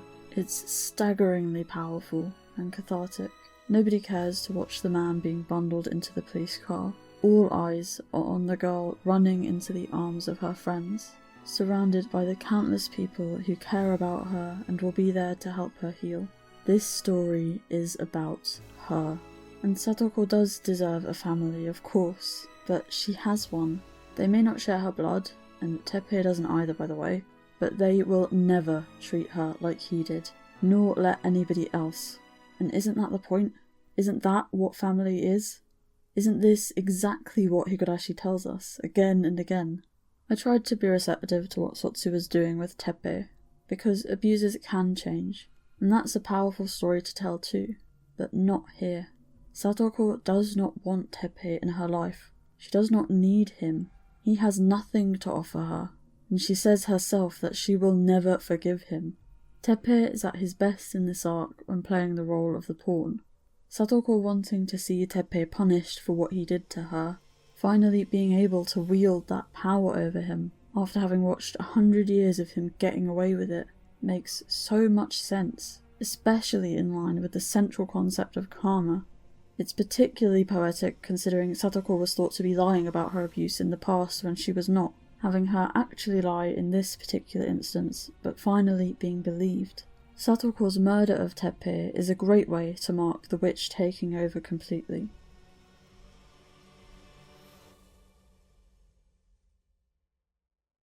There is something else interesting about Satoko and Teppei's relationship in this arc though. SATOKOWASHI notably asserts that Teppei is somebody who still has the power to evoke human emotions in Satoko. It's quite strange then that we don't see how Satoko manages to make this transition from being terrified of Teppei to what we have in TATARIAKASHI, but we do see this idea continued through the genuine relationship she forms with Teppei. As much as I think the Teppei as a pawn route is more in line with how the original portrays Satoko's feelings towards Teppei, or lack thereof, and think this dynamic works great as a vehicle for Satoko's downward spiral into witchhood, Satoko actually coming to care about Teppei, if only because she's so deeply lonely, provided a great opportunity to see Satoko face some consequences for her actions, some karma of her own. The arc very clearly seemed to be building towards Satoko's actions leading to her and Teppei being torn apart just as she realises she doesn't want this. In the end, this is undercut in this specific fragment, but it's an essential turning point in the narrative as a whole. In essence, what happens in this arc is Satoko uses Teppei as her pawn as retaliation for how he treated her, but slowly comes to realise that she does not want to do this. This works. We understand that Satoko is expressing general remorse here, that she regrets hurting anybody, not just Teppei, but I think it could have been more impactful if a different relationship had spurred this realisation. Specifically, I thought that Keiichi might play this role. Having Satoko set out with a plan, and then falter as she spends time with Keiichi while trying to mimic TATARIGOROSHI would have been so good, and could have led to this exact same turning point. As Satoko says herself, Minagoroshi is such a precious fragment, and she desecrates it. This is more than enough for her to realise she's doing the wrong thing without Teppei ever coming into it. And again, Teppei does have a meaningful role in this arc, at least as a pawn, so I'm not fundamentally opposed to him being included, but the whole redemption narrative, imagine if we gave that to Shion. Imagine if Satoko had had to relearn how to trust Shion after seeing Shion mistreating her through Rika's loops. Then we have a very similar storyline, only it's an actual extension of Shion's character arc. The changes in Teppei Sotsu tries to sell to us are changes that we've actually seen happen in Shion, meaning the story wouldn't just feel more believable, it would feel more satisfying. I kind of want to cry thinking about how good this would have been. Minagoroshi is also an arc where the club and the Rika inspire Satoko to reach out, but then Satoko doing this is actually what makes Rika realise that she needs to rely on her friends, and tell them about the danger she's in. Imagine if this arc had then had Rika in turn once again inspire Satoko to reach back out to her and tell her the truth. Imagine how much more impactful the I Love Rika scene would have been if we'd spent this arc having Satoko and Rika interact in any meaningful capacity instead of Satoko and Teppei. If Rikishi wanted to develop Teppei further, or even try to redeem him, that's his call. But what we end up with here actively detracts from his character, all while ignoring other members of the cast whose characterization could have actually benefited from this narrative. Story aside, I can see hints of an interesting mystery in TATARIDAMASHI. The shot of Satoko with no bruises, the change of clothes on the night of the festival, The fact that she doesn't go to the clinic for treatment like she does in the original, Oishi's baseball bat, though we don't spend much time with Oishi in the question arc to notice any change in his behaviour. One really annoying thing I do need to mention is the way the Keiichi and Teppei illusion scene was handled. I had guessed that this wasn't what really happened, but by accident. Apparently the hint was the sound of Aowa's shakujo, the staff she carries, jingling. I think this in itself is awesome. We see Aowa's shakujo in the opening, as well as her silhouette. She does have a staff when we see her as Featherine in Umineko, albeit a very different one. So it's quite tricky to link it all up at this stage of Gou, but it's so creative that I don't even care. Unfortunately, I didn't notice the sound. I noticed the bloody filter. This ends up being the only illusion scene in Gou, and thus the single instance of the jingling, whereas 2 or more would have made it easier to notice as a clue. Instead, I used the thing we did see multiple times. It's so frustrating because I was right. I guessed that there were scenes where what we were seeing wasn't what had really happened, and that we were expected to use details in the show's audio-visual presentation to determine which ones they were. I just apparently used the wrong detail, the one that didn't mean anything and was used completely arbitrarily. I just don't understand how something as specific as this sound was used, but we were then expected to completely disregard anything else that would require a similar level of perceptiveness to notice. This single-handedly deals a huge blow to Gou's competence as a mystery, and it's generally strange that this kind of unreliable narrator technique is only ever used once, despite its huge implications. Still, in spite of everything I've said, TATARIAKASHI was, to be blunt, the first arc of Sotsu that felt like it was worth a damn, and it clearly betrays that the writer's focus was very much on Satoko and her story over Rena or Mion's, which they probably should have just kept this whole thing limited to in the first place. I obviously have very mixed feelings on its execution, but I don't actually hate this arc. I like a lot of the base ideas. I am thus once again very curious to see what Meguri does with it. And there were once again plenty of changes to the TATARIDAMASHI manga as compared to the anime to use for speculation regarding this. For one thing, the way the Gou manga frames it almost seems to imply Teppei hasn't changed in this version of the story, as though he really is just abusing Satoko again. Unlike in the anime, when Teppei brings her to live with him, Satoko doesn't go back to her house with Rika to say goodbye. In a new scene, the club go to visit her at home and she very clearly does have bruises. Regardless of what's going on with Teppei, there are definitely more opportunities for the club to play the roles I suggested they could in inciting guilt and regret in Satoko as she realises how much they care about her. In the visit scene, Keiichi tells her, as he does in TATARIGOROSHI, that he won't abandon her, something which is likely to hit that much harder after everything she's been through with Rika. Another change is Shion being more present. Specifically, her coming to school on the day Satoko has the breakdown with a lunch she's prepared for her, which is interestingly what causes Satoko to snap out of it.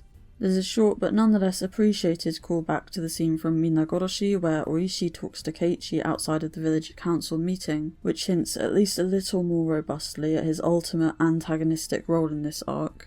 Another huge change is that Rika does speak to Satoko on the phone at the child welfare office, and that Satoko asks for help, like in the original, again suggesting she may really be being abused, or at least that something very different to the anime story is taking place. When Satoko calls Keiichi a few days later, she tells him her uncle was arrested, though we of course don't know for sure that this is true. Satoko also asks Keiichi to come and pick her up for the festival instead of Rika, which might be inconsequential, but from here the entire final portion of the arc changes significantly. Satoko never actually takes Keiichi to her house, and the two remain at the festival. Teppei's fate is left ambiguous, and Oishi instead attacks here.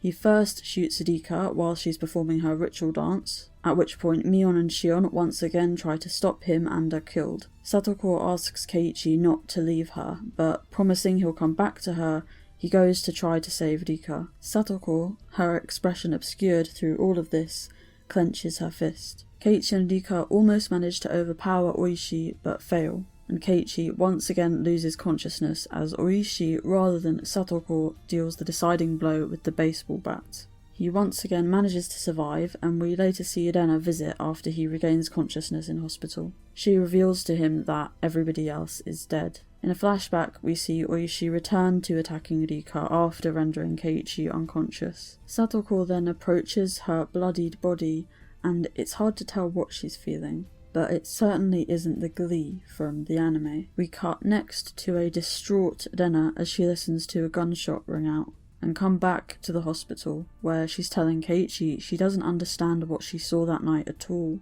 In the anime, without us knowing, she's referring in part to watching Satoko shoot Rika, but now we have no idea. It seems that Satoko must have been the victim of the bullet this time. Rena says she thought they'd finally reached the, quote, best ending. Keiichi realises he failed to keep his promise of protecting Satoko. And that's a wrap on the question arc redos.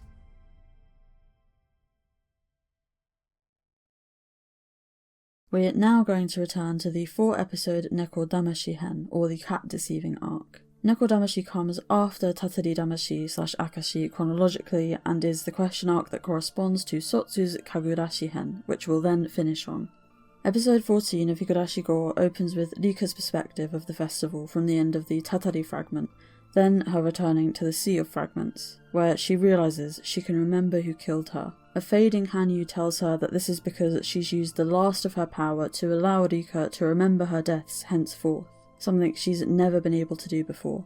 We learn from Rika that she and Hanyu aren't here of their own volition, that Rika is not looping willingly, but reviving after each death whether she chooses to or not, though we don't yet know why. She expresses her horror at this, the reality that she now has to live in fear of this happening again, even if she once again breaks free of June 1983, and at the idea of having to go through it all alone, without Hanyu, whose companionship allowed her to mentally withstand the first 100 years. Before Hanyu completely disappears, she tells Rika about the Onigari no Ryo, a sword enshrined in the Oyashiro-sama statue in the Saiguden, that has the power to kill a looper once and for all, should they wish to put an end to their suffering. As her parting words, she tells Rika that her life and future must be shaped by her own hands, and a distraught Rika tries to chase after her, but wakes up in a new fragment.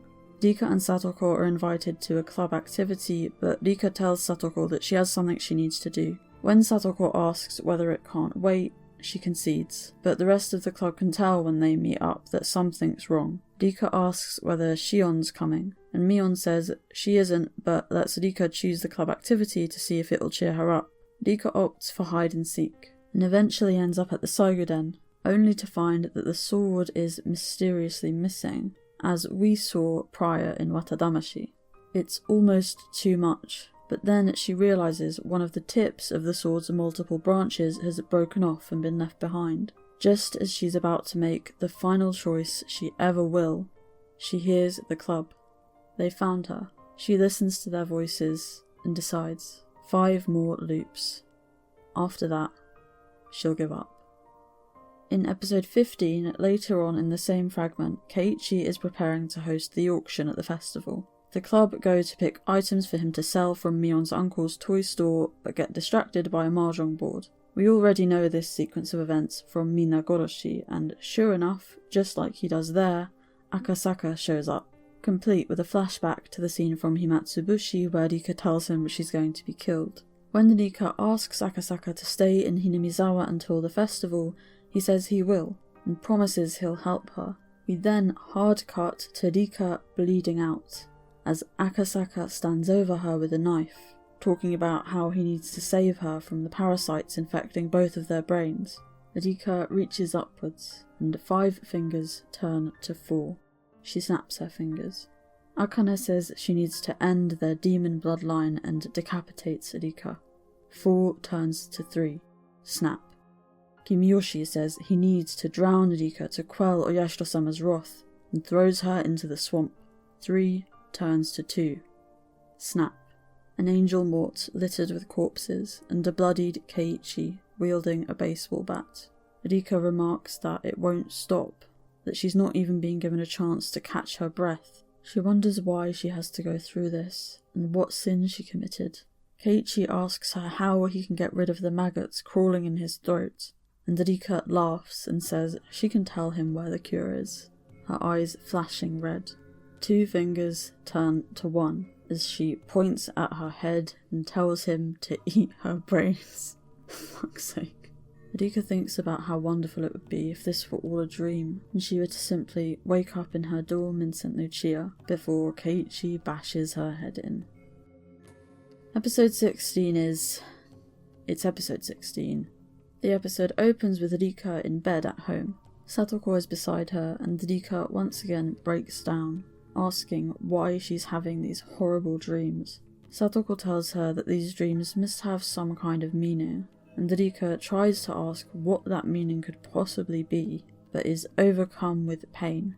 When she asks what's going on, Satoko pulls back the bed covers and reveals over the sound of Rika's throat-tearing scream that it's time for the WATANAGASHI ritual, though it appears to have already begun. Rika asks Satoko what she meant when she said her dreams must mean something. Satoko says that Rika is no longer fit to be Oyashiro-sama's Miko, that that's her role now, and that she will thus perform the ritual, which she promptly sets about doing. She makes very clear, however, that this is not a sacrifice, but a punishment for Rika's sin of wishing to leave the village. Eventually, Satoko breaks down into tears, stating that if Rika hadn't sinned, none of this would have had to happen. That because of her, she's had to spill so much blood.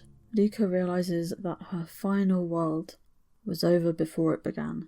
As Satoko hugs her, half her body, she sobs while asking what it was about their time together in this village that wasn't enough for Rika.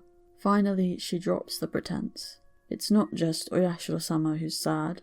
She's sad. Rika wonders what it was that made her want to leave Hinamizawa. She thinks about how she was trapped in Hinamizawa for 100 years, and how as soon as she was free of that, she wanted to escape and go somewhere new. She realizes that even as all the tragedies were going on, she also had fun times, and that whether she was smiling or crying, Hinamizawa had always been there, embracing her. Yet, as soon as she could, she turned her back on it. Finally, she realizes her sin, and apologizes to Satoko. Satoko tells her she only ever wanted to stay here with her, that she never needed anything else. Rika says she won't make the same mistake again. 1 becomes 0. Rika wakes up in a new fragment, but before she has time to talk to Satoko, she's dragged into a club activity. At the end of the day, she tells Satoko that she had 2 very long dreams. One that was very painful, but looking back on it, also had a lot of bright moments, and a second where she was punished for not realizing that. And so she's learned. She loves Hinamizawa. It's full of wonderful things, and she should never have dreamed of going anywhere else. The 2 of them hug and cry, and Satoko tells her she and everyone else will love Rika forever, and that she's sure her nightmares will stop now. Next, we get a montage of a seemingly perfect world, one where, as Rika puts it, Keiichi and Rena never become paranoid, Teppei never comes back, Keiichi and Shion watch her dance without running off, which is a miracle at this point. A world where she might finally be able to break free of her tragic fate. Rika then goes to speak to Tomitake about the last threat to this happy ending, but Takano appears and says she needs to tell Rika something too. Episode 17 begins with a flashback to Takano's massacre of the club in Minagoroshi. Then we see her apologise to Rika.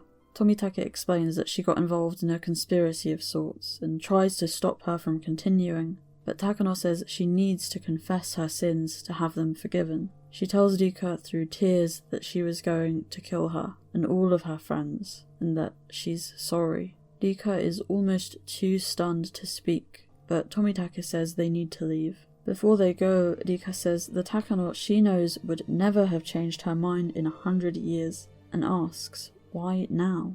Takano simply says she doesn't think Rika would understand, even if she told her.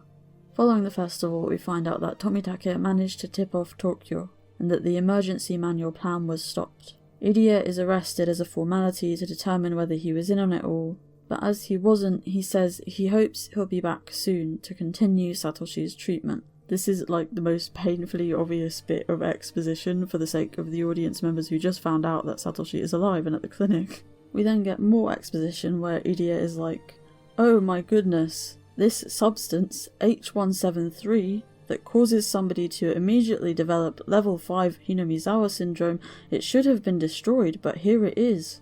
Tomitake visits Rika to tell her what's going on, and we get more exposition about Tokyo and the plan, but he essentially reassures her that everything's going to be fine. Rika, almost disconcerted now, wonders how everything can be going so smoothly. She says it's as though the result of this game board was decided before she even rolled the dice, or as though she's not even the one rolling them. As her sense of foreboding grows, she shares her fears with Satoko, saying that the happier she is, the more afraid she is that it'll suddenly end. Satoko says she should simply focus on appreciating that happiness, and promises that everything will be fine. The next scene is of Rika winning a club activity, and handing out penalties to each member of the club. Satoko's penalty is to go shopping with her, but when Satoko asks what's up with the weird choice, Rika simply says that thanks to Satoko she finally realised how happy she is, and that she wants to make her happy in return.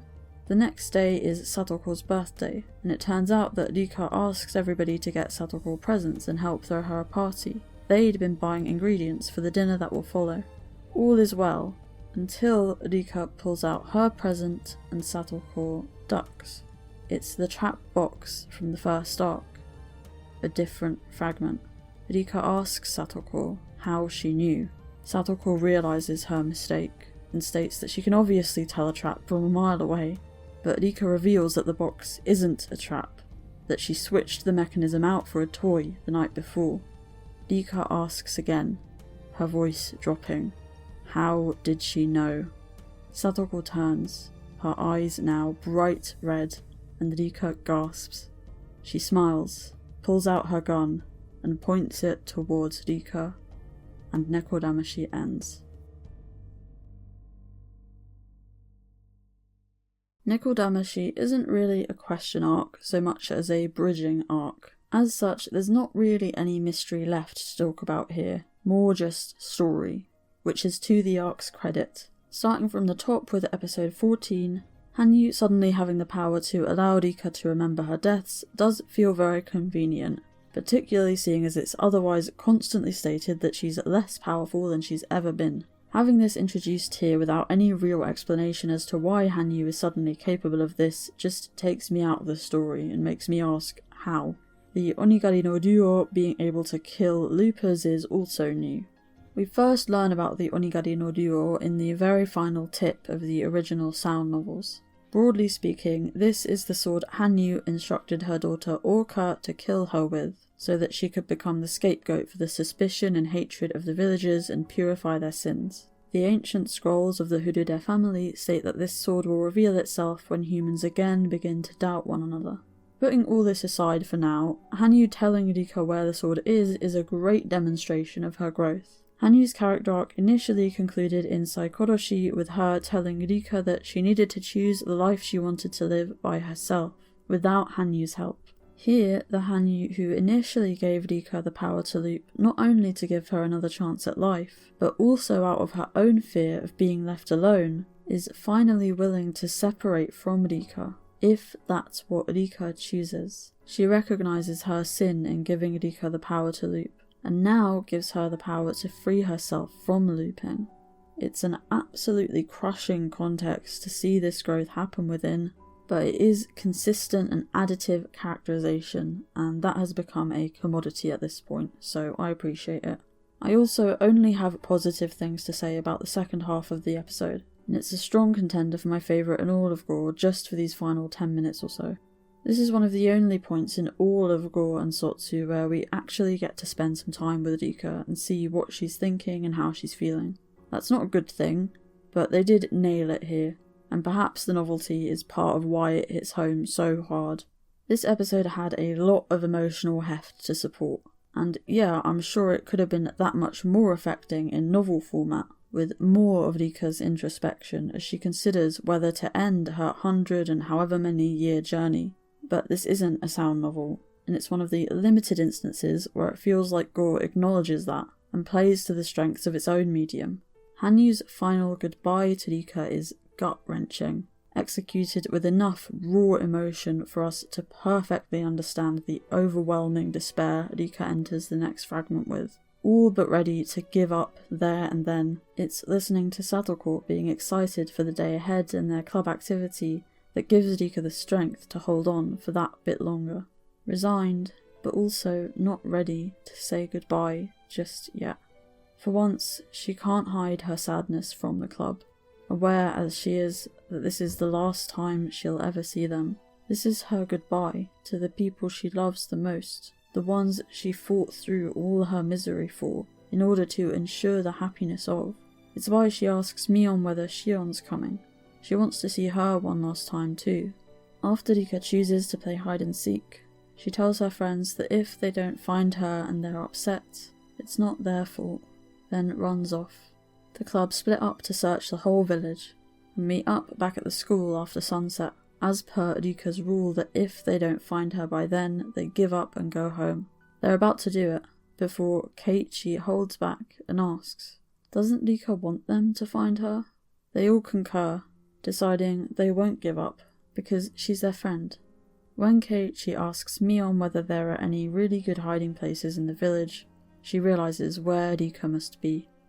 When Rika realises the sword is gone, she completely breaks down, having only just found the resolve to do what she must, and now facing the only prospect that could be more mortifying, carrying on without any chance of escaping her torment. This scene is brilliant.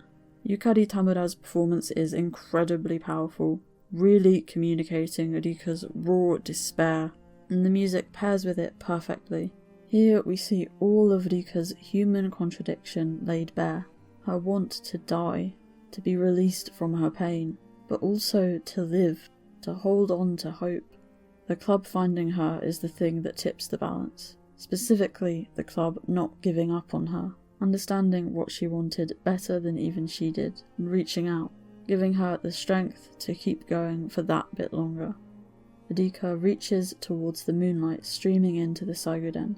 To quote something Hanyu says in Saikoroshi, a true choice is made when you've struggled with all your heart and have no idea which path to choose. With no guidance and no hints, being left alone at a crossroads is what life is really about.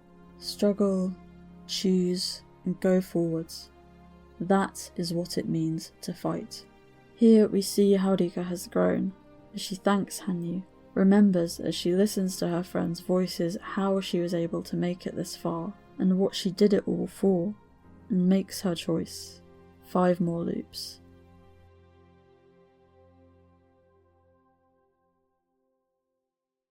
It's scenes like this that make me think about how much this story shoots itself in the foot from the start with its very premise. Having Rika return to June 1983 not even for the second time but the third, something which inevitably loses some of its emotional weight and retroactively impacts that of the happy ending that came before it. It was also just fundamentally difficult seeing this happy ending being revoked, but episode 14 embraces what it is built on and becomes a small triumph for doing so. It's no coincidence that maybe the best episode of Gou is also the first full of brand new content, where we get to see how these characters have evolved, how they approach these struggles with everything new that they've learned, and all the ways in which they've grown. Episode 15 is complicated.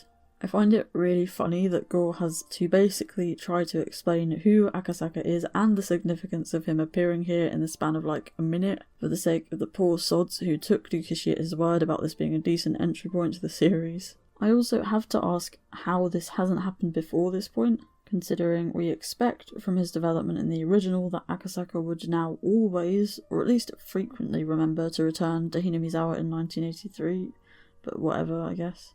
This moment was huge in Minagoroshi, and is here too, considering Akasaka apparently forgot about Rika for another 100 years. Unfortunately, we don't have much time to see what this means to or for her. Shock factor is the name of the game here.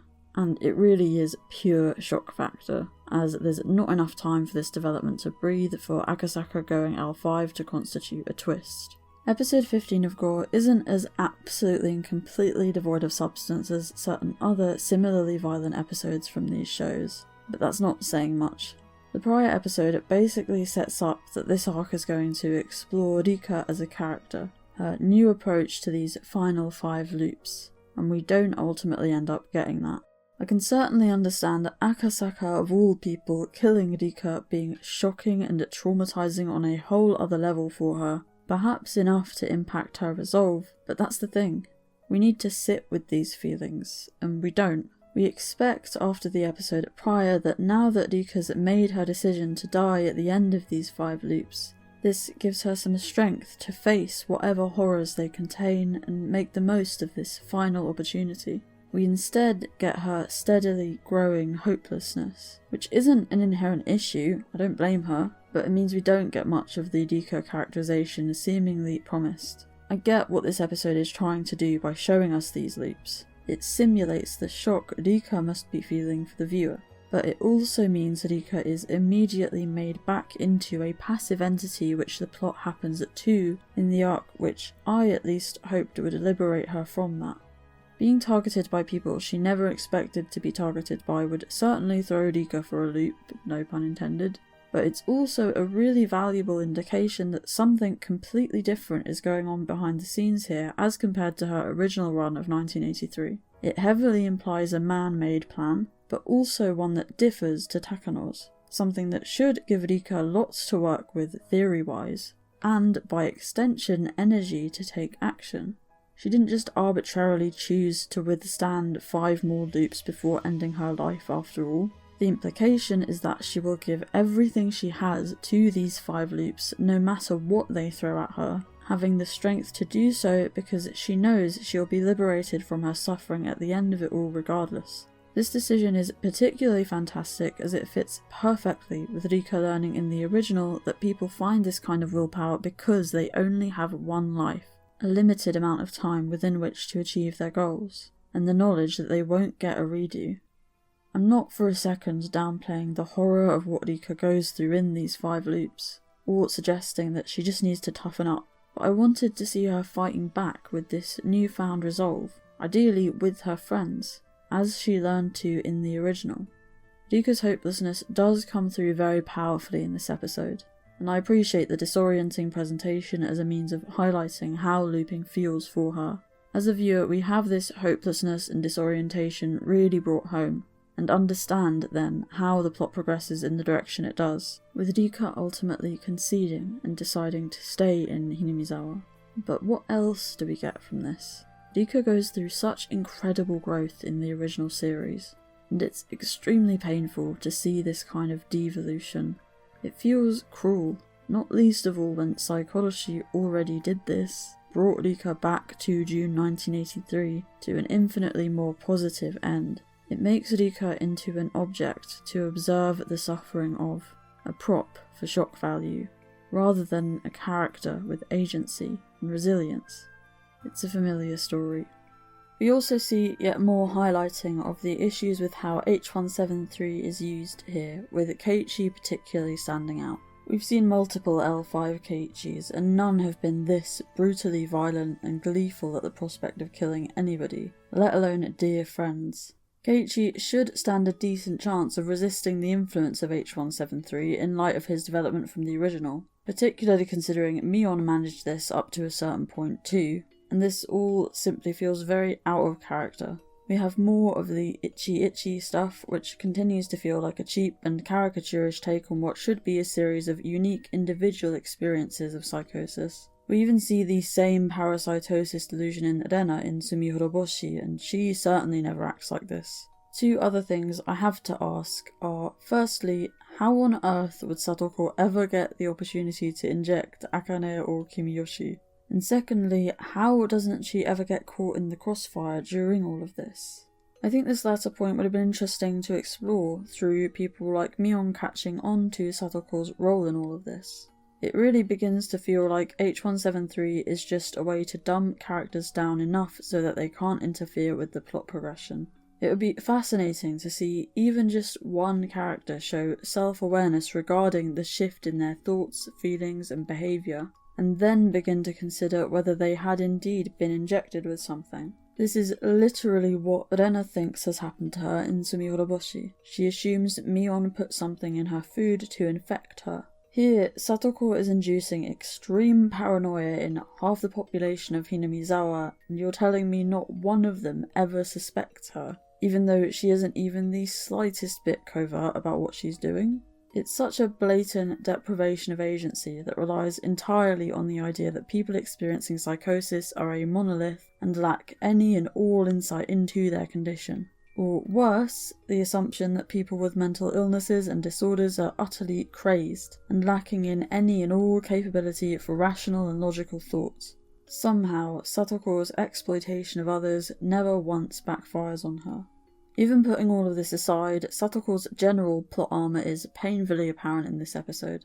Keiichi very well could have killed her here, and she would have then been sent to a Rika-less fragment. This is framed as being something that will have some kind of weight within or relevance to the story. We presume that it will influence things in some way. Satoko laughs it off, stating that she'd never be so careless. But she is. She's extremely careless here, and we never see her face any kind of issue as a result. The story is completely devoid of stakes and of conflict that would allow Satoko to grow or change in some way, and so it's dull. Even her one very clear act of carelessness that the plot does opt to highlight, her somehow not realising the sword was chipped and a whole shard of it was left behind in the statue, doesn't amount to anything. Speaking of things that don't amount to anything, there's a line here from Modena about how this is all a bad dream, and how nobody wants to live in this world, which almost made it seem as though the club members had begun to remember the loops, considering that's also a major plot point Gou and Sotsu like to invoke when convenient, but alas. Moving into episode 16, it sure is episode 16. Coming to the torture scene off the back of TATARIAKASHI, we know that the witch supposedly has complete control of Satoko here. The problem is, we don't really know what this means. In the confrontation between the two, we learn that Satoko regrets what she's done and wants to stop, but the witch subsequently completely takes over, quote-unquote killing her and then Teppei. In this scene though, we have what at first appears to be the witch, but then the human Satoko increasingly coming through. She speaks about being made to sacrifice the club too because of Rika, something the witch wouldn't care about one way or the other. These appear to be Satoko's rawest emotions. Why wasn't I enough for you? Why weren't you happy with me? This implies that the witch and human identities are organically interwoven with one another, even though the confrontation prior is about this ceasing to be the case. Perhaps this is the human Satoko reclaiming herself from the witch again, but later scenes revert back to the witch entirely. It's just all very unclear. Satoko also scratches at her neck here, which I initially took to be an act. But seeing as we're back in 1983, Satoko could well have Hinamizawa syndrome again. We just never find out what's going on this front either. Basically, we need Satoko's point of view here, but we never get it, not even in the answer arc version of this scene, perplexingly. I generally think this scene would have worked a lot better precipitating Satoko's admission of guilt in TATARIAKASHI, as the peak of her cruelty before she reaches her breaking point. That way I could have appreciated it as an exploration of Satoko at her lowest point, rather than the weird tonal dissonance of getting her most egregious act of violence yet, right after we've been asked to sympathise with her. When we don't have a clear distinction between the witch Satoko who enjoys Rika's suffering, and the human Satoko who does not, we cannot effectively sympathise with the latter. All of this aside, this scene does really manage to convey not only the love and hate Rikishi describes as being at the core of this work, but how absolutely the two are intertwined for Satoko. It's a deeply, deeply disturbing scene, and while I do generally think that Gou and Sotsu went overboard with the violence, this is at least an example of using violence to explore something in a substantial way. One of the interesting things about contrasting Satoko and Rika's relationship with Keiichi and Mion's is that they explore a similar struggle central to romance. That of being your most honest, unfiltered self with another person. Keiichi and Mion's relationship works as this kind of symbol of romance within Higurashi in a way that was clearly utilised in this story.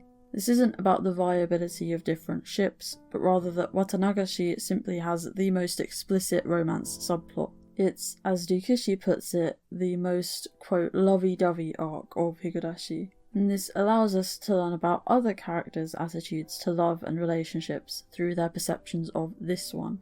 Rika in particular seems to respect Keiichi and Mion's relationship, and this is particularly interesting to consider knowing Mion's relationship with Keiichi as a means through which to explore what it means to be her most authentic self. As I said 30 hours ago, I wondered what Satoko and Rika's relationship would look like post-1983, and whether Rika would ever feel as though she'd be able to obtain this level of honesty and authenticity within her relationship with Satoko. Gou and Sotsu address this issue directly in a way I'd never anticipated, by having Satoko become a witch as well. It reminds me of a quote from Umineko. あんたにベルンのことは何も分かってないわ。だから私はね、ベルンがどんなに冷酷で残忍で最悪なゲロカスであっても、私だけはあの子の本当の姿を知っててあげたいの。そして私もね、私の本当の姿を理解してくれるのは、地獄の生還者であるあの子だけだと思ってるのよ。あんたは私とベルンの仲を嫉妬してるみたいだけど、諦めなさい。あんたがくぐってきたと思ってる地獄なんて、私たちが這い出してきた地獄では瞬き一つ程度のもんなんだから。We often see intimacy and violence being treated as synonymous in the context of Lambda and Burn's relationship. This scene from Gou is Satoko's appeal to Rika to understand her, to see her, to accept her, to love her, even as the broken person she has become. It's not at all dissimilar to another would-be torture scene that we see in the series, the one between Keiichi and Shion, as she tries to get him to realise who she is. I can't help but compare these two scenes. They're similar yet so very different tones. These are both intimate scenes, but it's particularly striking to see the Satoko and Rika scene take place in their home, with Rika literally in bed. Episode 16 generally feels like a very explicit exploration of what an abusive relationship looks like. Satoko says that it's Rika's fault that she had to do so many terrible things. Rika made her do this, and so she doesn't want to punish her, but she has to. Rika is forced to apologise, and to blame herself for her own suffering. Satoko targets those Rika wouldn't usually expect to succumb to the syndrome, along with those she would, in order to make her doubt her own instincts and knowledge of the world around her. She isolates Rika within their relationship, continually presenting herself as Rika's single refuge at all her lowest points. Naturally, paired with Satoko's drip feeding of this line of thought, Rika begins to question whether she actually wants to leave Hinamizawa at all, whether she ever deserved to seek out happiness for herself, whether that was selfish, whether she instead deserves punishment, without ever realising she's being manipulated, gaslit in fact. Is she the bad one? Is all this her fault?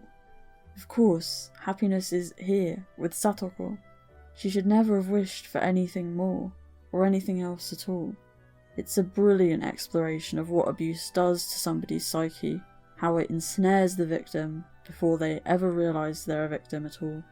Finally, episode 17 is the turning point in this storyline, akin to when Rika found out that Takano was the mastermind at the end of Minagoroshi, setting us up for the final arc and confrontation. And this isn't just Rika finding out who her tormentor is, who she needs to confront to end this second century of suffering, but also her finding out that it's the person she trusts and loves the most. We honestly haven't spent nearly enough time in Rika's point of view to really feel that another 100 years have passed, or what this has been like for her, but this episode does at least try to explore some of the emotional impact of the Satoko reveal.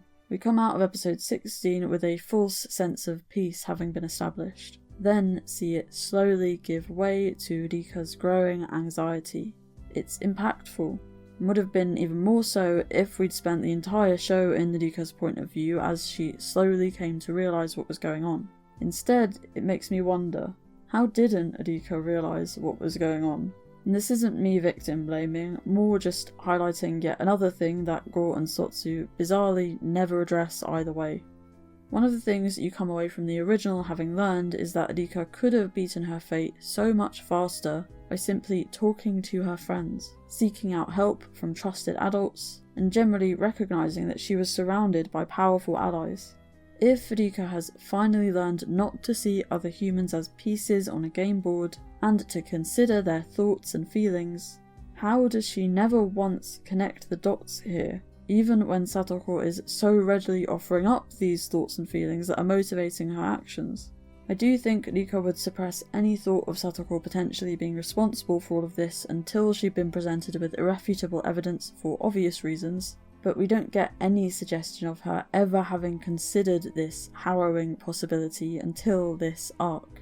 I just don't buy that the Rika who stated so confidently at the beginning of all of this that she was going to destroy this fate again made this little headway in a literal century. And I think seeing her uncover Satoko as the mastermind through her efforts would have made for a much more satisfying story and sequel to the original. Imagine Satoko being found out by Rika exactly because she underestimated her. Underestimated how well Rika knew her, how much she did care about and love her. My other main issue with this episode is just Takano. Don't get me wrong, I loved the scene between her and Rika, but it really deserved to be in a better story. My general attitude to this essay thus far has been to be as fair to Gou and Sotsu as conceivably possible. I'm really trying to think through how each of my issues with these shows' writing came about in good faith, and with respect towards those who worked on them, even though it would be much easier and less long-winded to simply list those issues without bothering to do this. As far as possible, I'm trying to assume that my problems with the shows are due to me misunderstanding or not being the right audience for what they're trying to do, rather than casting them as objective flaws. With all of that being said, I hope you can see how difficult this approach becomes with the following example. Here we see Takano cry while apologising to Rika for ever getting involved with such a heinous conspiracy. We know that Takano reaches this same realisation and experiences this same regret in some form in every arc, including the Wata fragment. But then we also have this scene of Takano from the day before the festival in said fragment where she gleefully explains the series of murders she's committed to Keiichi, and expresses her excitement at the prospect of committing the next the following day. Hardly more than 24 hours before this apology scene, she's still rubbing her plans to kill Tomitake in his face, relishing in the fact that he doesn't realise that this is what she's doing. I can't imagine that they just missed this. Maybe Takano did change her mind particularly late in this world, but again, this is hardly more than 24 hours before said murder. And in episode 24 of Gou, she's portrayed as having serious doubts much earlier than this. More than anything, it's painfully obvious here that scenes like these that came from the original story weren't even lifted for the purpose of later being recontextualised in some way, and instead were just sort of jammed in the hopes that the viewer would sew up the internal logic rather than the narrative having to. Takano is not this character anymore. And if we want moments like the apology to pay off emotionally, we need to see the consequences of this growth throughout the plot, rather than only when it suits the narrative. Finally, we can also see some issues with how the flashbacks are utilised here. As Rika says, the Takano she knows would never change her mind. Of course, Takano's regret at the end of the original story is real, and it makes sense to have this influence her actions in other worlds. There's a precedent for this. But exploring how somebody as strong-willed as Takano does such a complete 180 could have been a whole arc just on its own. We do see this explored in essentially its own episode. It's just that when you build a character on the premise of unshakable willpower to the end of an ability to realise a certain fate in almost every world against every conceivable obstacle, we need a bit more time dedicated to this shift for it to really feel convincing. I am being harsh on Gou here though. I think for the constraints it was working under, episode 24 addresses this relatively well, and that Takano is one of the few characters that Gou and Sotsu did no okay job with. If anything, this helps to demonstrate why the flashback regret device doesn't work with Teppei, because here the change we see in Takano is very much based in her being the same person she's always been. Takano is still focused above all on her grandfather's legacy, with her flashback dreams simply allowing her to realise that she'd be desecrating this legacy rather than continuing it if she were to go ahead with her plan. She still cares about the same thing as before, she just changes her path to that thing, utilising the same strong will that's so central to her character. Now, instead being brave enough to turn her back on the conspiracy, knowing that doing so may well get her killed. It's positive growth, a building on of the character we already know, and we love to see it. If only we'd gotten this more consistently across the whole cast. NEKODAMASHI is complicated. On its face, it's easily one of the best arcs from Gou and Sotsu, but when placed within this same wider context, multiple underlying issues become apparent.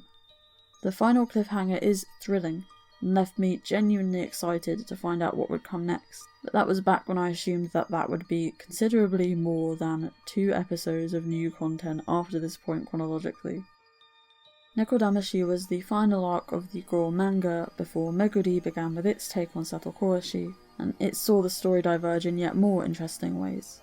We cut the entirety of episode 14, that is, the conversation with Hanyu where Rika finds out about the sword, gets the ability to remember her deaths, and the club's game of hide and seek, and go straight into the series of tragic loops. When we get to Keiichi's loop, Shion notably says that, quote, next time her and Keiichi meet, he's dead meat. The Akasaka loop comes last this time, with Rika thus wondering whether he's her only hope of breaking the cycle. Remember when I said this part of the anime arc would have been that much more impactful if we'd actually gotten to spend some time with Akasaka?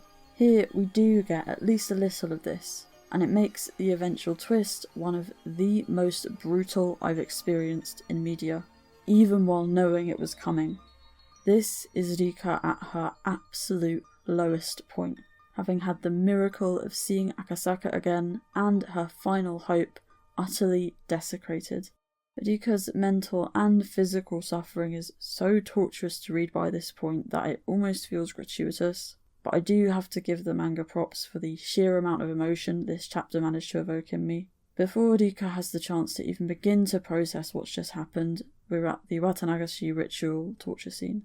This one isn't hugely different to the anime, but we do have Rika acknowledging just how much Satoko means to her here, as well as that it was Satoko's support that allowed her to make it through the first 100 years. Small additions which count for a lot. This leads perfectly into Rika finally giving in, only this part of the manga does feel distinctly different, at least to me. While in the anime it seems as though Satoko's abuse has completely broken Rika, leading her to forfeit her dream of leaving the village, here the decision is framed as her own, and as being liberating for her, a true happy ending at the end of all of her suffering. Something I noticed here is that while in the anime Rika says this must be the perfect fragment because Keiichi and Rena don't become paranoid, Teppei doesn't come back, and Keiichi and Shion don't sneak off at the festival, here it's Keiichi and Rena don't become paranoid, Teppei doesn't come back, and Mion and Shion are getting along.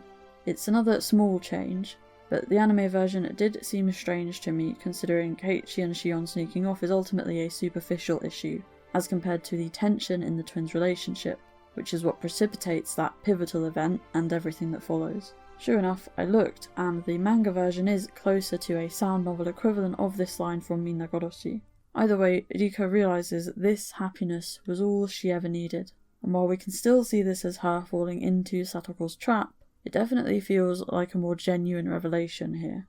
We then cut most of episode 17, including the entire Takano conversation and anything about her plan and whether or not it's going ahead. All we know is that Tomitake and Takano do both go missing after the festival in ONIDAMASHI and WATADAMASHI, but there's no mention of them stealing the van.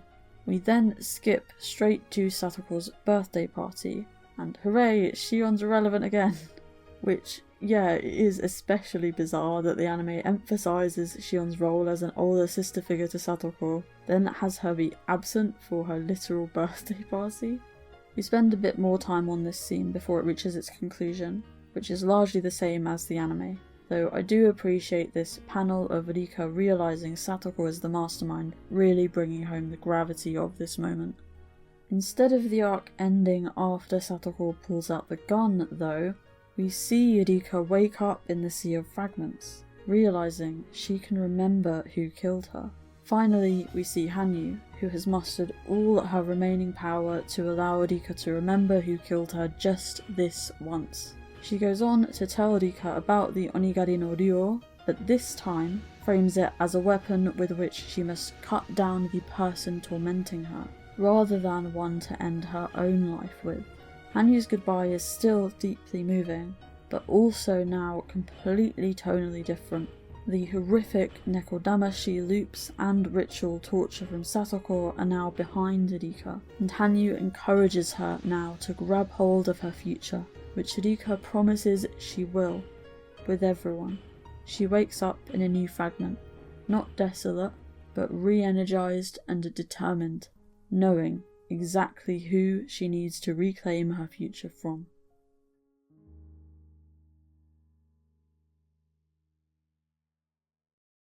With the Gou and Meguri storyline still unfolding, let's talk now about Sotsu's final arc, Kagurashi Hen, or the God Entertaining arc. I was still expecting a second cour to be announced at this point, but we were actually only 4 episodes away from the end of the series. So let's see how Sotsu opted to use those 4 episodes, shall we? Obviously the first 2 recap. Okay, technically we spend the first quarter of episode 12 with Hanyu. She spends some time explaining her decision to sacrifice herself to purify the sins of humanity, and how she had given up on the world. She describes how her anger then slowly faded, until by the time Rika was born as her first contact with the human world in a millennia, she was overjoyed. She goes over her decision to grant Rika looping powers following her very first untimely death, and how she understands now that this only caused Rika further suffering. Then how, finally, through Rika's refusal to give up hope, the two reached Matsuribayashi, their precious final fragment. Following the events of Saikoroshi, Hanyu returned to the Sea of Fragments, the two saying what should have been their final farewell. Fragments now shatter around Hanyu until her horn is complete again, and she tells Rika that, despite what it meant, she was so happy to see her again. I would say we don't have time for this, but 6 minutes wasn't going to be enough to save Sotsu at this point, so to be fair, this is honestly a really moving scene, and at least it isn't Gou recap, even if it's all stuff we already know if we read the original. Kagurashi is the answer arc to Nekodamashi, so we now pick up where that arc starts, with Rika waking up in the Sea of Fragments after Oishi kills her in Tatariakashi. We see her conversation with Hanyu again before Hanyu says her goodbye, but this time with Ewa and Satoko commentating, and Satoko realising that she can use Hanyu granting Rika the power to remember her deaths to her advantage. We spend a good few minutes recapping the rest of the Rika-Hanyu conversation and the hide-and-seek stuff before we now see Satoko going to retrieve the Onigari no Ryo before Rika can, having overheard Hanyu telling Rika about it, and also accidentally breaking it. After some more recap of the rest of episode 14 and the beginning of episode 15, we see Satoko feed Akasaka the idea that Rika is infected with parasites. We continue with more of Satoko's perspective of the quote-unquote final 5 loops. Akane apparently realises that Satoko isn't herself, stating that she was the demon in their midst. Satoko agrees before killing her. We continue with more recap, while Ewa states that this is indeed staving off her boredom, though I'm not sure how. Finally, as we reach the Keiichi fragment, Hanyu appears before Ewa. In episode 13, Ewa expresses surprise at Hanyu managing to find her, drops a Kekoni reference, and tells Hanyu to take a look at the fragment she's watching. Hanyu is suitably horrified, not yet having been exposed to the effects of the characterization altering H173. This is also where Hanyu finds out that Satoko is the mastermind. Hanyu condemns Ewa for granting Satoko looping powers. When Ewa says that she did the same thing for Rika, Hanyu says that that was a mistake, and that Ewa has made a mistake too, which riles Ewa up. Hanyu tries to fight her, but the power imbalance is immediately evident, and Hanyu is instead forced to watch Satoko torture Rika. We get a more or less complete recap of this scene, but with Hanyu's pained interjections throughout serving the same-ish purpose as Rika's internal monologue from the manga. She says that Satoko is Rika's dearest friend, and that this will make her mind break, and begs Aowa not to make Satoko do this. We get more recap of Rika's decision to stay in Hinamizawa, with Hanyu begging Rika to realise this isn't the happiness she wished for, and that she's been tricked. Before this, Aowa asks whether Hanyu really thinks she'll be able to win by pure chance for a second time, like she did when she diverted Takano's bullets, but Hanyu says that that wasn't chance. Aowa asks how Rika will ever realise Satoko is the mastermind, but Hanyu says there's a way. There's more recap and some flashbacks to the end of TATARIAKASHI as Rika slowly remembers what was going on around her in the final minutes of her life. Finally, we get to the birthday party, 18 episodes after we left off here in Gou. As Satoko points her gun at Rika, Hanyu states that it isn't chance that will lead Rika to the truth, but a miracle. The second to last episode of Higurashi Sotsu begins with more recap, followed by Satoko shooting Rika and then herself. Okay, this is it. The two wake up in a new fragment where Rika immediately confronts Satoko, saying everything was her all along. But Satoko stabs her before she can continue. Satoko asks what exactly was her, saying that this was all Rika's fault. The two cycle through a number of fragments, with Satoko attacking Rika before she can so much as speak each time, saying that this all happened because Rika wanted to go to St. Lucia, because she lied, because she wasn't happy with Hinamizawa, with her. Finally, Rika gets the chance to fight back, telling Satoko it's her fault for not studying, and that she won't give up, because going to St. Lucia with Satoko is her dream. The two continue to move through different fragments, each pushing their own perspective. Satoko says she knows it was Rika's dream, that was why she went to St. Lucia, but that Rika left her alone. Rika says she reached out countless times, but that Satoko rejected her help. Rika asks if it's her fault Satoko couldn't keep up academically then. Satoko says it was her fault for picking a school like that. They both state that they just wanted to be with one another. For Rika at St. Lucia, for Satoko in Hinamizawa. Aowa and Hanyu watch on from the sea of fragments, with Hanyu still trying to break free of her bonds. Aowa says it's useless, as if somebody born from her could overpower her. She says that Hanyu's defeat is certain.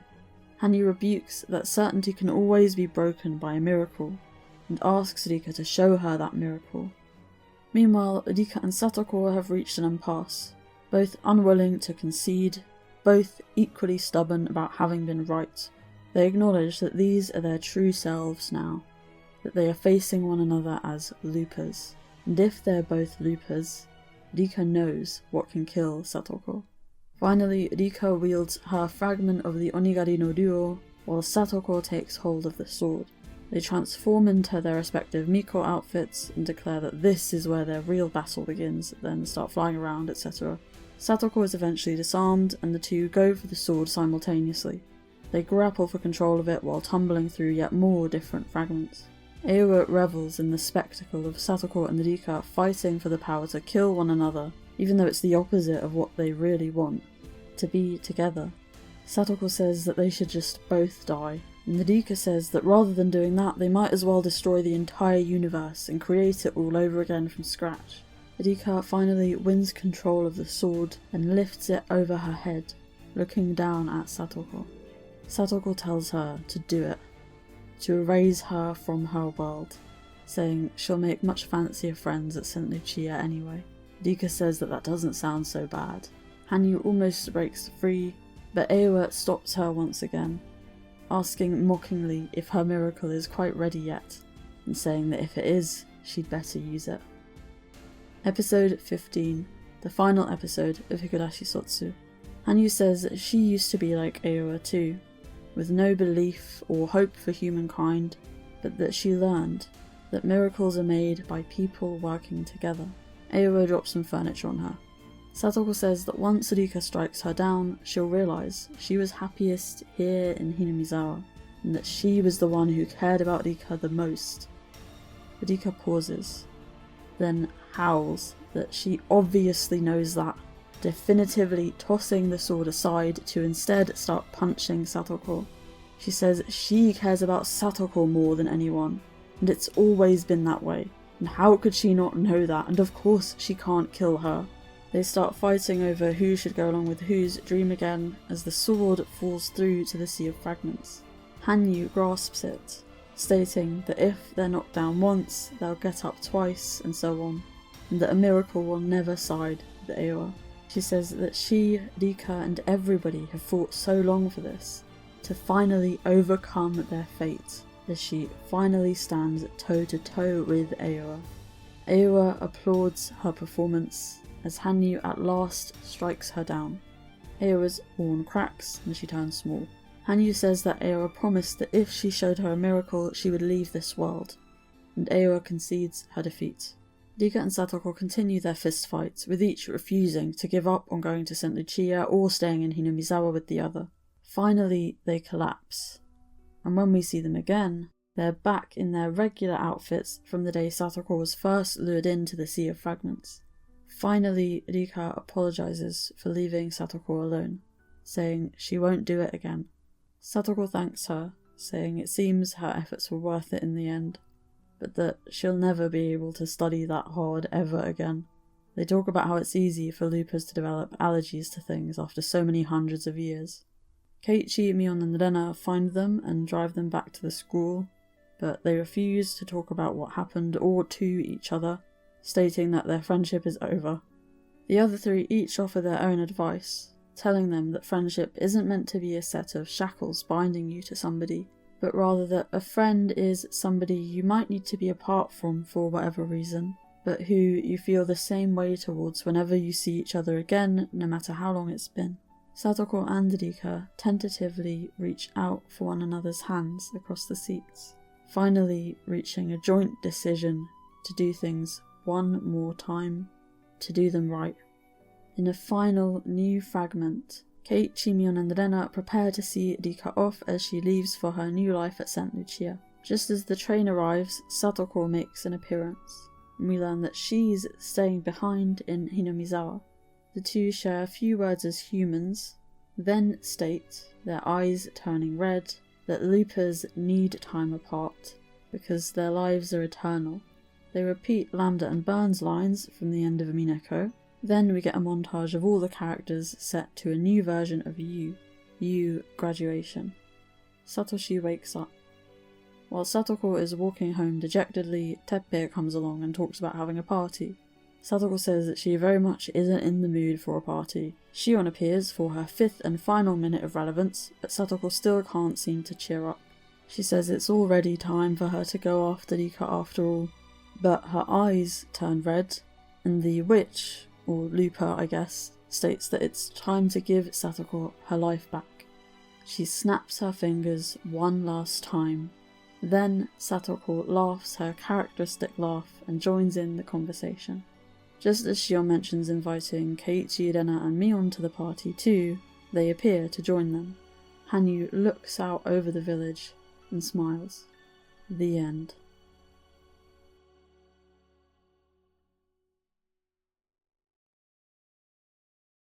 Thank fuck. I have such incredibly mixed feelings about these two episodes. Kagurashi Hen as a whole is the definition of an anticlimax. We spent 37 episodes building up to a 2-episode resolution. Moreover, a resolution to a conflict that never actually happened. Satoko and Rika have their confrontation, but there's nothing preceding it. It's like going from the end of Minagorashi straight to the end of Matsuribayashi. We don't only lack an equivalent to the week of work on Rika's part leading up to the ending from that arc, but also the conflict and growth that allow for that from Minagorashi. In the original, one of the biggest things Rika learns is that miracles aren't something you passively wait for, but make happen by working with others.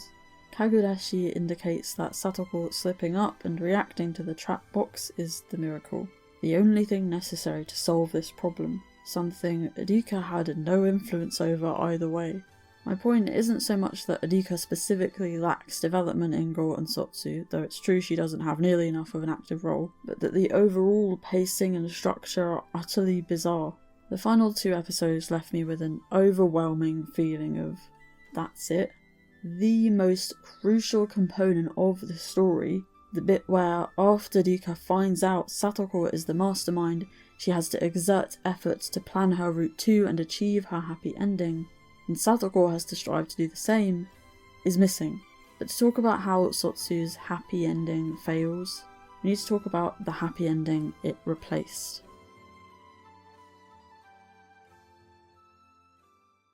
Saikodoshi Hen, or the Dice Killing Arc, is the 9th chapter of Higurashi.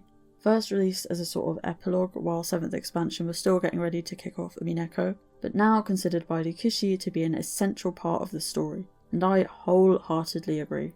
Saikodoshi is absolutely brilliant. It's a few hour-long story set in August 1983 of the Matsuribayashi fragment, where Rika, while playing on her bike, gets into a serious road accident and wakes up back in June 1983. She assumes she died and is mortified at the prospect of having lost her happy ending that she fought so long for over such a careless split-second mistake, but affirms to herself that with all that she's learned, she can break her tragic fate once again. What Rika quickly realises, however, is that this fragment is a little different. In essence, it's a perfect, sinless fragment. Keiichi never committed his crime in Tokyo and thus never moved to Hinamizawa. Rena's parents never moved away and thus never divorced. Satoko's parents never died, so she and Satoshi never moved in with their aunt and uncle, so Satoshi never disappeared, and Satoko and Rika never became friends as they never had to live together. Mion and Shion never switched as children, and so the character we know as Mion is away at St. Lucia. Our Shion goes to the Hinamizawa school, and the club doesn't exist. Takano and Irie never end up in Hinamizawa, and so Rika's parents are still alive, but the dam project was also never cancelled, and the village is due to be submerged imminently. Finally, Hanyu is missing, but Rika is able to establish a connection with her through a jewel in the Saiguden that allows them to talk. Hanyu tells Rika that she is essentially locked out of the fragment, and that Rika needs to find and destroy the item rejecting her, not least of all because without her there, if Rika dies, Hanyu will not be able to have her loop, and she will thus die permanently. Rika eventually finds out that the thing she needs to destroy is her mother. Namely, to leave the sinless world and return to the imperfect one that she won with her friends, she will need to commit the sin of matricide, not unlike Orca before her. Initially, before she knows this, all that Rika wants is to go back. The world she's in is cold and unfamiliar, not least of all because the Satoko in this fragment is a very different person, and not only isn't friends with Rika, but also actively bullies her. Then there's the club. Keiichi is missing, Rika isn't close with Mion or Rena either, her means to communicate with Hanyu will soon be lost, and the village will soon be submerged.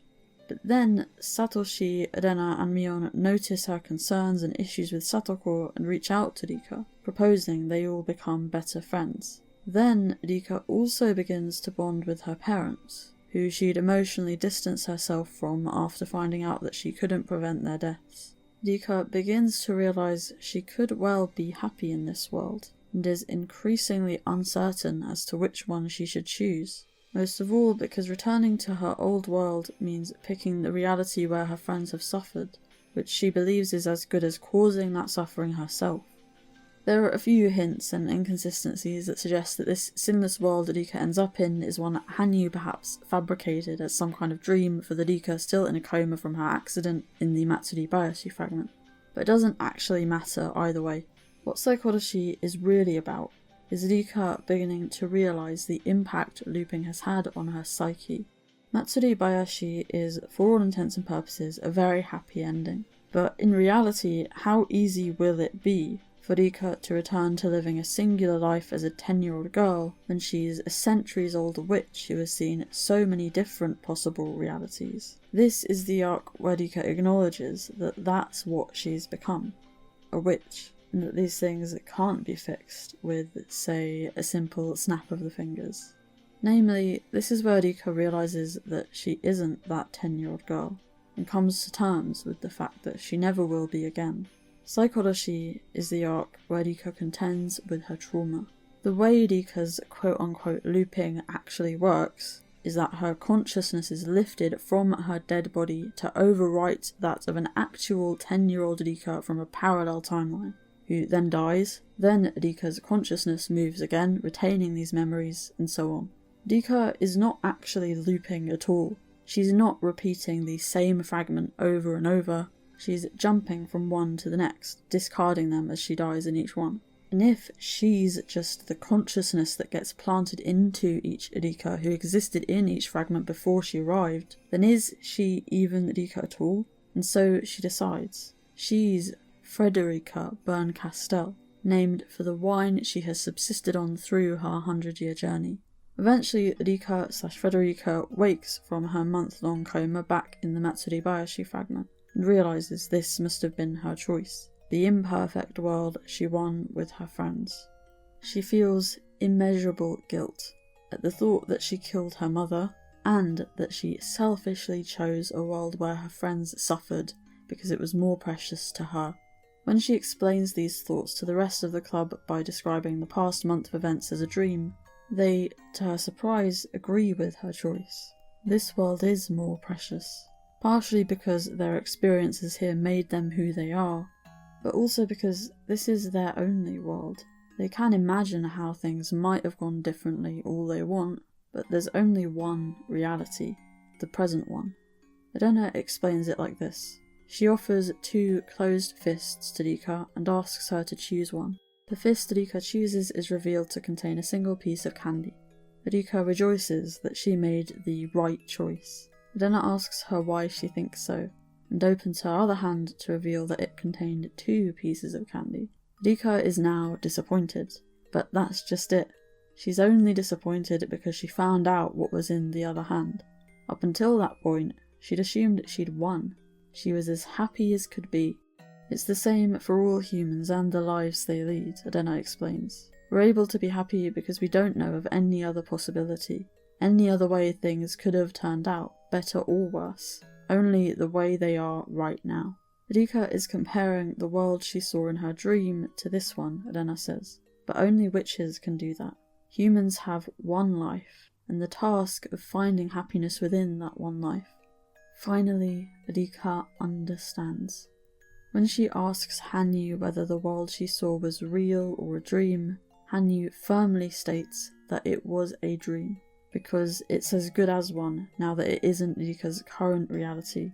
Rika jokes with the club that if she's learned anything, it's to not play on roads, but she's exactly right. She's learned the weight of her one life, and to stop treating it as though she can get a do-over at any time. And so she bids farewell to Furude Rika Bernscanstel. It's somewhat symbolic. She retains her memories and the personality she developed through her 100 years of looping, but she decides as far as possible to keep the heart of the 10-year-old Rika, the human who knows nothing of the other possibilities, and is happier for it. Hanyu states that her granting Rika looping powers was a sin, and Rika says that if she dies again, she'll probably accept that outcome without using those powers, because paradoxically, it's knowing we could have our lives taken from us at any moment that makes them worth living.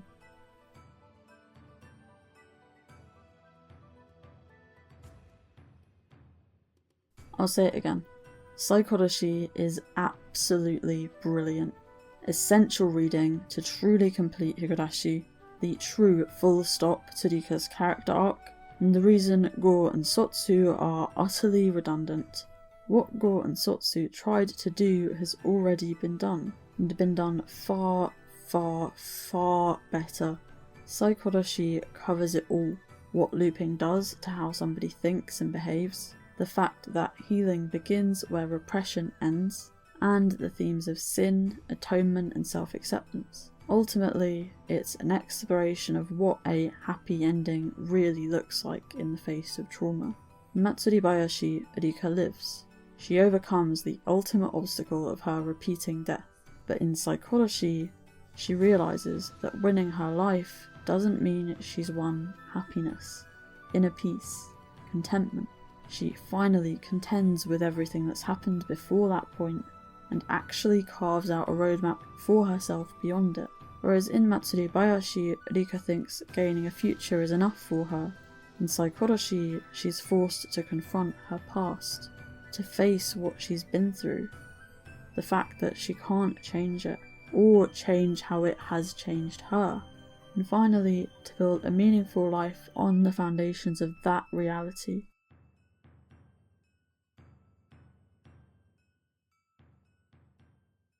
Let's break it down some more. Like Gou and Sotsu, Saitokowashi shows us the detachment looping creates enabling violence, in the form of the infamous scene where, after a bout of bullying, Rika snaps and beats Satoko with a chair. But unlike Sotsu, it never posits that this is a different Rika from the one we know. Witchhood is instead painted as a spectrum Rika moves up and down. Sotsu draws a line between the two identities, suggesting that at the end, Satoko returns to being human because the witch allows her to. But by the end of Saitokowashi, we understand that Rika will never be the child she was again, that she cannot undo her looping, just like we cannot undo trauma, but that she can try to heal. It's the integration of the identities that makes this narrative meaningful and resonant. In Saitokowashi, we also never see the witch side of Rika portrayed as another being within the Sea of Fragments, much less an adversary. And the scene where Rika bids farewell to this side of her is similarly symbolic rather than literal. Rather, it's the witch Rika who feels guilty towards her child self for usurping her consciousness and essentially erasing her existence. Witch Rika sees herself as the defect, while simultaneously being conscious of the fact that this is the only version of Rika that exists now. There aren't actually two different Rikas, only the singular personality that exists as the meeting of the child and the witch. In the goodbye scene, Rika is not literally reversing back to her child self, but promising her child self she won't lose the rest of her life to the trauma she suffered. Sotsu, on the other hand, paints Satoko as being entirely at the mercy of Witch Toko, as if this isn't an element of her own psyche. The framing of the witch side of her as a secondary personality that has a different will to Satoko kind of works as an allegory for repressed trauma. But repression, while sometimes a necessary temporary psychological defense mechanism, eventually needs to be addressed if somebody is to really heal. The thing that allows for this repression is the framing of the fragments Satoko looped through as being fake, and only the final one she ends up in as being the reality. Ryukishi states that, quote, "The fragment world can be interpreted in many ways, but also it can be a mind world of trial and error. Then you could treat it in the way that she had only killed everyone in her imagination rather than reality. I think a lot of people have imagined killing someone in their mind. It's a bit similar to that." This is frankly an utterly baffling explanation, because this wasn't Satoko's imagination. Rika deciding at the end of Saitokowashi to treat the Matsuribayashi fragment as her one reality wasn't her denying that any of the other worlds ever happened, but rather acknowledging that it was because she saw so many equally real realities that her worldview became so warped. In other words, it was Rika acknowledging the very real impact those very real worlds had on her psyche. Everything in Higurashi is built on the idea that fragments are independently real parallel universes. I am all for multiple coexisting interpretations of fiction, but the fact is that that framework is asserted so thoroughly that the messages and themes collapse without it. Rika has this realization in Minagoroshi, that all those worlds where she died continued on without her, and that she thus owes it to her friends to treat her life with more care. She might be able to move on and try again after her death, but her friends live with that grief for the rest of their lives. This realization is what facilitates Rika's initial guilt in Saikodoshi as she considers leaving the sinless fragment devoid of suffering behind. If Rika feels this much guilt over events which she's not actually in any way responsible for, then how do we end up spending less time resolving this conflict within Satoko when she actively tortured almost everybody who means something to her? On that note, Rikushi said that for episode 14, he envisioned Satoko and Rika, quote, beating each other up very loudly, going through various worlds, and that he was once again surprised when he saw the storyboards, presumably at how violent they had become. There is a clear disconnect between Rikushi's and Passione's vision for this story, and this becomes a pretty big issue when this disconnect concerns things like how violent Satoko is being, because it means we're still expected to take Rikushi's messages from something that is no longer his story. Keiichiro Kawaguchi also mentions adding his own homages to the original series into this episode, such as the reference to the Sumihoroboshi fight. The thing is, in the Sumihoroboshi fight, Keiichi is reaching out to Rena, helping her to realise that she's hurting the people she loves and that this isn't what she truly wants. Crucially, the scene ends with Rena stating that she was wrong. This isn't Rikushi saying that Rena should be condemned for struggling with psychosis, but rather him granting her agency, through allowing her to take responsibility for her own actions. It's only when we take responsibility for our sins that we can also choose to forgive ourselves and move forwards. There's a reason it's called the Atonement chapter. It's more than a little incongruous to see Sotsu referencing this scene while also never allowing Satoko to have this same realization, even making it into a literal bloody fight where she very much is trying to hurt Rika, declaring all the while that she was right to commit the atrocities that she did. This is it, in a nutshell, Passione's approach to Higurashi. This isn't just a superficial reference, but an active perversion of what this scene meant in the original. My favourite scene, reduced to a splatterfest for the sake of cheap entertainment value. Satoko even says it was all worth it to get Rika to apologise to her. I originally assumed Aowa framing all but the final fragment as fake was a means of manipulating Satoko, who would be slowly overcome with guilt as she realised her actions and the suffering she was causing were very much real. Gou even sets up this dilemma by showing the fragments having a tangible impact on Satoko's reality, as memories of them change various characters' courses of action. But in these final episodes, we see the fragments shattering, as if to say Aowa's framing was correct, that they didn't happen, or matter at all. One of the themes Rikishi wanted to explore with Gou and Sotsu was redemption, but you cannot redeem yourself if you've never sinned. It's reasserted that these very fragments we see disappearing did happen through Teppei retaining his positive development in the final episode. This is a lasting positive impact looping has on Satoko's life. Then what about the negatives? Where was the karma the series used in its title? At the end of Matsuribayashi, Tomitake apologises for not noticing Takano's suffering, and vows to be with her as she atones. This was what Rika and Satoko's final confrontation should have been about, and it could have worked if Satoko had been a reluctant antagonist rather than a gleeful, bloodthirsty villain. It's even in the lyrics to Sotsu's ending theme, Missing Promise. Even if the long night were to end, the errors and the sins won't fade away, now or ever. In Saikodoshi, Rika realises she cannot erase her 100 years. All the things that she and her friends did during that time, and that the greatest sin would be to run from them.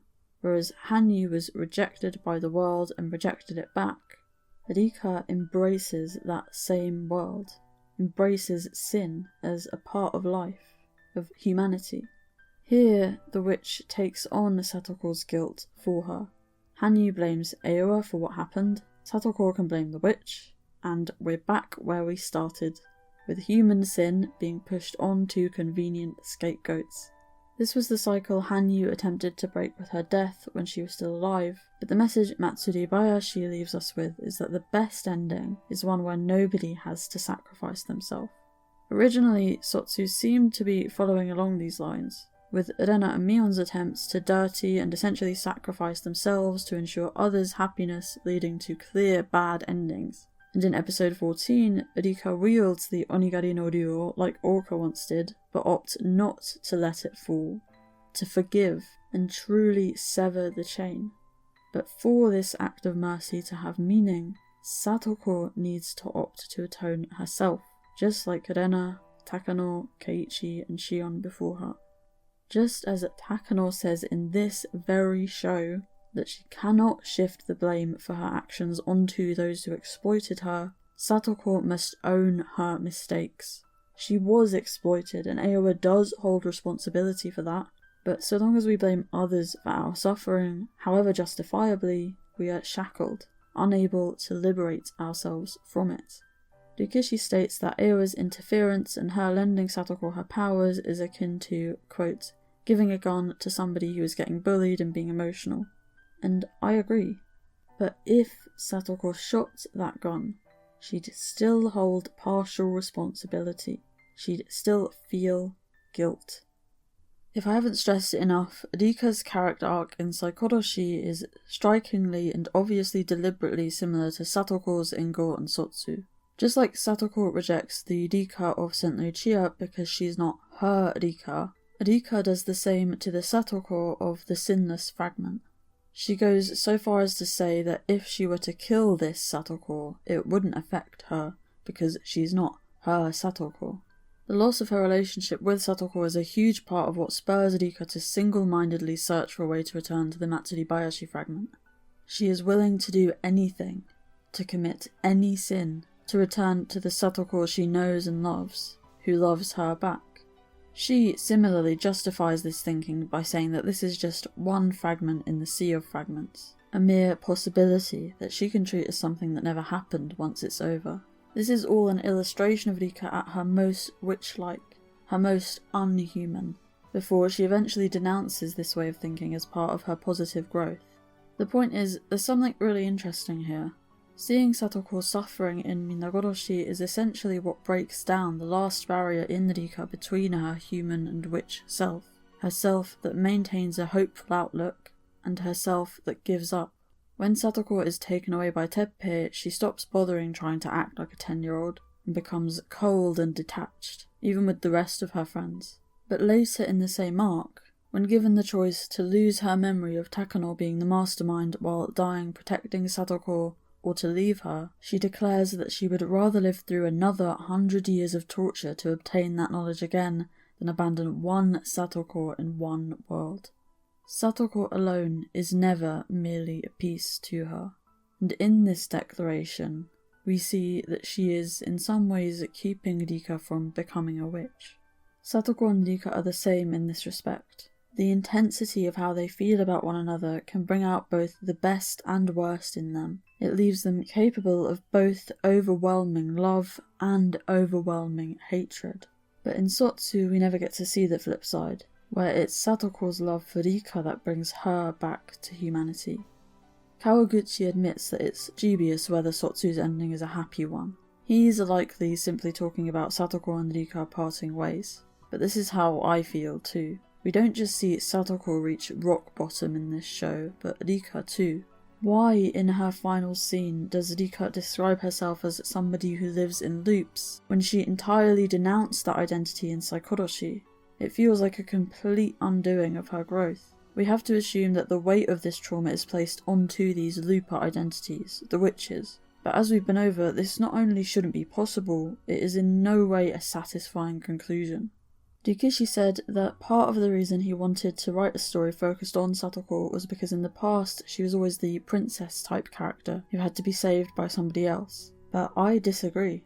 We might not get much of Satoko's perspective in the original, but that doesn't make her growth any less pronounced. To quote the scene in Minagoroshi where Satoko stands up to Teppei, Satoko was fighting for the first time in her life. She had decided to stop waiting for somebody to save her. Satoko was the only one who could save herself.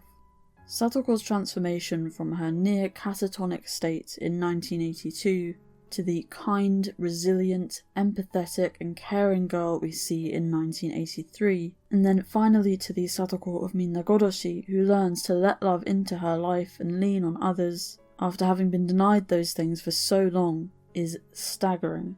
And so it's hard not to feel like Sotsu is a huge step back for her. In becoming involved with Aoa, Satoko finds herself being re-victimized, something which is not itself unlikely to happen. But this time, she doesn't break free. Not really. She's saddled with a whole new load of unresolved trauma, and we aren't even given the assurance that she's realised that, let alone that she's begun to heal. So, as I said, I ended up giving Sotsu a rating of a 2 out of 10. Which would have been the lowest score I've ever given any anime series if we hadn't also gotten the second season of The Promised Neverland in 2021. Rewatching Sotsu with an open mind for this video, bearing in mind how much I wanted to like it, mostly just ended up reaffirming that rating for me. But when I got to these final 30 minutes or so, knowing what I was in for, knowing there was no announcement of further episodes coming, and really just took them in for what they were, I didn't hate them. Far from it. Earlier, I pointed out that the confession scene in WATAAKASHI was good, that it showed what kind of a story WATAAKASHI was supposed to be, that it alone preserved the beating hearts of this story that Passione did such a good job of squeezing to a bloody disfigured pulp. That's also how I feel about these final episodes. The final confrontation, beginning with Satoko and Rika fighting for the sword, almost everything surrounding it doesn't work, but in itself, it's beautiful. It's so cathartic. In TATARIAKASHI, Satoko states that she loves Rika, and that she's finally learned to be honest about that love. For a series that began as a subversion of the gyarge genre, it makes so much sense for Higurashi to ultimately centre a relationship between two girls. Satoko's emotion is at its rawest in this confrontation, and you can feel her fear of losing Rika to the girls at St. Lucia. It's hard to explain how much parts of this story resonated with me as somebody who's been there, been a teenage lesbian trying to navigate these kinds of relationships, this kind of vulnerability. Looking at this conversation between Satoko and Rika, I can't help but think of a quote from one of my favourite novels, Oranges Are Not the Only Fruit by Jeanette Winterson. As it is, I can't settle. I want someone who is fierce, and will love me until death, and know that love is as strong as death, and be on my side forever and ever. I want someone who will destroy, and be destroyed by me. There are many forms of love and affection. Some people can spend their whole lives together without knowing each other's names. Naming is a difficult and time-consuming process. It concerns essences, and it means power. But on the wild nights, who can call you home? Only the one who knows your name.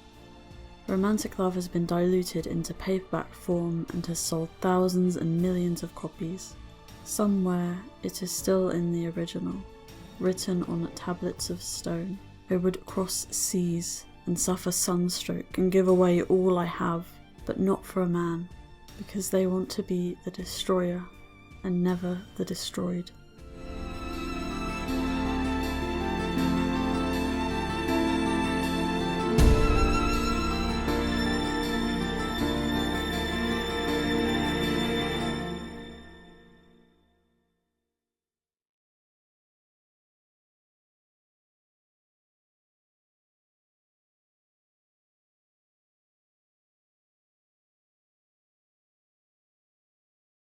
During an interview from all the way back in 2004, Rikishi was asked what came to mind when he was presented with the word society. He answered, quote, "Society. I imagine it as a circle of people. People holding each other's hands is what's called society.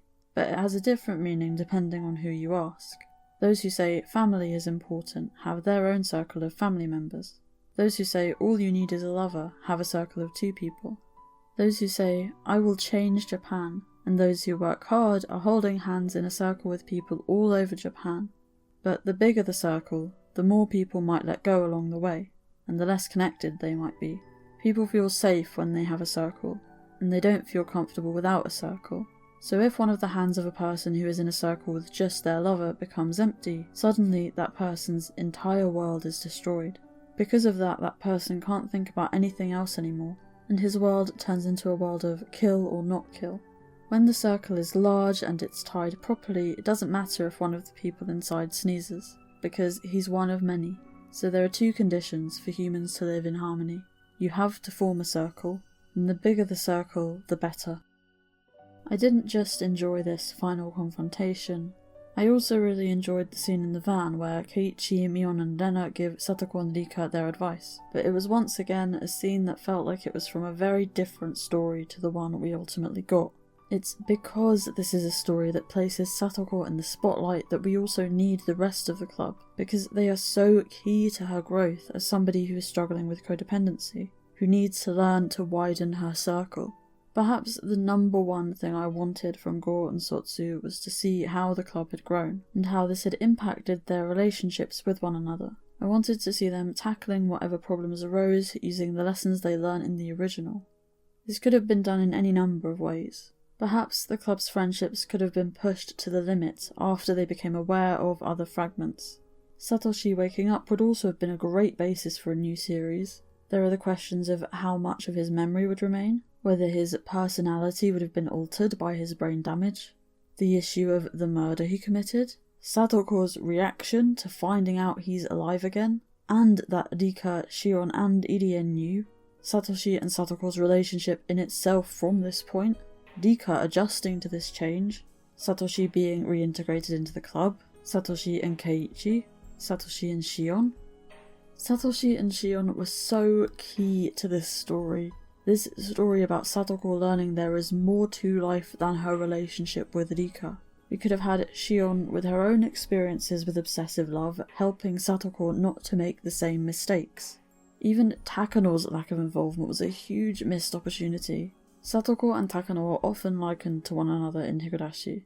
Satoko says that she understands Takano in Miyotsukushi, in that it's better to be hated than ignored, and states that she would have become Takano if not for her friends.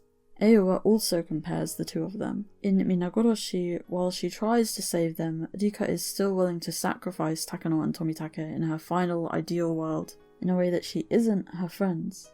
What a wonderful endpoint it would have been to her realization that every single person on the game board matters then, to have Takano be instrumental to Rika in some way in her attempts to beat Satoko, even just by unknowingly providing insight into her as somebody with similar experiences. In the end, it didn't really matter what kind of story Gou and Sotsu told, as long as the series' heart was intact, and Rikishi himself helpfully lays it out for us.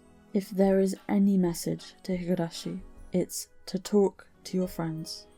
The conversation in the van was wonderfully, quintessentially Higurashi, but that meant it only made how much the rest of Sotsu in particular was not that much more evident. I could at least appreciate what I did like about this last episode when I watched it again, but when it first aired, it frankly felt like a slap in the face. Hanyu does this whole speech about the club's togetherness, but it falls so incredibly flat in a story where these characters weren't only largely irrelevant, but also suffered immense abuse at the hands of one of their own in a way that is never properly acknowledged or condemned, and it's more than a little ironic to see Aowa cast as the villain of this narrative by the same writers that went above and beyond to torture the characters for the entertainment of the audience. By the final montage, I was incredulous. It directly mimics Matsudabayashi and more so Miyotsukushi, which also shows us Satoshi waking up, and so it's painfully evident how unearned it is. What right does Sotsu have to show us Satoshi waking up, or even just to give us a Shion and Satoko moment at the very end, after refusing to acknowledge the role they play in her life up until that point? This was a lifting of emotional beats from the original story that Gou and Sotsu so often refused to honour, into another that hadn't done the work to give them their resonance, and it left me incredibly hollow. More than anything, it made me think, this was what everything was for? This was what the previous ending I'd so loved, that I'd come away from feeling so deeply fulfilled, that I had such happy memories of, had been overwritten with? Towards the end of Saikoroshi, Rena uses an analogy to explain to Rika why she wouldn't want to be the Rena of the Sinless World even if she were given the choice. She describes it as the difference between a flower that grew in a greenhouse and one that grew in a field. She states that the flower in the greenhouse is still beautiful, but that the flower in the field has something more than beauty. In the same way, the Matsuri Bayashi fragment, with all the struggles that have shaped the characters, has something more than the beauty of the Sinless fragment. She's talking about how our lives are precious exactly because of all the good and bad experiences we have, how those experiences shape us and bind us to those we share them with. It's exactly that beauty that this resolution lacks. This resolution that neatly excises every ugly, messy, human part of this narrative, never realising that the series of pretty pictures it gives us mean nothing without them. But what does all of this say about my experience with Higurashi? There's something a bit uncanny I'm only realising as I sit here typing this. I'm from London, and when I first saw the Higurashi anime, London was still where I lived. I have these faint memories of sitting in my childhood bedroom watching it, and talking to friends about it at primary school. Yes, primary school, I know. Once I finished the show, while it faded into the background for quite a few years, it remained a favourite series, and one I knew I'd eventually return to. By the time I finally picked up the original sound novel, it had been almost a decade, and I wasn't living in the UK anymore. By chance, however, I did happen to be back in London when I finished reading it, while I was taking my A-level exams and preparing to move back to England for uni later that year. I remember this, too. I was 19, sat on my aunt's bed in her flat where I was staying, crying my eyes out, just round the corner from where I grew up. I've told this story before. I did indeed move back to England and have spent the last 4 years at university here, but not in London. Yet somehow, I also just so happened to be in London when I watched the final episode of Sotsu, 23, having just hastily submitted a draft of my master's dissertation in hopes of having it done in time for the episode. Priorities. In a family friend's flat where I was staying while I was between tenancies. Again, within walking distance of where I grew up. I cried that time as well, but I could not work out what I was feeling. All I knew once Sotsu's end credits had finished rolling was that I was feeling a lot. Now, some months, lots of time spent thinking, and a very long video later, I think I can finally put it into words. It's a strange thing to have something be with you for long enough that it can become a marker in this way, of how time has passed, of how things have changed. It's scary when that thing in itself changes, and your relationship with it inevitably does too, especially when you've always been able to absolutely rely on it bringing you comfort and happiness, when it's been a precious constant in a sea of uncertainty. I think this is what our very favourite stories are to us. At best, an invaluable source of stability, a safe space to return to and to reflect on ourselves through. It's because they stay the same that they can help us to see how much else about ourselves and our lives haven't, while giving us a reassuring pillar to brace ourselves against as we confront that. At the start of this video, I said I'd be endeavouring to answer a question. Were Gou and Sotsu worth it? Was ripping the until now firmly sealed lid of the cat box off and showing us the definitive future of this story the right choice? Well, first, let me posit something. That Higurashi is itself a sea of fragments. Along with the alternate universes or fragments of ONIAKASHI, WATAAKASHI, and so on within the original story, the franchise as a whole has split off into numerous branches, numerous continuities that equally run alongside that original story. Even just right now, we have multiple stories that cannot exist within the same canon publishing simultaneously. We can even arguably see this acknowledged in all the strange little changes to Gou and Sotsu's Hinamizawa as compared to the originals, the constant focus on mirror imagery. And so, just like Satoko spends Gou, Sotsu, and now Meguri grappling with the idea of what a happy ending looks like for her, Higurashi fans have been confronted with that same question.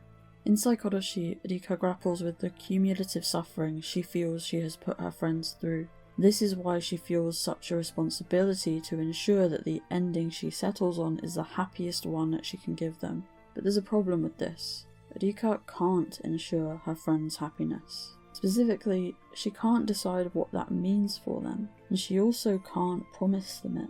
Happiness is something we make for ourselves. And then how do we quantify happiness? We live once, we make do with the cards we're dealt and the choices we make. Perhaps happiness is about making the most of, while also ultimately making peace with, the circumstances you find yourself within. When once discussing Matsudabashi, how happy of an ending it really was, and whether it would have been better if Takano had never suffered at all, Rikishi said this, quote, "It's difficult. If Takano is happy, Hinamizawa will sink into the dam, and not everyone can be happy. Some people think that she should be happy after meeting Tomitake, but then she still has to bear the fate of her parents' death and being sent to an orphanage. It becomes a talk about the end point of human happiness, and where a human can find it. Higurashi is itself a journey to the end point of human happiness. Rikishi finished Matsudabashi, then returned to write Saikoroshi, then to oversee Miyotsukushi, then Gou and Sotsu, then Meguri, and a million other bonus arcs besides. For years, people have been debating what the best Higurashi ending is or would look like. To me though, the very fact that Higurashi is made up of so many arcs and already has multiple official endings are an attempt to challenge these default ways of thinking about and engaging with fiction, and by extension with life. We're used to having one true ending, one true pairing, one end point of human happiness. Higurashi rejects all of this. It's unsurprising for a story that also rejects the idea of fate as one of its core tenets. Higurashi recognises the myriad ways our lives can turn out, without ever trying to tell us that one of those lives is the right outcome. Rikishi sees the Higurashi universe as one big game board full of pieces anybody can play with. And this is why we've seen so many different writers take the helm across the story's many different adaptations, iterations and appendages, with literally hundreds of bonus stories ranging from vignettes to entire arcs having been officially approved for release. There's just one example of this, in the 2000s 7th expansion ran a competition where Higurashi fans could submit story ideas. The winning entries were adapted into a series of novels, manga and drama CDs under the title of TATARIDAMASHI Hen. Around 30 stories were ultimately published, ranging from comedic slice of life to pure horror and everything in between. Each contains its own unique, fully realised vision of this story and its characters. And sure enough, when once asked in an interview what a witch was exactly, Rikishi answered with this, quote, "Witch differs in its meaning from work to work. But in most cases, I think it indicates a person who doesn't occupy an individual's position, but is instead a godlike figure that can see the world and the situation from above. Writing stories is something like arranging the pieces on a large game board. They all move individually and birth stories by crashing into each other. I think of myself as someone who writes down what happens when the pieces collide. As a result, there are times when I find myself seeking the opinions and feelings of the players, who can look down at the game board and at the game's situation with a bird's eye view. They do not have the opinions of a pawn, and they can move pawns around. I get the feeling that I've been assigning the name of witch to characters who occupy that kind of position. In the same way a player's hand moves the pieces, the witch moves the other characters in a way that makes the story mysterious. In other words, the witches may be the tricksters of the Rikishi Zeronano world. Alternatively, they might be kaleidoscopes, which have a beautiful pattern that appears at random. There is no distinguishing good or evil in those individual shapes. They are neither a positive nor a negative. The witch simply turns the wheel out of a desire to see a beautiful moving pattern. Basically, the influence of a witch can perhaps be likened to the whims of a god. Going forward, if I spot an interesting theme, I'd like a witch to observe it from above and turn it into the seed of a new story. Rikishi's attitude to his works is fascinating. Whereas some authors feel a sort of protectiveness over their characters and stories and clamp down on certain interpretations of them, Rikishi does the very opposite. He's often evasive when asked questions about when they cry, exactly because it's deeply important to him that every reader reaches their own conclusions. You get the sense from listening to Rikishi speak about the series that he doesn't think of when they cry as belonging purely to him. In an interview about Umineko, he explains, quote, "The reason why Beatrice says that it takes two people to make a universe is that you get inspired by what the other person writes and you also expand the world. When the other person sees it, they are also inspired and expand it, making it mutually resonant. Of course, this relationship would be richer and more expansive if there were more people in it, though. Being the reader of a story is a gift. As readers, we get to be excited, to laugh and to cry as we follow our favourite characters and wonder what will happen to them. I love writing, and I've done a lot of different kinds of writing in my life, but never original fiction, because so much of the joy in stories to me comes from my lack of power over them. I like to analyse and write about other people's work.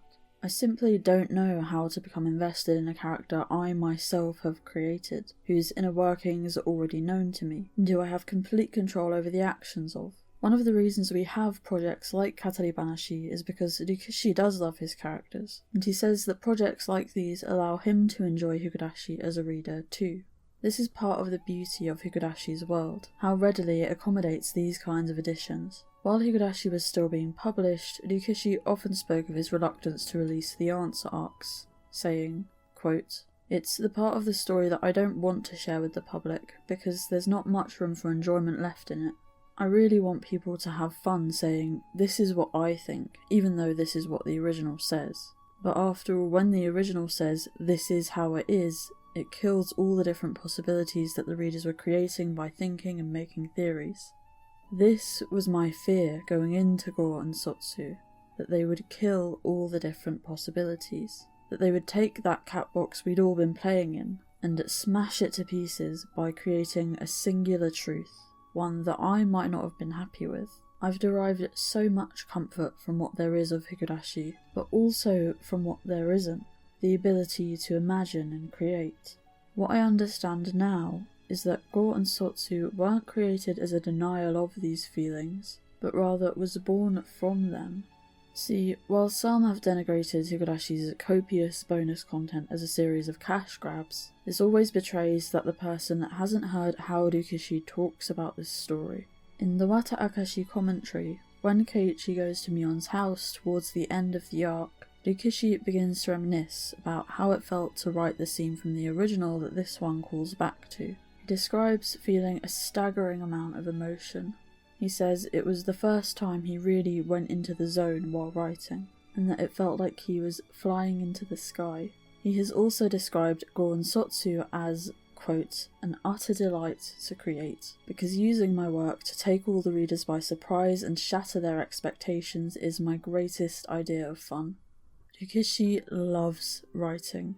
He made Higurashi because he loves writing, never expecting to make a penny out of it. This game that's now sold over 1 million copies began as a passion project between Rikishi, his brother, and his best friend, and that's clearly what it still is to him.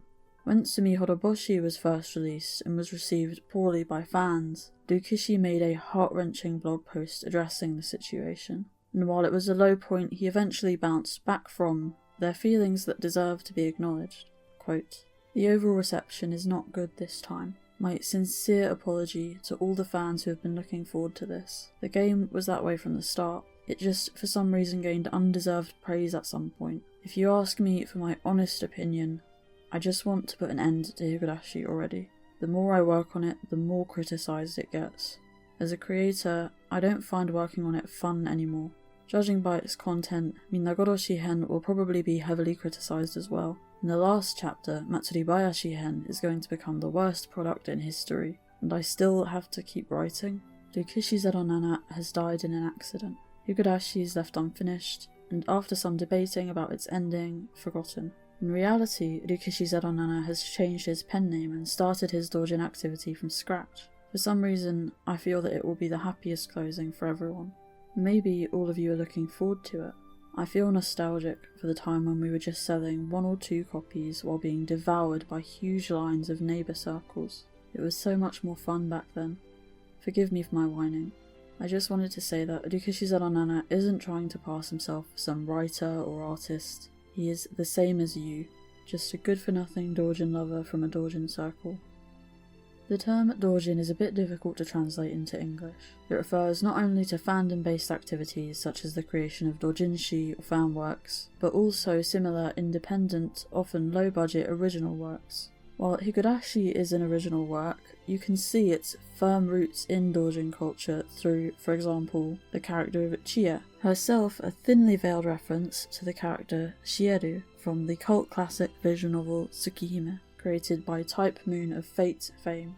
Higurashi was so heavy-handed with some of these references that they had to be changed when Higurashi was officially released on consoles due to copyright infringement concerns, betraying the huge disparity in the intentions Higurashi was created with and what it eventually became. I think this anecdotal fact perfectly illustrates Higurashi's unique situation. Higurashi was a work created firmly out of love for and by drawing inspiration from its visual novel, video game, anime and manga forebears, by a small group of nerds who simply wanted to have fun making something together and nothing more. If you've watched to the end of this video, I'm gonna guess a decent chunk of you have done something similar to this. It might not have been a full-fledged game, but perhaps you've drawn fan art, or written fan fiction, or made a cosplay, or a video essay. If you're lucky, you just might have gotten the attention of the original creator of the series at some point.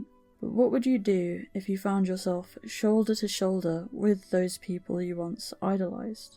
What would you do if you, a simple fan and amateur creator, ended up with tens, then hundreds, then thousands of fans of your own? I think it's necessary to know what Higurashi has come from to be able to understand his attitude to his own work. Even his pen name is a Final Fantasy reference. As a series with such strong roots in exactly this kind of fandom and fan work culture, it's no wonder Higurashi is so eager to allow others to put their own spin on the story. And so I've realised that asking whether Gou and Sotsu were worth it is missing the point. It's inevitable that leaving Higurashi so open to interpretation and iteration, that Higurashi granting such complete creative control over it to so many people who are not him, means that I won't always be happy with what results from this. If we're being harsh, we could call this complacency. At their worst, Gou and more so Sotsu are, in my opinion, horrendously written shows that trample all over the heart of the original story. They frustrate me because they are quote-unquote official content, while portraying the characters in ways that the person who made them admits he would not have, ways that can make them feel like different people entirely. There were moments where I loathed these shows, and I struggle to look back on them with any kind of fondness. But do I wish they didn't exist? Wishing for that would be wishing for Higurashi to cease to be what it is.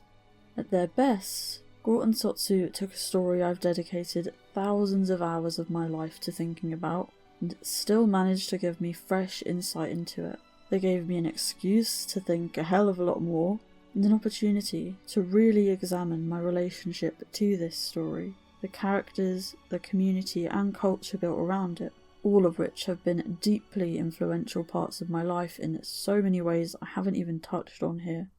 Simply put, if I value my own ability to share my own perspective on this story, then I have to respect the many others that exist. There is, of course, a clear difference between a fan work or analysis that doesn't claim to be anything more than that, and an official work where so much creative liberty is granted that the characters start to feel like something other than what they are. But I do believe that a story is nothing if not an open conversation.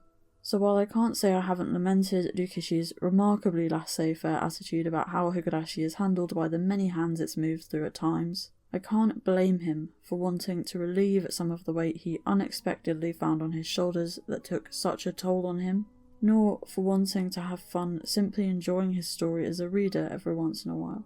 I think it was very much the point that Higurashi didn't fiddle with Passione's vision for Gou and Sotsu. And I have to acknowledge that it's this very same willingness to open up telling his story, or really 7th Expansion's story, to others, to constantly widen the circle, that has given birth to many additions to the series I'm so grateful for. Higurashi is itself a fundamental celebration of doujin culture.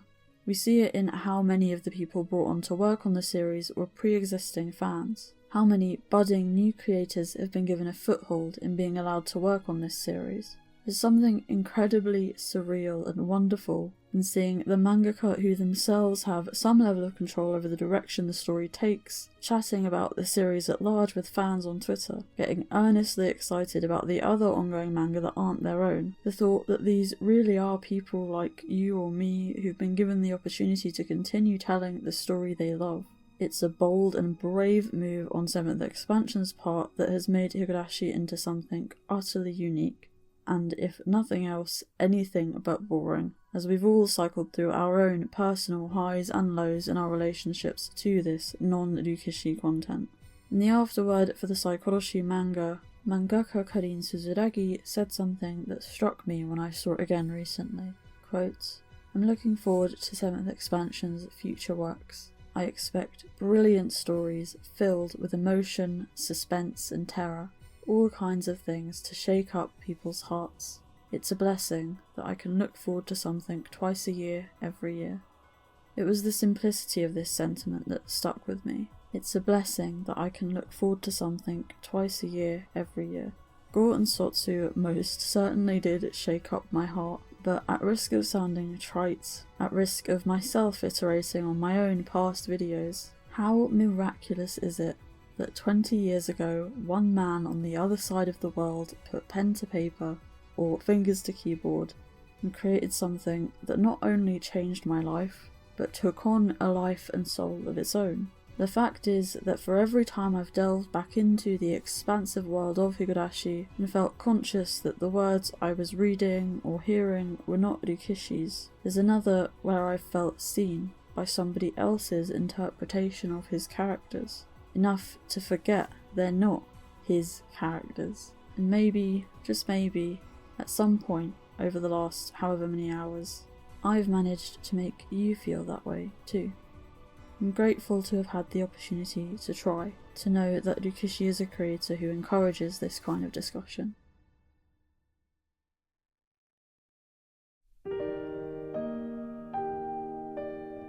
Hey. It's been a few months since I wrote and recorded this script now, and I'm pretty far into editing the video, but I had to come back here because the other day there was an event for WATAAKASHI / the series' 20th anniversary, and it helped a few things fall into place for me. For a long time I didn't know whether I wanted to make this video, but after Sotsu wrapped up and I still couldn't stop thinking about it, I realised I needed to. Not only to understand and lay out, but also really process my feelings about all of this. I didn't know what I wanted to say in this conclusion when I started writing, but I do now. Gou and Sotsu were an experience. We've heard it said a lot, but what I mean is, they weren't just anime series. Higurashi, to me, is more than art. It's about so much more than how good it is. At the end of the event, the seiyuu cast were talking about not wanting all of this to end, but equally knowing that it's okay because it's not an ending. How, if we're still here 20 years on, why wouldn't we be in another 20? How the love for the series has made it eternal, and how that had given the seiyuu the gift of being able to be there. They spoke about how there's worth in new experiences, but also in being able to return to a role again and again over such a long period of time, in forever being a part of the ever-growing family that comes together to create this work. It's hard to convey how sincere these words were. Even with Meguri and whatever else is to come, I've been feeling so sad, thinking that I don't know when I'm going to hear the characters' voices again. That's because the seiyuu are inextricable from the characters for me now, because with their interpretations of and their love for the roles, they've forever changed them. Higurashi has never been one story written by one person. It's an exercise in forever widening the circle and expanding the world, and whatever comes of it, there is a great beauty in that. We've spent plenty of time talking about Gou and Sotsu and whether they succeed as stories. I have to acknowledge, then, that as a meeting place, for everyone who loves Higurashi, creators and fans alike, as a place to meet both one another and our ever-changing selves. They've excelled. This will be the cheesiest line of this video, but also the truest. Gou and Sotsu gave me something incredibly precious that only they could have given me. The feeling of coming back home. Back to old Bess. I should say that Gou and Sotsu might not be the end. There's always a chance of an OVA or who knows what else, especially as the stream of 20th anniversary content steadily ramps up. Rikishi says that Satoko's journey to atonement begins now, that how she atones for what she's done is something she'll have to think about moving forwards, and there is plenty left in the two shows yet to be capitalised on, so maybe those are hints towards something. Maybe some of my criticisms will be rendered void at some point in the future, and we do of course still have Meguri. Maybe they won't. Either way, Gou and Sotsu do give us something definitive regarding that question about the end point of human happiness. The answer is that there isn't one. I was so scared of Gou and Sotsu ruining Higurashi's happy ending because I knew from the very beginning that they would. It wasn't ever about what actually happened in the shows, or whether I liked them, but about having the certainty of that endpoint ripped away after so long. But Higurashi never actually gave us that certainty in the first place. Gou and Sotsu didn't open the cat box and give us a singular truth. They made me finally truly understand that those things don't exist here, with all the unfamiliar, uncomfortable, exciting and wonderful implications that fact holds. Stories and their readers form a kind of relationship, and all healthy relationships involve compromise. You don't get to have the ups without the downs, and you don't get to have everything you want. That's the point. Relationships are a decision to see what you can create together that you couldn't alone. That's why, even if you drift apart, those relationships are still there when you come back together. A true bond, whatever the nature of that bond, however it changes, will always exist for both parties to return to. Through all the ups and downs, Gou and Sotsu taught me that nothing can break my relationship with this series, nor my wants to come back to it when all is said and done. So, rather than asking whether Gou and Sotsu were worth it, let me ask a different question, an easier one. Do I regret caring about Higurashi enough to ask that question? Enough to spend hours trying to answer it? Do I regret forming the relationship I have with this series? Roller coaster of a relationship though it may have been. No, not for a second. I said at the very beginning of this video that I like Higurashi, as a caveat before I went on to at times tear these shows to shreds. I hope you can see now that this video isn't a contradiction of those feelings, but rather is instead evidence of them. Evidence that yes, despite what it meant, I was happy to see it again.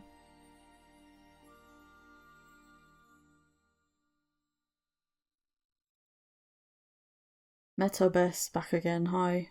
I don't usually do this, but we just spent, 6 hours together, so I thought it would only be polite to say thank you so much for watching.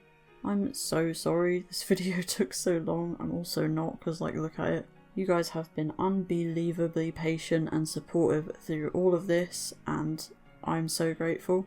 Gou and Sotsu felt entirely like a group community experience, and I sort of wanted to make this as a capstone to that. A place to come and just get all my thoughts and feelings out, and hopefully allow others to do the same. Please do comment an essay, comment 50 times if you like, comment on whether you would let me throw bricks at you. I would. I do mean that. I would love to hear what you have to say, but also yeah, I put a lot of work into this and comments do help me out. So does liking and subscribing and sharing, so by all means do those things if you'd like. You know what else helps?